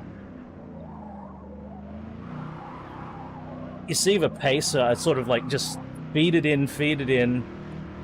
I don't just absolutely hammer the throttle, I'm just feeling it as it goes through the motions. I feed, and I don't back straight off. I back off. You want it to be a gradual sort of thing. And once you've got that feeling of where the balance is,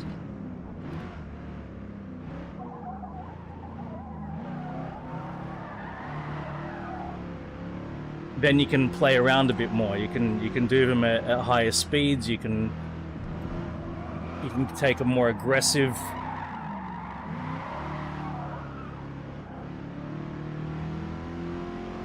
stance. You can go in later. You can go in earlier.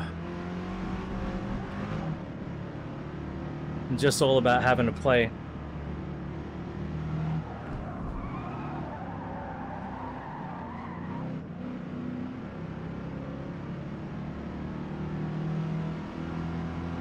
Yeah, oh, absolutely, RJ. Yes, exactly.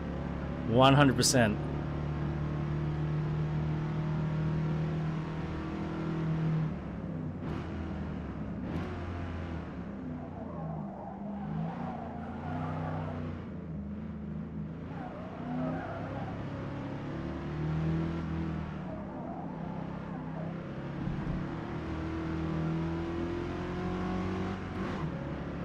You can learn it. I learnt it. I learnt it in real life. I had to learn it in my Skyline.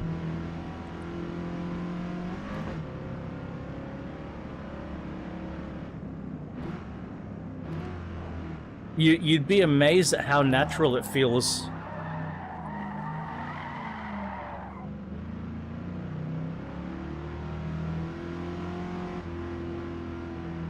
But the trick is to have it happen slowly at the start.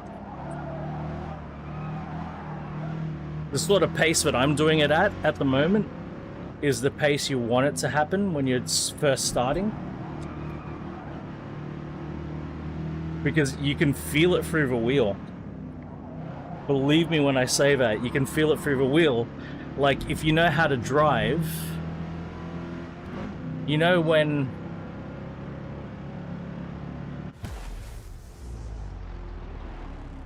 You know when you're turning through a corner, like say you're going through a roundabout and you turn in, right? And it's time to straighten, it's time to go from here to straight, and you can feel the interplay between the throttle and the wheel straightening out. Once you get it into that slide and start holding it, if it's happening slowly, you can feel... You know, I'm putting more throttle in and it's wanting to turn and I have to catch it more. And you start backing off and you're like, oh, the car wants to straighten up. And it feels exactly like when you turn a corner and the car wants to straighten up. And you just naturally steer out of it. The main trick is that you get the car starting to over-rotate the rear and you maintain just enough throttle so that you don't spin out too much, and then you catch it with the steering and you're balanced. You feel that you're balanced. It's like, oh, I got it. Throttle control is the hardest part. 100% the hardest part. Not letting go and not slamming the throttle, but backing off and then maybe jumping on again if you need it, and just partial throttle. It's like I don't know, like if you ever play a game with a controller, some controllers have, you know, just the right amount of pressure on the trigger. That's something. And that's why you need it to happen slowly first. When it happens fast, it might happen so fast that it's not, you're not getting exactly the right amount of pressure, but you're tapping it, and you're braking, and you're tapping, and you're braking, and if you ever see somebody doing this, it's because there's a lot of shit happening, and they're constantly throwing the weight forward and back. Because that's the thing. It's like you're really just trying to balance the weight front and back. Where do you need the weight? Oh, it's fucking spinning too much. You need more weight at the back to stop it spinning, and now it's understeering, so you need to move the weight forward, and that's what you're doing. You're just doing that with your throttle and your brake, and the car is going sideways, but by you putting the weight forward or back as the car's going sideways, you're determining how much it's turning in. Is the front turning in? Is the rear turning in? That's the balance you're playing with, and it's once you get it, it's one of the best feelings, but you need to get that feeling first, and then you can start amping it up. You can go faster, you can go more extreme, bigger angles, holding the slide longer. But it's just that first bit of getting the feeling. Once you get the feeling, I reckon that's it. You can do it, and you just need to play around. But typically I find people go too big too quick. Too big too quick. On a controller, you might not get that as easily because the travel distance is small, but that's what I was saying about just going tap, tap, tap. You might be just tapping instead, which is also effective, but it's better if you can be more precise, more analog, but you can also do it by tapping. That actually works.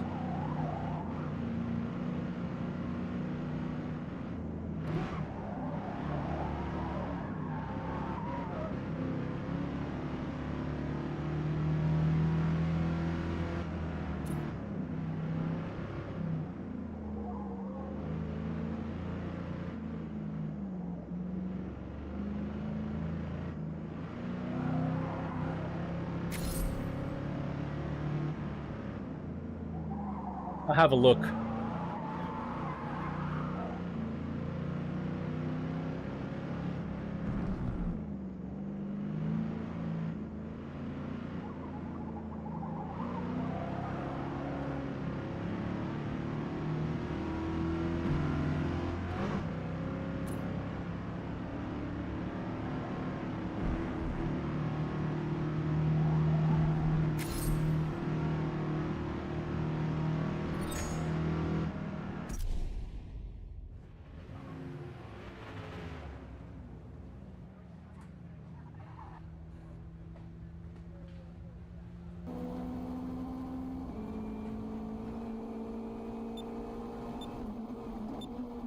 Oh yeah, exactly.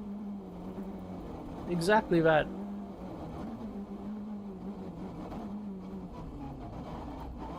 I'll show you guys. That's exactly it. You're just playing with the weight transfer. That's 100%.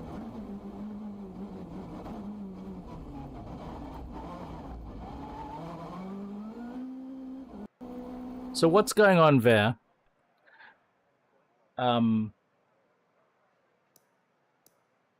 No, please don't spoil anything. Let's just see. Another way to think of it, RJ, is the brake gets you turning into a corner. If you think of a corner, the brake will turn you to the inside of a corner. The accelerator, the throttle, will turn you outside of a corner. So that's something to think about as well. When you've got when you're doing that, he's braking. He's braking like that. He's doing that taps, and it's the balance, right? It's always a balance. As one comes up, the other goes down, right? But he's braking he's braking because he's he's pushing the weight forward to get the nose in, right? But then if the nose is going in too much, it's off the brake on the throttle to clear wide. So yeah, the thing that you have to remember though is that applies in reverse. If you're going in that direction, your car's going this, the brake will pull you to the inside of a corner. But then the same thing, if you're going in the other direction, the brake will pull you on the opposite direction, right? The brake is always into the corner. The throttle is always out to the out edge of a corner. And if you think about that, brake, throttle, what do I need? Oh shit, I need to turn in more, brake. It's, oh shit, I'm pointing into the inside of a corner, throttle. That's what they're doing. That's 100% what they're doing. I am going to run out of time. So we'll only be able to finish this series and then we're going to wrap. can feel it's getting hot already. Fuck, I'm gonna have nice sugary drinks today, I think.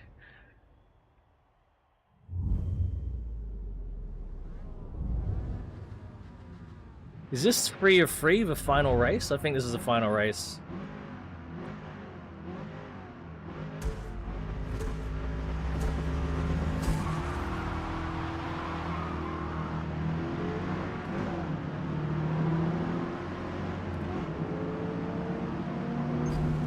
Oh. What in the launcher?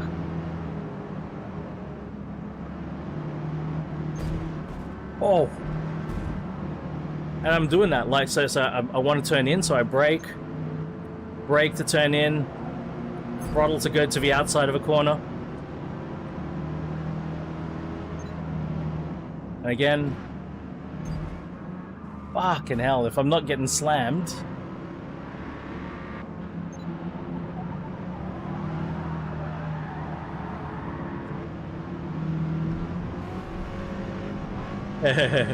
You know, I've never used an 8-track.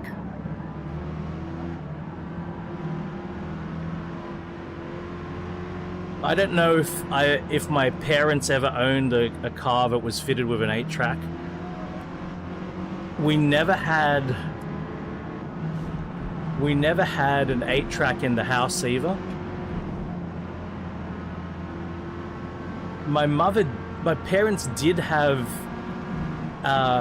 vinyl, and they did have, for a while when I was really young, they had reel-to-reel audio as well. We had like reels, wound up reels of audio reels, but I never got to use them. I just remember seeing the reels and the boxes. But I was always too young, like I never operated it myself.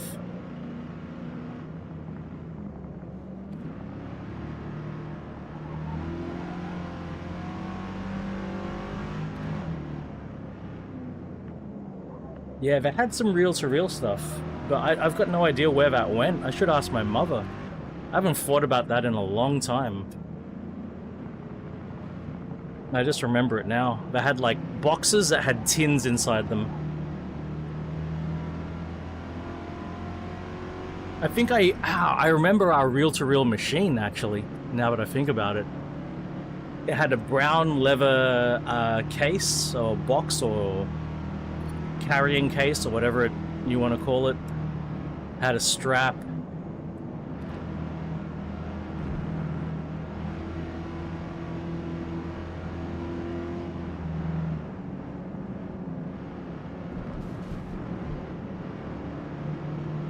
Oh, Empulix, I don't think there's any chance we've still got those reel-to-reels. I think I'll be lucky if I can find, I think my mother might have even given away or thrown away all of the LPs, the vinyl. She had a lot on vinyl. I owned some vinyl. I even owned vinyl.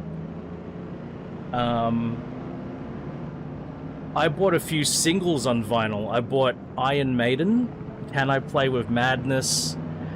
I bought In Excess, Devil Inside. What other things did I buy on vinyl?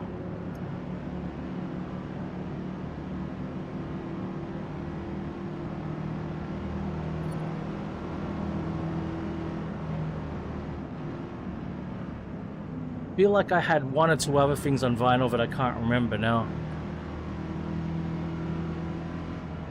I remember specifically Iron Maiden and In Excess.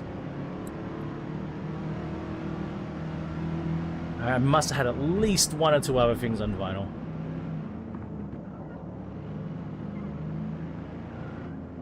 But I only had vinyl singles. I didn't buy any vinyl albums. My parents had some vinyl albums. I think they had Billy Joel. I remember they had Billy Joel.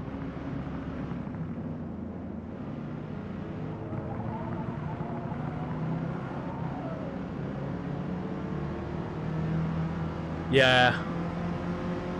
I had so many different Walkmans and what we called at the time ghetto blasters. Yeah, I had a couple of Discmans, yeah.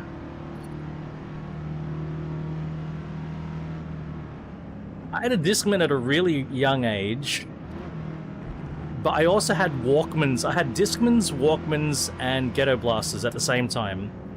The Discman was, even though it was portable, I never carried it around. It used to just sit next to my ghetto blaster. It was wired into my ghetto blaster with RCA.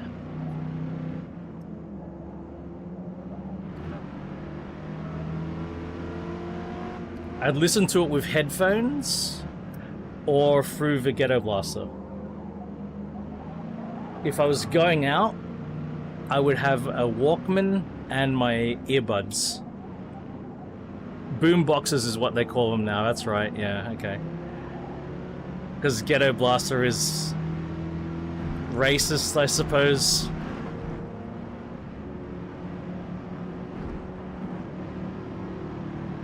Derogatory, I don't know. Yeah.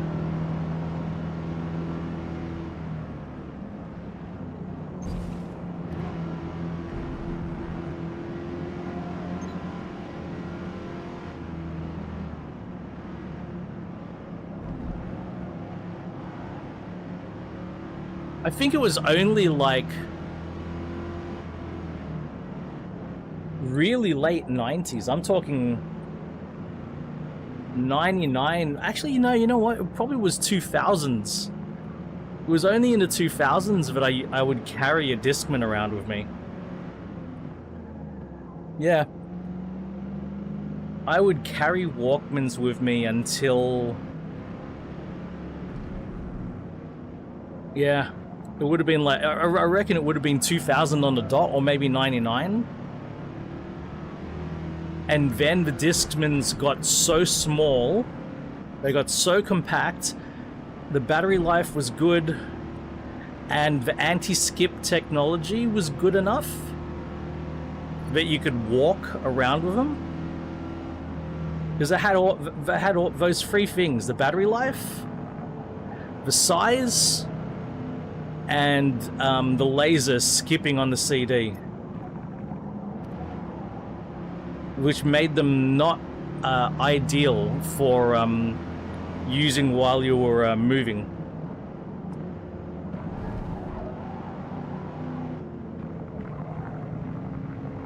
And then by like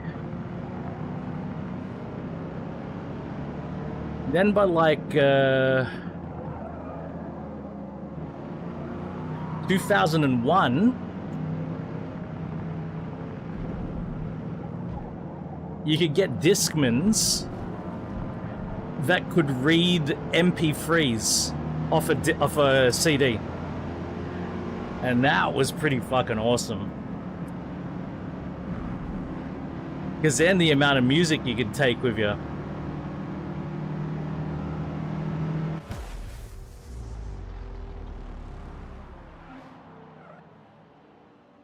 Yeah, hell yeah, RJ.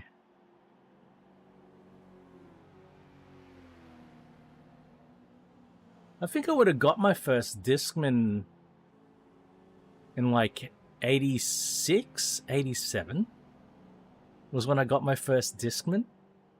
86, 87, and then only like, yeah, years and years and years, like 10 years later would it be a portable technology. Alpine CDs, man. Alpine, Rockford Fosgate, and Focal were the fucking... They were the kings, man.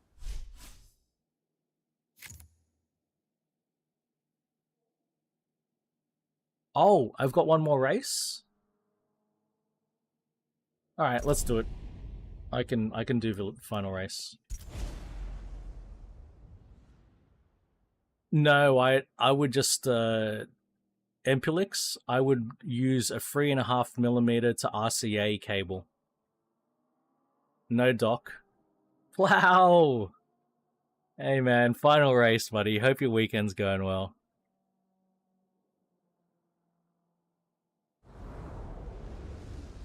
I had some really cool boom boxes. Some really cool ones. I used to use in the R33. So the R33 had a cassette deck, right? And I'm gonna skip practice though.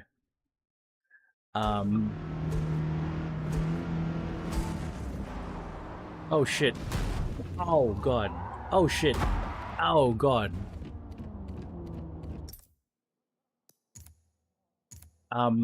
So my R33 had a cassette deck. And so at first, the first thing I used was a from the CD player. Things ran pretty good. Yes, plow. New PCs rocking. Hell yeah. From the CD player, it would go 3.5mm to a cassette that had a magnetic disc in it. It was like a cassette, but it had a cable, and it would play through the cassette deck. So I had that, but then later on, you could get radio frequency ones. So the adapter would broadcast on a certain FM frequency locally, and you'd tune your radio into that frequency.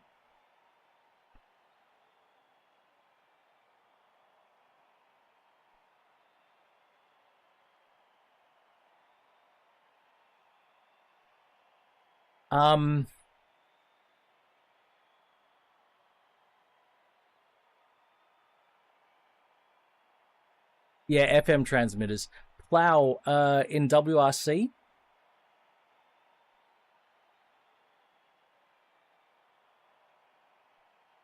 Is that in WRC, Plow? I don't know about iRacing, man. Something flicking the back of a wheelbase.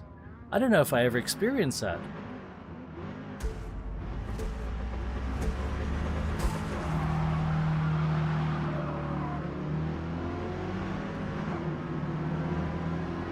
That's an interesting one, Plow. I'm not sure, man.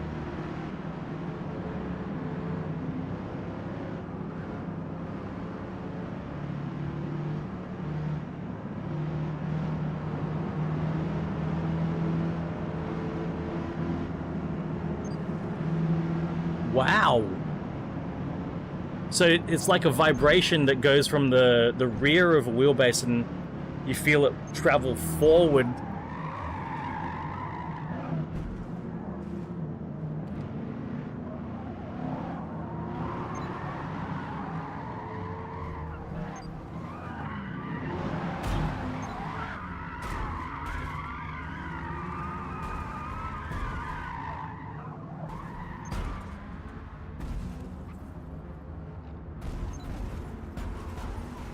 Everyone have a go.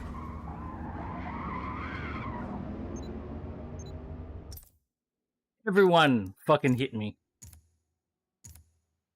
Every cunt fucking hit me. Reem, have a good one, man. Fucking hell.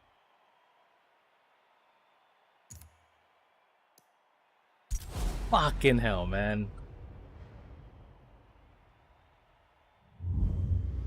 Not a single one of them missed me. Come on.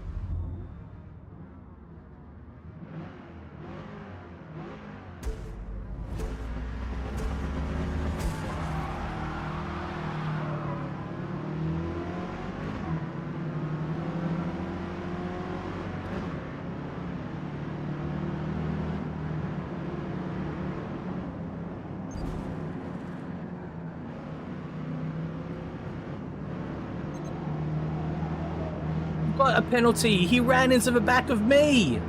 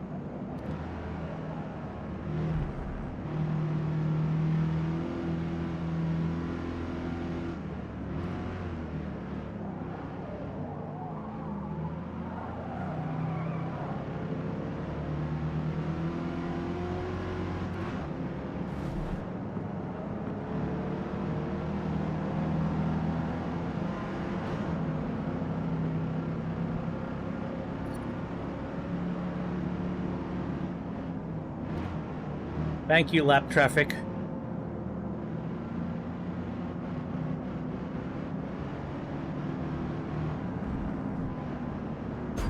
Oi! Fuck you, lap traffic.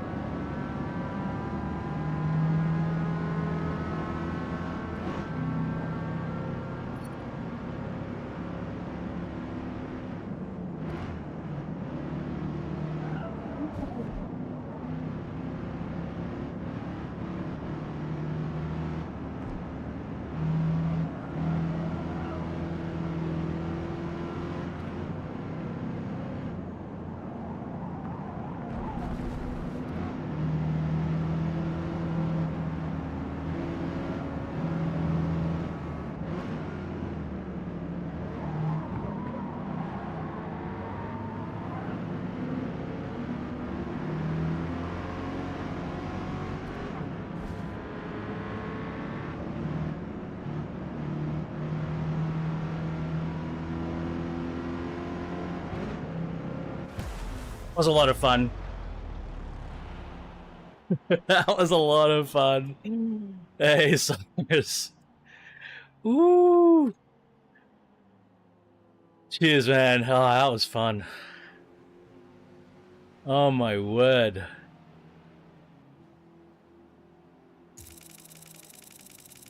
Rev! Rev!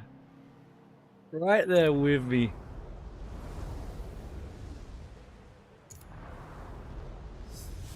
Well, folks, thank you all so kindly.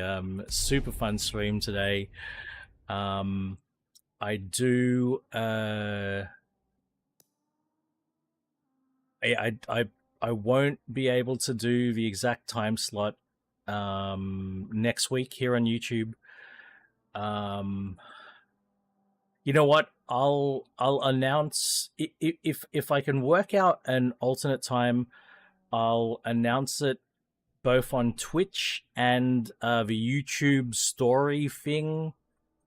So you know, hit that bell notification icon. I can't. That's so hard for me to say it. Oh my word. Yeah, the bell notification icon should say what I'm doing and when. I'm having a look over at Twitch. I see Dizzy Izzy, I see Timiter, I see Atomic Frog, all Timiter74, Atomic Frog, all rocking some WRC, guys. So there's plenty happening over Twitch ways. Cyrus, hope to catch you next time you're on as well. Cyrus normally streams in my evening, afternoon and evening. Love hanging out with Cyrus. But yeah, so tomorrow we've got Forza Horizon 5 co-op convoy in Discord, just in Discord, no stream associated with that one, but people welcome to join if they like. And then Twitch on the Monday roller train with Brothers Chris kicking us off, with Wolvie3591, then myself. Oh wait, Empulix, did you say you can do the 2.5 liter swap into a Golf? That's awesome. That's a really cool, fun swap. Otherwise, thank you, folks, and have a great weekend, whatever it is you're doing. And bye for now, guys.